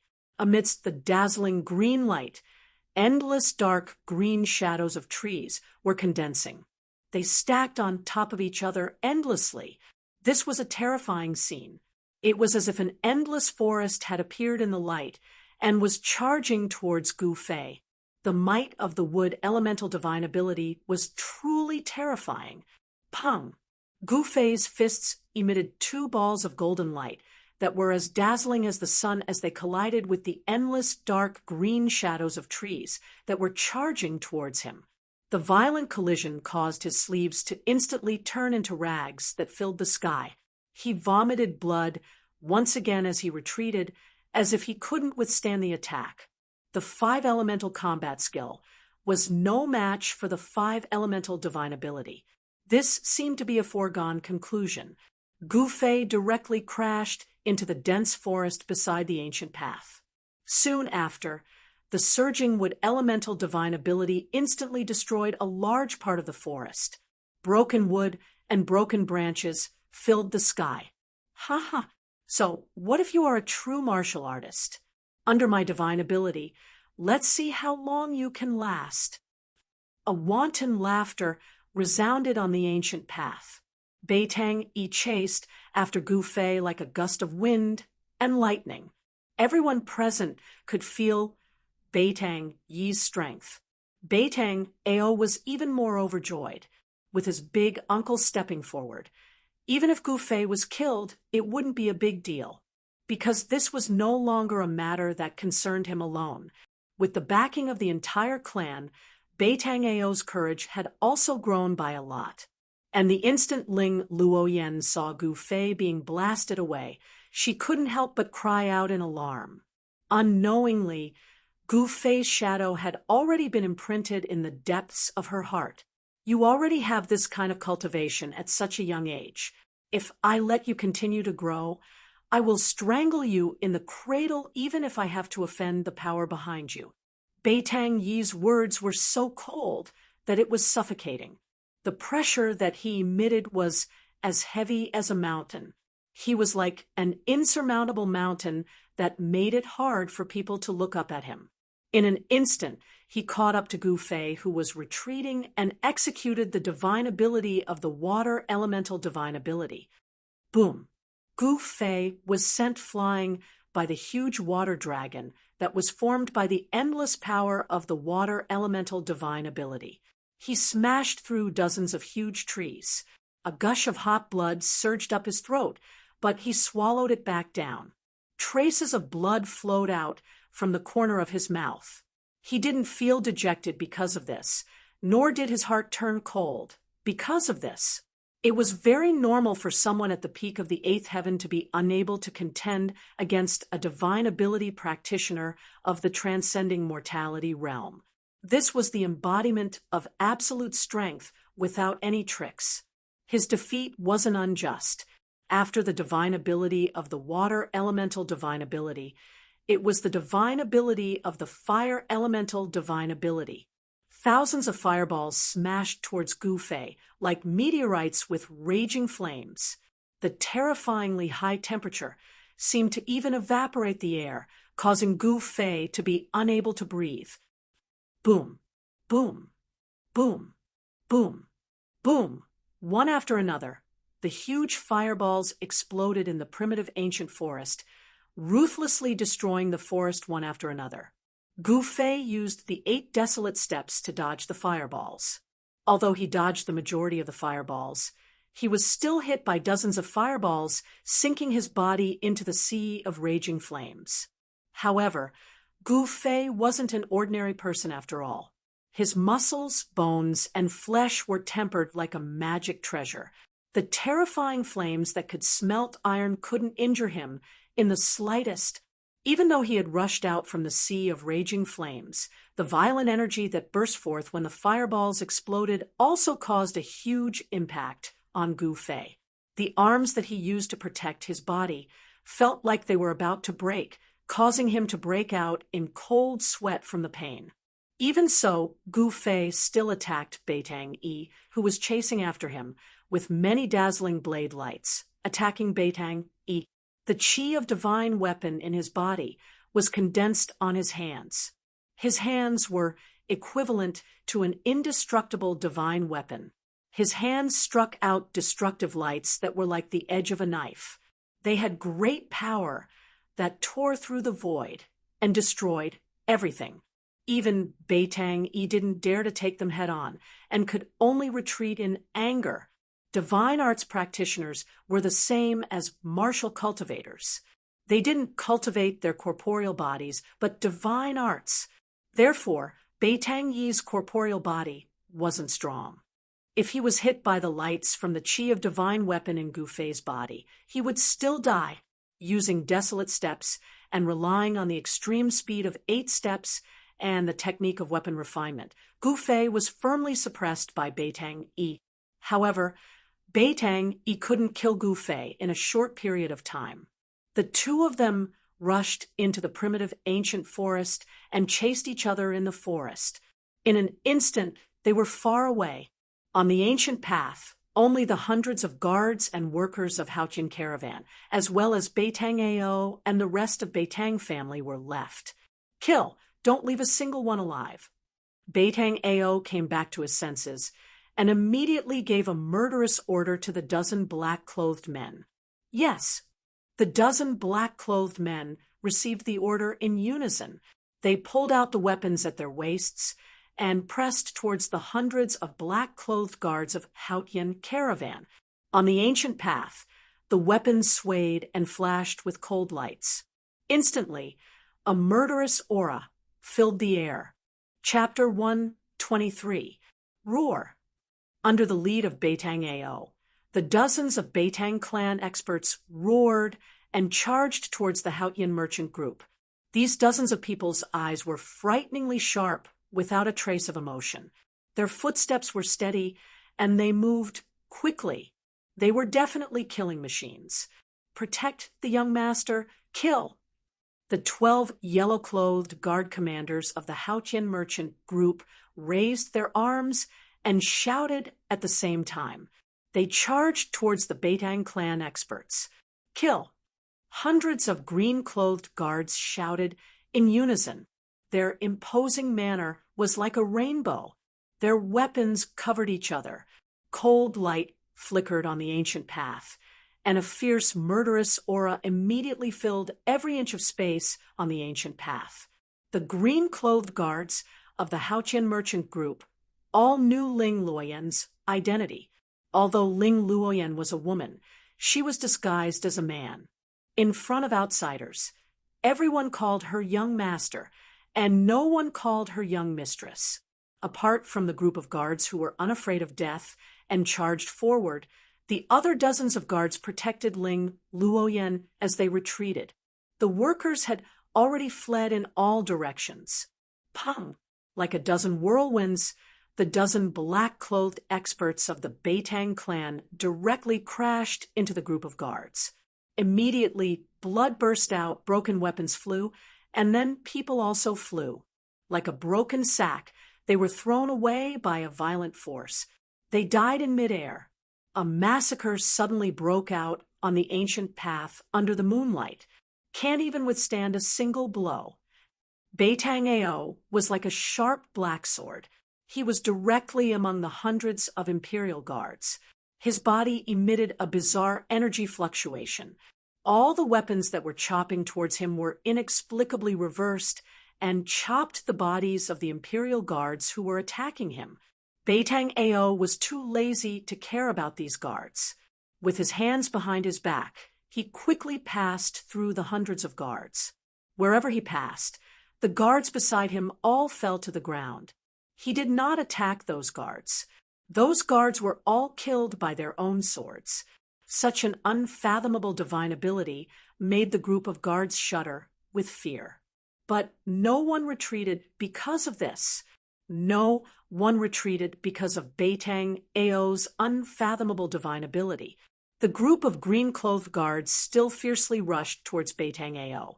"Hand over that thing, and I'll leave your corpses intact." Beitang Ao swept away his previous sorry state from being forced by Gu Fei and chased after Ling Luoyan and the others in an extremely domineering manner. The guards who were rushing towards Beitang Ao couldn't even touch Beitang Ao's clothes with their weapons and died under their own weapons inexplicably. Along the way, the sound of bodies crashing onto the ground could be heard. Fresh blood stained the blue stone on the ancient path, then seeped into the ground through the cracks. The green-robed guards of the Haotian caravan were not on the same level as the experts trained by the Beitang clan. Their screams were earth-shattering. The green-robed guards' screams before they died were shrill and ear-piercing. Flesh and blood splattered everywhere. The ancient path turned into a living hell in an instant. Beitang Ao. When Uncle Zhong saw more than half of the guards he had trained were killed in an instant, he couldn't help but feel extremely angry. Wah! He spurted out a mouthful of blood. Hee. Beitang Ao grinned hideously as he approached Ling Luoyan, Uncle Zhong, and the others. His surroundings seemed to have turned into a black hole, causing others to be unable to sense any of his aura. It was as if he didn't exist. A yellow-robed guard commander pushed his feet off the ground and leaped into the air. The long sword in his hand turned into a dazzling ray of light and slashed towards Beitang Ao's head. Die! The yellow-robed guard commander roared angrily. His eyes were filled with fury, and his face was filled with determination. He knew that this demon-like guy would reverse his move, but he still made his move. Humph! Beitang Ao sneered disdainfully and continued to walk forward as if he was taking a stroll in the park. Sure enough, before the resplendent swordlight could strike Beitang Ao, the yellow-clothed Imperial Guard commander felt his wrist fiercely shake. After that, the swift and fierce swordlight that he struck out under his horrified and inconsolable gaze turned around and struck towards his own head.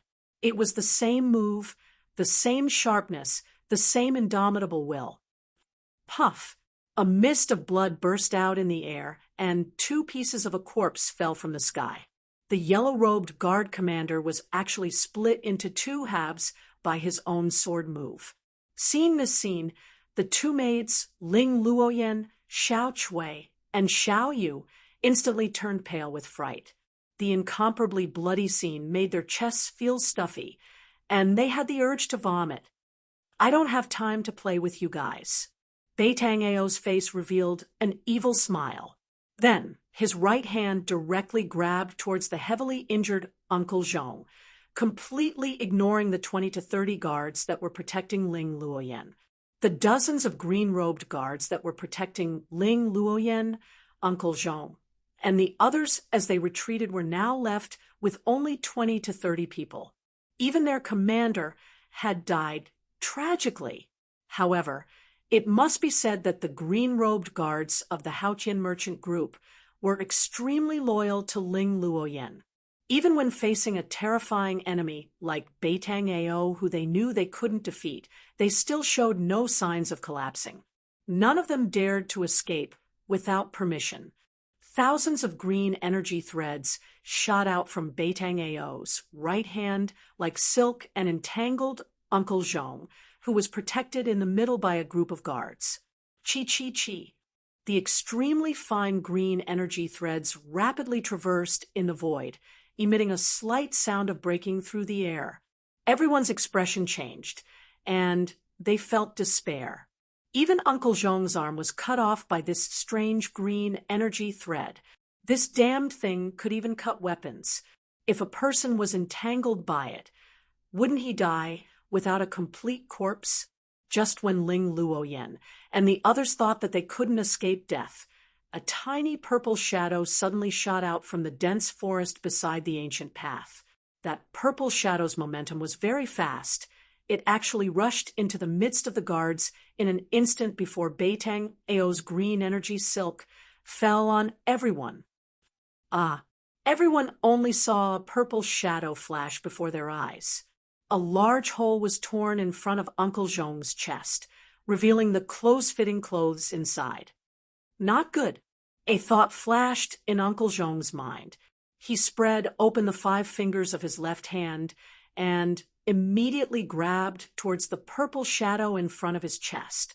Although he had lost an arm, his reaction was fast and extremely fast. However, that purple shadow had already used its claws to push against Uncle Zhong's chest and was sent flying. At this moment, everyone could clearly see that this little thing that was moving quickly was actually an extremely cute purple sable that was only the size of a fist. This little sable was different from an ordinary sable. It was much smaller than an ordinary sable, and it had a pair of ruby-like big eyes that were filled with incomparable intelligence. On its forehead, there was a deep purple vertical line that looked like a closed eye. Three-eyed divine sable. When Beitang Ao saw this little beast, he couldn't help but be moved. What shocked him the most was that this little beast was actually holding a small box in its claws. This was a brocade box that was 3 fingers wide and less than half a foot long. It was covered with talismans that were circulating with spiritual power and seemed to emit a misty radiance. Obviously, this was a box that was sealed by a talisman. The little beast holding this box looked extremely comical, as if it was a child carrying a big stick. It was very awkward. The movement speed of the little beast holding the box had obviously slowed down, but it was still extremely fast. It was like a purple shadow that was rapidly leaping through the crowd, wanting to pounce into the dense forest beside the ancient path. Quickly catch that sable. How could Beitang Ao still care about Ling Luoyan and the others? He waved his right hand, and the thousands of green threads immediately changed direction and enveloped the 3-eyed divine sable. Chapter 124. This little marten was the mystical little marten that Gu Fei had encountered previously, the one that fed on the crystal cores of fierce beasts. That night, the mysterious woman used her great divine ability to seal the heaven and earth with a fire net. She did not hesitate to destroy a part of the forest and slaughter thousands of beasts in the forest, all for the sake of subduing this 3-eyed divine marten. However, what was unimaginable was that this little beast actually appeared here and snatched away the mysterious box that Uncle Zhong kept close to him. As a result, Beitang Ao's target immediately shifted to the little marten.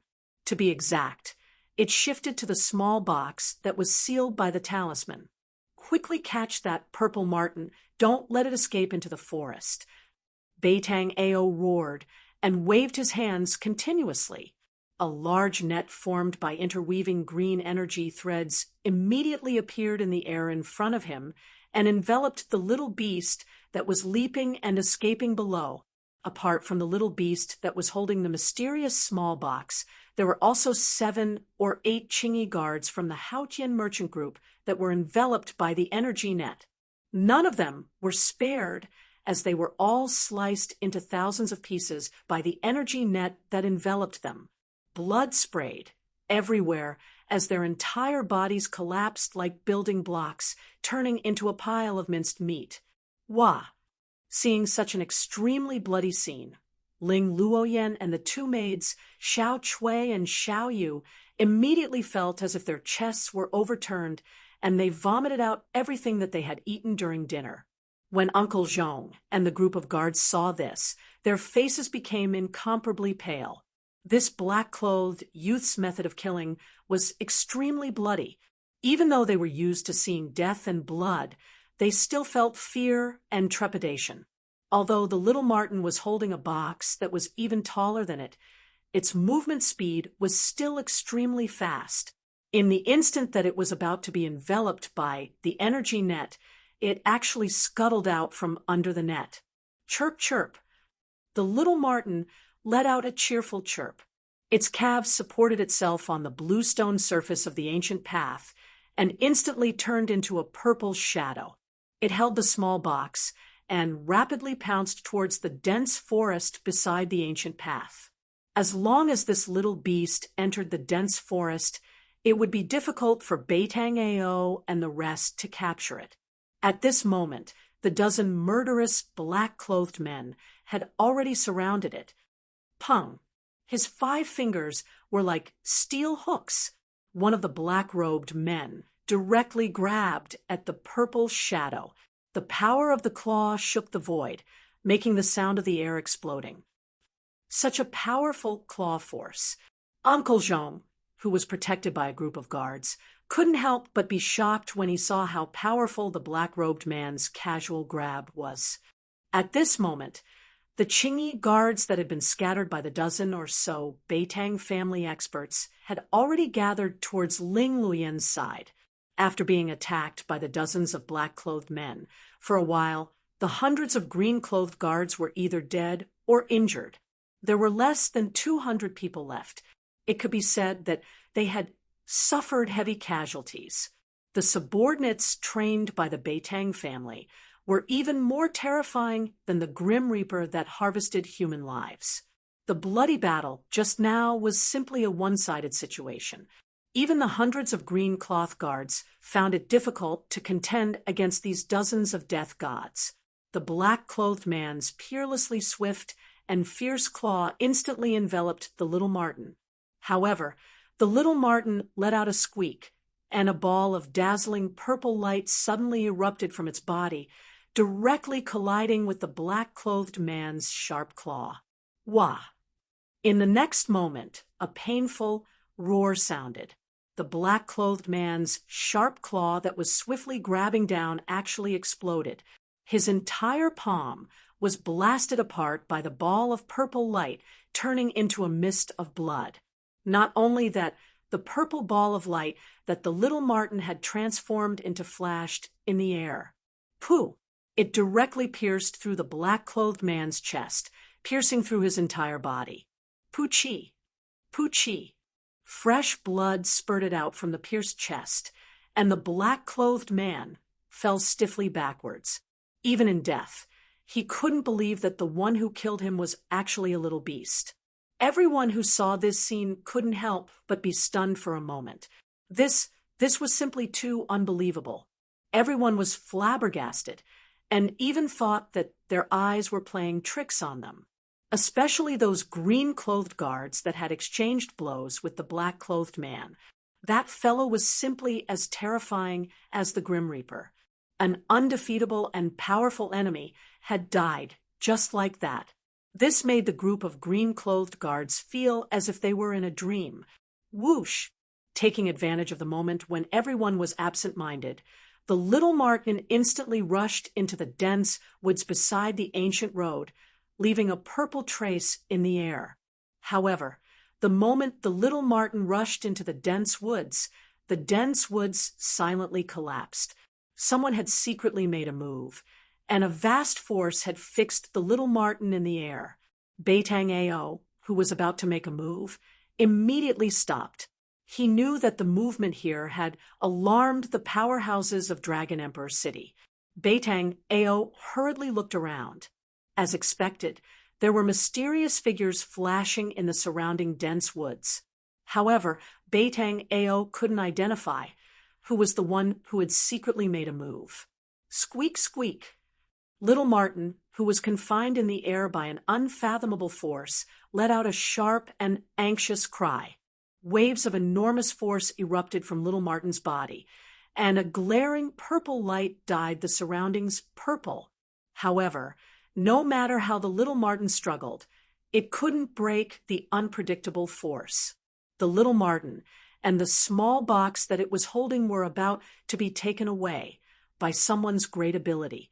Right at this moment, a huge fire broke out on a hillside several miles away. A part of the woods was instantly burned into ashes by the terrifying flames. A figure wrapped in black qi rushed out of the flames in an embarrassed manner. Then it directly turned into a ball of demonic chi and soared into the sky, trying to escape. At this moment, the force that confined the little marten disappeared. The little marten immediately uttered a squeak and rapidly darted towards the flames. "How dare you touch the belongings of our demon race? You deserve to die." A slender figure walked out of the flames. Her clothes were whiter than snow.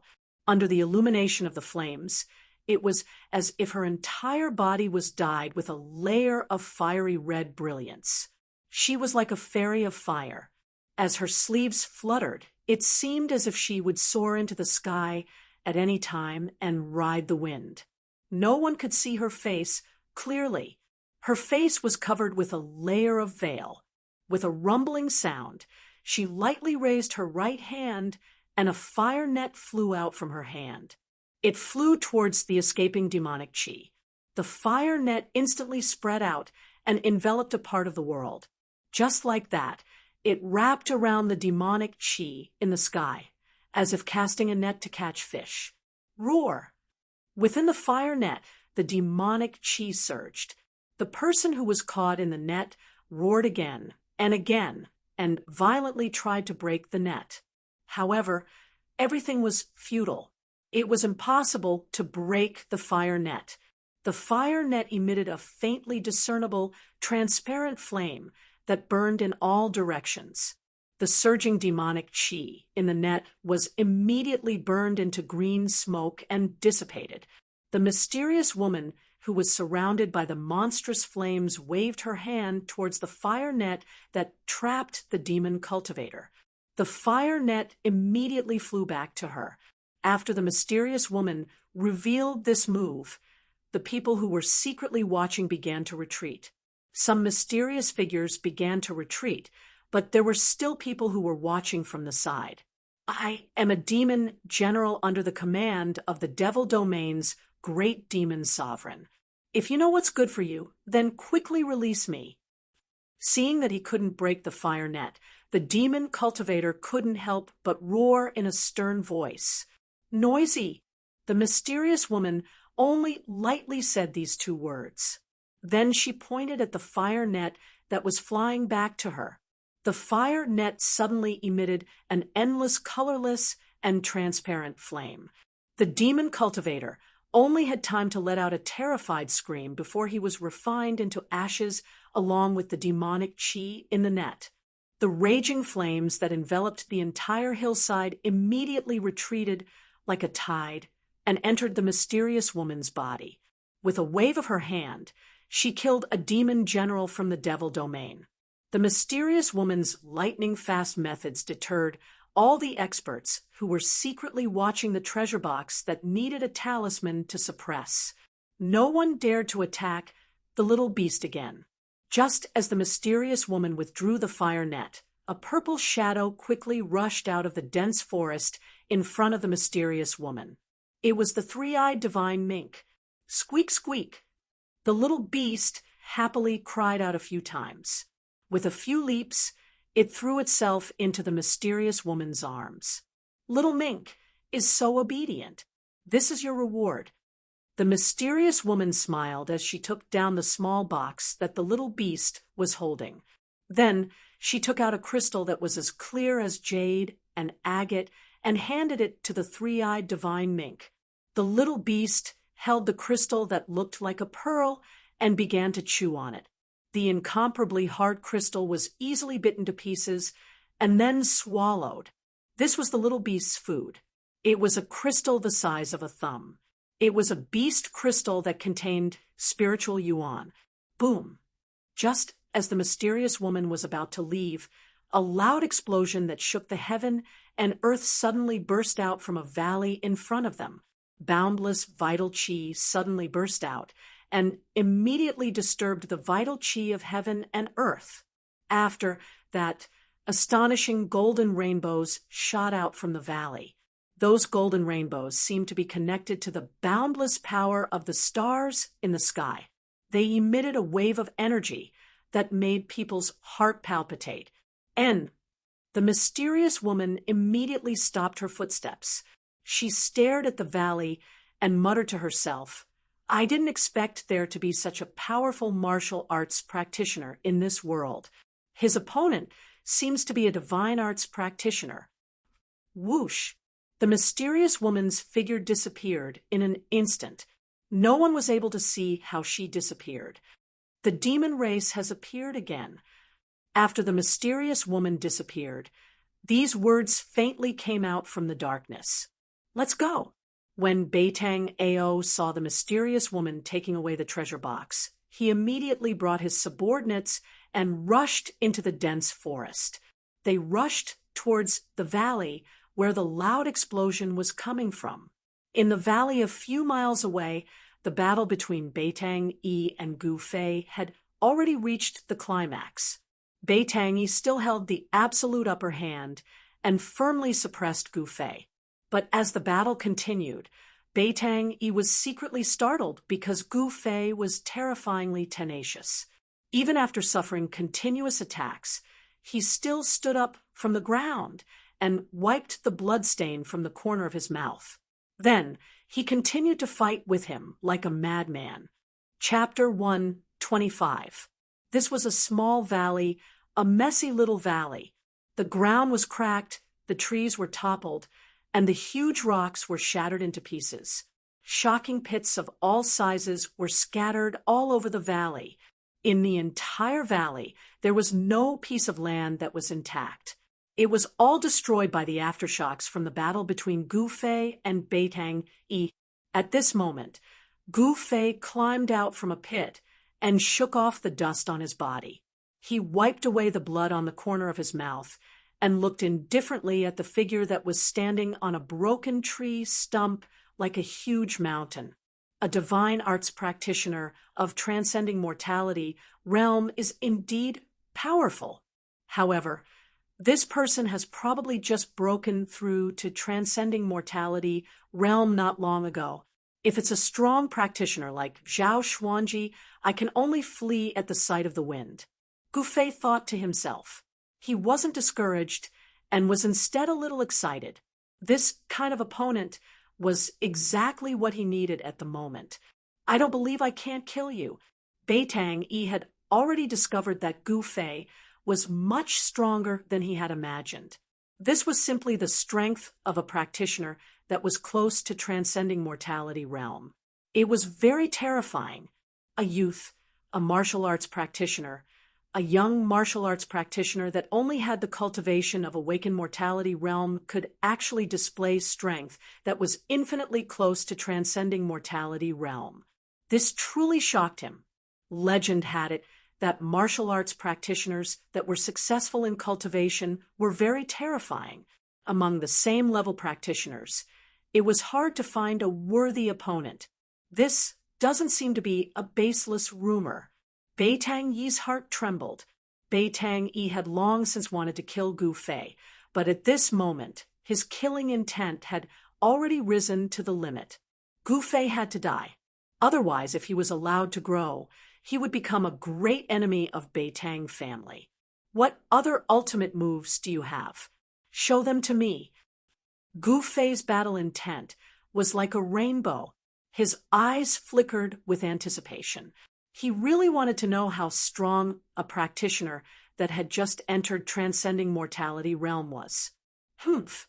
Beitang Yi snorted coldly and took a step forward. In an instant, he had traversed dozens of yards and arrived above Gu Fei. Rotation of 5 elements, obliterate heaven and earth. Along with Beitang Yi's loud shout, a mountain-like energy fluctuation immediately erupted from his body. At the same time, his body surged with colorful rays of light. The rainbow-like multicolored divine radiance seemed to have spirituality.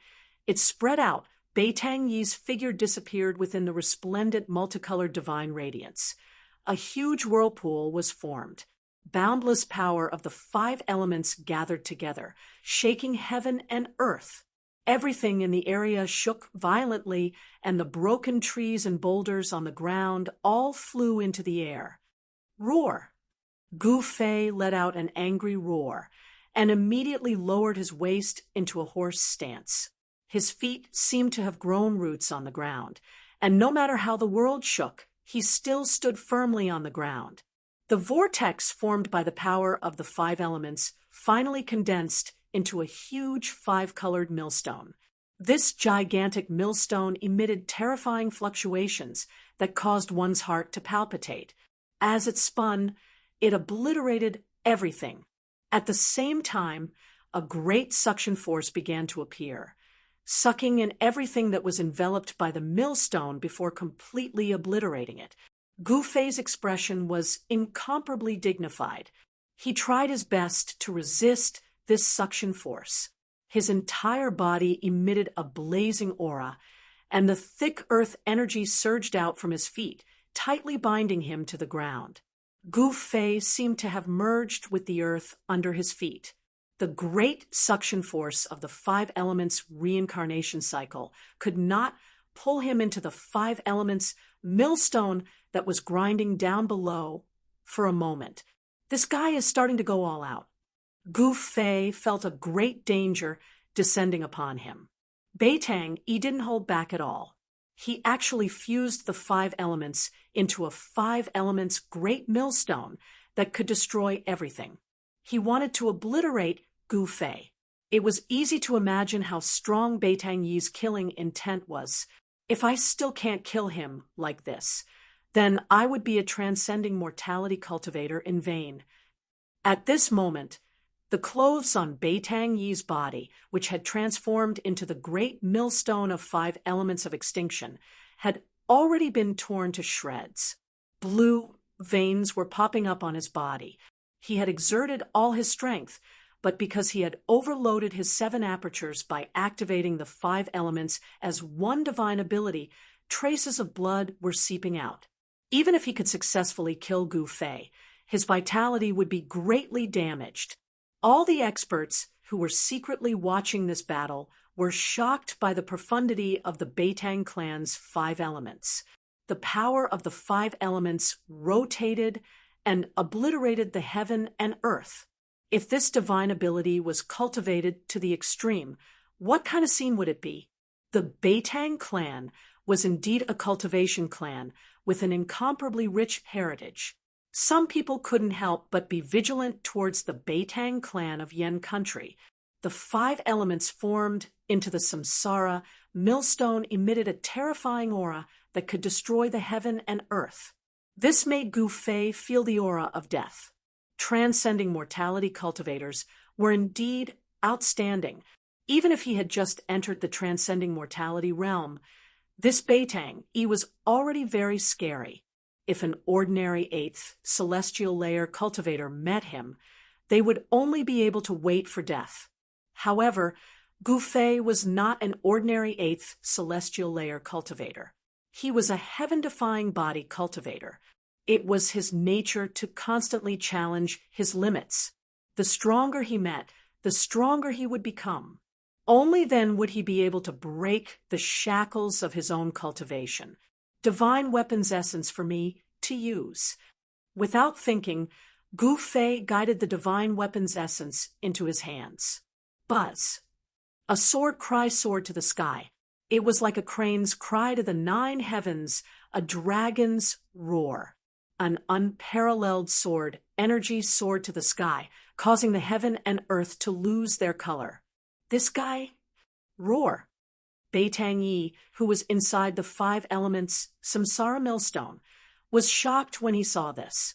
He desperately drove the 5 colors millstone to grind down. However, it was not easy to use such a great divine ability that could shake the heaven and earth. Blood flowed from Beitang Yi's 7 orifices. His face was as ferocious as an evil spirit. However, it was difficult for him to drive the 5 elements samsara millstone to grind down Gu Fei. However, the speed of the 5 elements samsara millstone's grinding speed had increased by a lot. At this time, the slowly rotating 5 colors millstone was less than 5 zhang away from Gu Fei. The mighty destructive power caused the heaven and earth to shake. Cracks began to appear on the ground. if you can unite the 5 elements. So can I? Gu Fei went all out. He had no choice but to go all out. The 5 elements, samsara millstone, could only be used with the cultivation of the transcending mortality realm. However, he didn't care so much. The Xian Qi in his body rapidly circulated. Yuan Qi surged in his flesh and bones like a river. The 5 elements, Yuan Qi in his body, were all stimulated by him and gathered towards the essence of the divine weapon in his hands. He was overdrafting the strength of his body. The consequences of doing so were terrifying. His body would probably suffer irrecoverable injuries. The vast 5 elements, Yuan Qi, fused with the purple essence of the divine weapon. 100 zhang, long sword, light sword from Gu Fei's hands. The extremely sharp sword Qi seemed to be able to pierce through the void.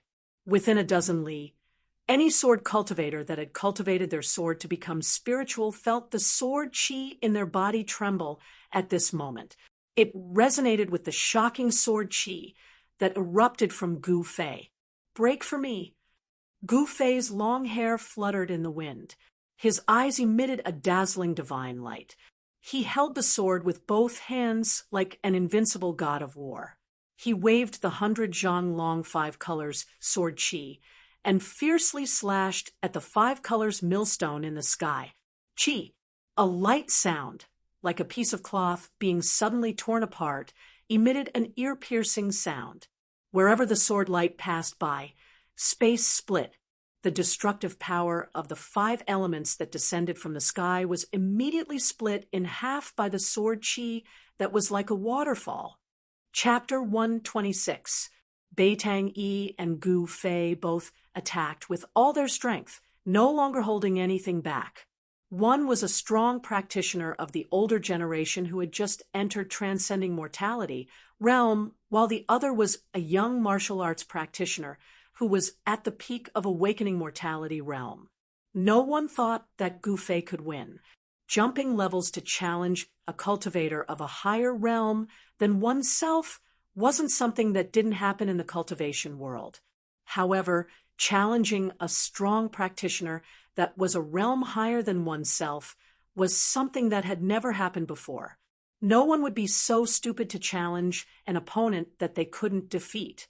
This was no different from a suicidal action.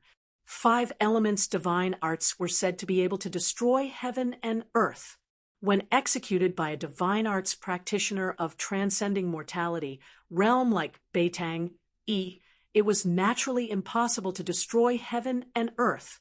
However, with the cultivation of transcending mortality realm, he had the upper hand. Boundless power of the 5 elements gathered together, and the huge millstone of 5 elements gave off a terrifying aura as it crushed down on Gu Fei. That imposing manner was also extremely terrifying. In front of Beitang Yi's ultimate move, Gu Fei had no choice but to risk it all.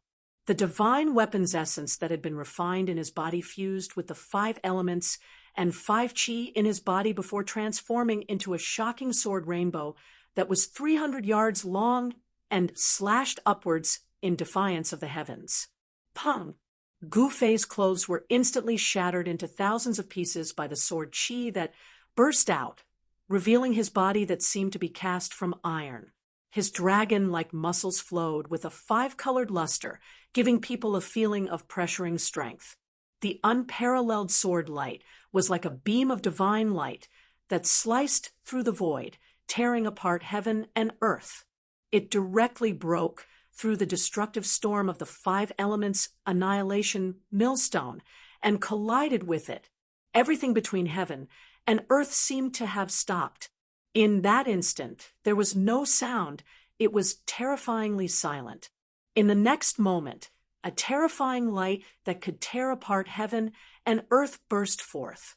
Boom! The sky seemed to have collapsed, and the earth seemed to have caved in. The power of the 5 elements surged violently, and the destructive energy storm swept out in all directions. The entire valley was like a wave as the ground undulated up and down violently. Everything on the ground, The flowers, the trees, the rocks, everything turned into dust, completely turned into dust.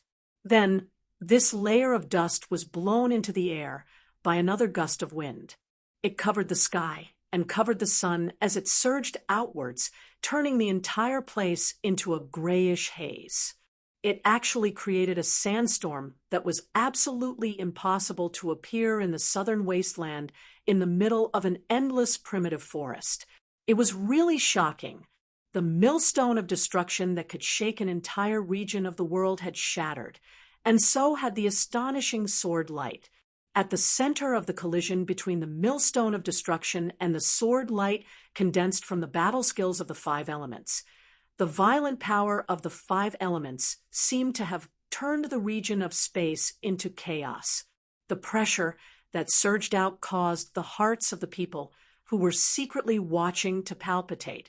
Beitang-yi was sent flying more than 300 zhang away by the frightening power that burst out. Only after falling down from the sky did he stagger a few steps and spit out a mouthful of blood. After forcefully executing the five elements' unification great divine ability, Beitang-yi appeared to be very tired, and his expression was weary. It was obvious that his vitality had been injured. A warrior of the self-awakening realm had actually injured his vitality. Beitang-yi was so depressed that he wanted to vomit blood.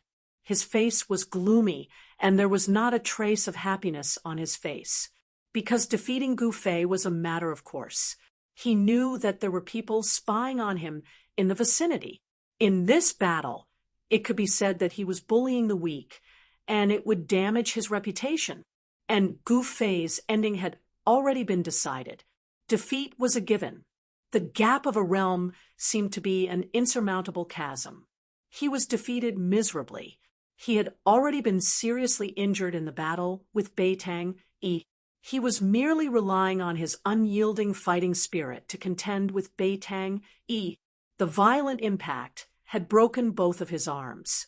He spat out a mouthful of blood and was sent flying by the energy storm. Like a withered leaf falling from a tree, he rolled and flew out, rolling and rolling until he was sent flying out of this small valley. Only then did he fall down from the sky, passing through the dense branches. With a pung sound, the withered leaves rushed up, and Gu Fei smashed into the jungle below. Not only were his arms broken, but his sternum had also cracked, as if an exquisite porcelain had been struck by an external force and had shattered. His bones, which had been tempered to be as hard as fine iron, were already covered with a layer of multicolored luster. But now there were actually cracks on them. It could be imagined how fierce the impact just now was. The moment his back hit the ground, Gu Fei turned over and stood up. Enduring the pain, he staggered into the depths of the jungle. He knew that this place was very dangerous, and he had to leave. The danger did not only come from the Beitang family, but also from those people spying on him in the dark. No one knew whether or not those people would make a move on him. Leaving was the best option. He could no longer fight. That sword strike just now was already his limit. That sword strike had almost drained all the true qi in his body. He was powerless to fight again. However, just when Gu Fei felt that he was about to collapse, a warm current suddenly came from his chest. An extremely powerful force overbearingly rushed into his almost exhausted body, causing his entire body to be shrouded in a hazy black and white light. Just like a dry land welcoming the sweet dew from the heavens, Gu Fei's feeling of collapse suddenly disappeared. His body seemed to have been infused with an inexhaustible strength, causing his spirit to rise. The yin-yang jade pendant, at the critical moment of his life and death, once again showed its extraordinariness. The mysterious jade pendant surged with a huge amount of yin and yang power, nourishing Gu Fei's injured body and suppressing the surging qi and blood in his chest.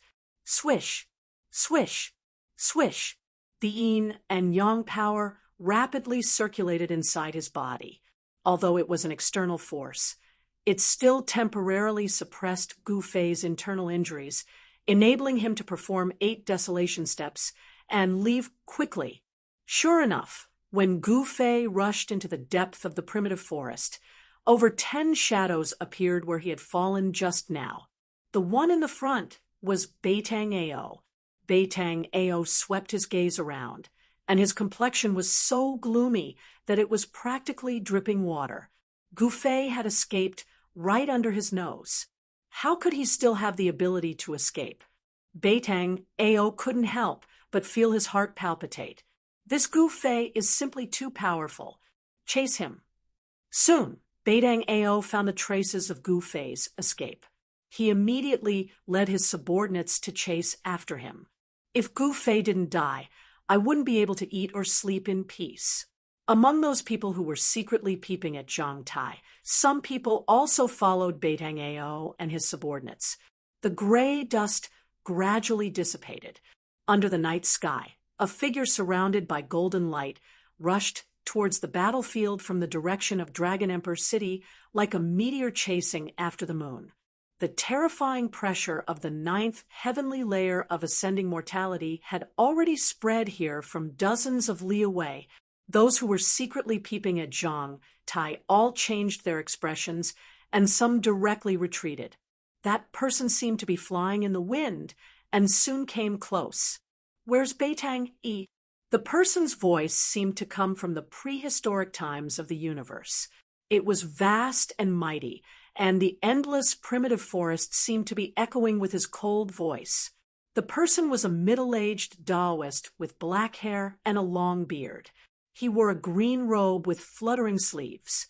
This green-robed Taoist was Dan Chenzi, who was responsible for leading the top 10 young experts of the Taishan sect to the ruins sky.